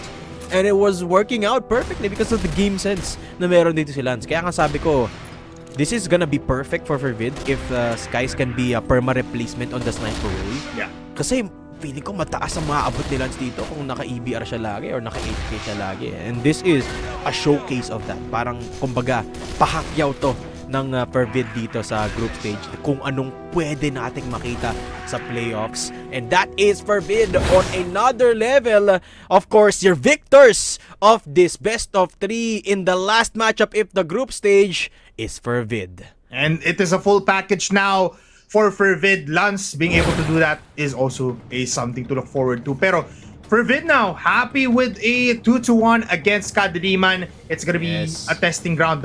It was a testing ground nonetheless. Mukhang Kadiliman pala medyo nag-hold back ng strategies, no, now that we look at it. Kasi 13 rounds lang yung first set and third set natin at the end of the day. But yeah, what a fun day they do. Absolutely, a very fun day, and we end things in the group stage in a high note. Medyo nabulol ako sa dami ng pinakita sa atin ng Fervid doon. Pero guys, alam nyo ba na hindi lang Fervid ang pwedeng manalo, hindi lang sila, kundi pwedeng kayo din. We have the last few days remaining dito sa ating pa-event ni Stove PC Client kung saan pwede kayong makakuha ng 4 permanent weapons sa ating points shop. Paano ba yon, Bipolar? I mean, madali lang naman makakuha ng points dito, no? You just have to log into this Crossfire's Stove PC Client Launcher. Tapos, i-open nyo na yun. Gumawa lang kayo ng day requirements nyo and you can get these guns right here. Meron tayong mga trials or those ones with 7 days. Tapos, meron tayong 4 permanent skins from the Gatling Gale Beast na baka gusto nyo gayahin yung Fervid, the Chetak Dominator Noble Gold na favorite ni Daydom, yung Obsidian Zilong na favorite ko, tapos yung Deagle natin dito na Blue Light na favorite naman ni Mochi. So kayo na lang bahala kung ano mas gusto nyo dito. Basta there's still like 5 days left para makakuha ng mga skins na permanent. Yes. The promo runs until October 7, no? So, may ilang araw pa tayo para mag-grind. So, if I were you, mag-migrate na kayo ng account over towards the Stove PC client. Madali lang yun, guys. It won't take you 5 minutes, no? So, there's nothing to lose for doing that. Actually, everything to gain. 4 permanent weapons to gain. And just like that, Bipolar, tapos na ang group stage ng Impact. Papunta na tayo sa exciting part. It is the playoffs starting next week. Nako po, it's gonna be highlight performances from all of our teams from here on out.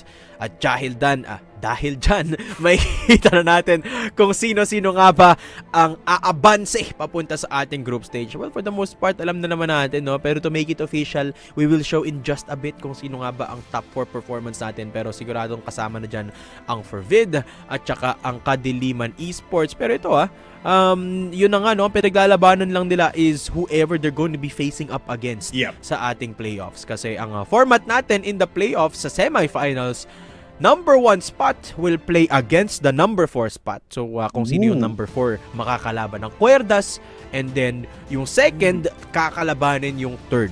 So, yun, ang pinaglalabanan kanina ng Fervid at saka ng Kadiliman, no? Kung sino ang magkakatapatan. Is it going to be Sunday Shrooms against Kadiliman? O magre-rematch ba ang Fervid at saka ang ang Kadiliman in the semifinals? So, yun ang makikita natin later on as we announce the final standings in the group stage.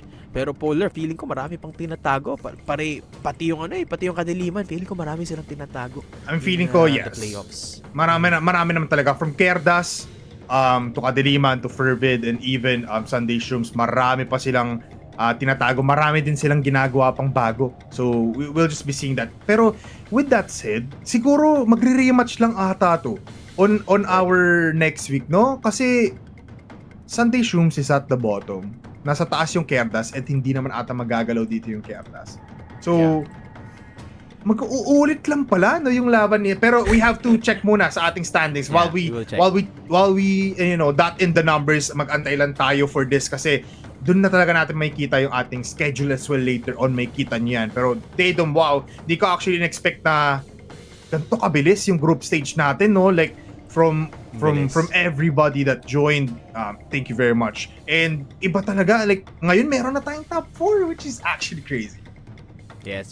And I'm excited to see as well paano sila mag-perform up against each other in the playoffs, no? Guys, by the way, hindi lang impactful ang nangyayari na tournament sa ngayon. Meron din tayong Cfs Ph Regional Finals every Saturday and Sunday. At meron din tayong preview show. Mala podcast na palabas yan featuring Bipolar, Mochi, Sneaky Frog, Salvatore, and Vil, of course, our host, no, na nakasama natin. Siyempre, andyan din si Ramon, ang ating tropa na Englishero. Makikita nyo yan every Friday at around 5 or 6 p.m. Meron tayong preview show, no? Meron tayong feature na guest every week. Abangan nyo na lang kung sino ang guest natin for this coming week. Bukas yan, no? Unless may bagyo ulit na dumating bukas. By the way, guys, stay safe. Alam natin, last week, medyo inulan tayo kaya na-move ang preview show natin. Hopefully, this time, mas kalmado ang panahon natin at may tuloy natin ang preview show tomorrow. That's Friday.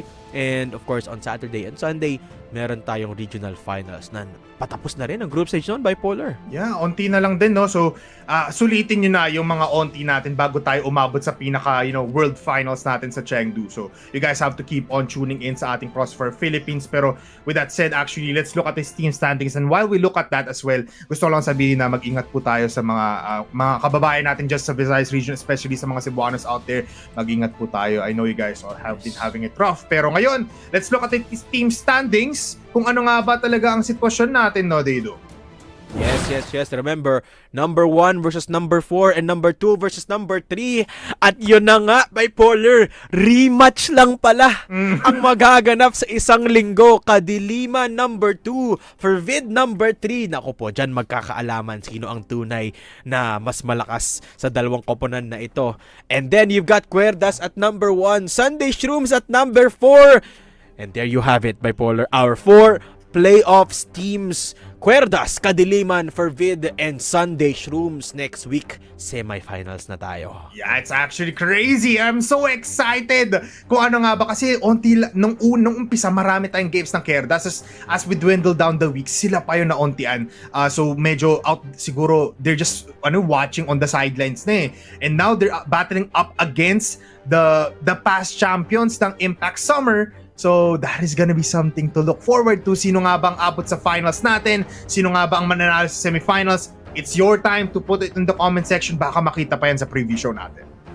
Yan na nga, no? Kung may tanong din kayo, guys, ilagay nyo dyan sa baba. At kung may spicy takes kayo, kung sa tingin nyo merong mga nagfo-fall off na, washed up na players, ilagay nyo dyan sa comments. Gustong ko nababasa yan. At syempre, pwede rin yang ma-feature sa ating preview show happening every Friday. Nire-rate namin dyan gaano ba kainit ang mga comments dito na medyo spicy takes, no? At yun na nga, Bipolar, with that, we will wrap up our group stage of Impact Fall. Ipopost na lang namin dito sa Crossfire page kung sino ang magkakatapat-tapat sa ating playoffs. Kasi pwede pa yung magka-mix-mix, no? Baka may mangyari pa, hindi natin alam. But the final 4 has been secured. That concludes our group stage, Bipolar. I am so excited for next week. Huwag kayong mawawala sa isang linggo kasi semi-finals na.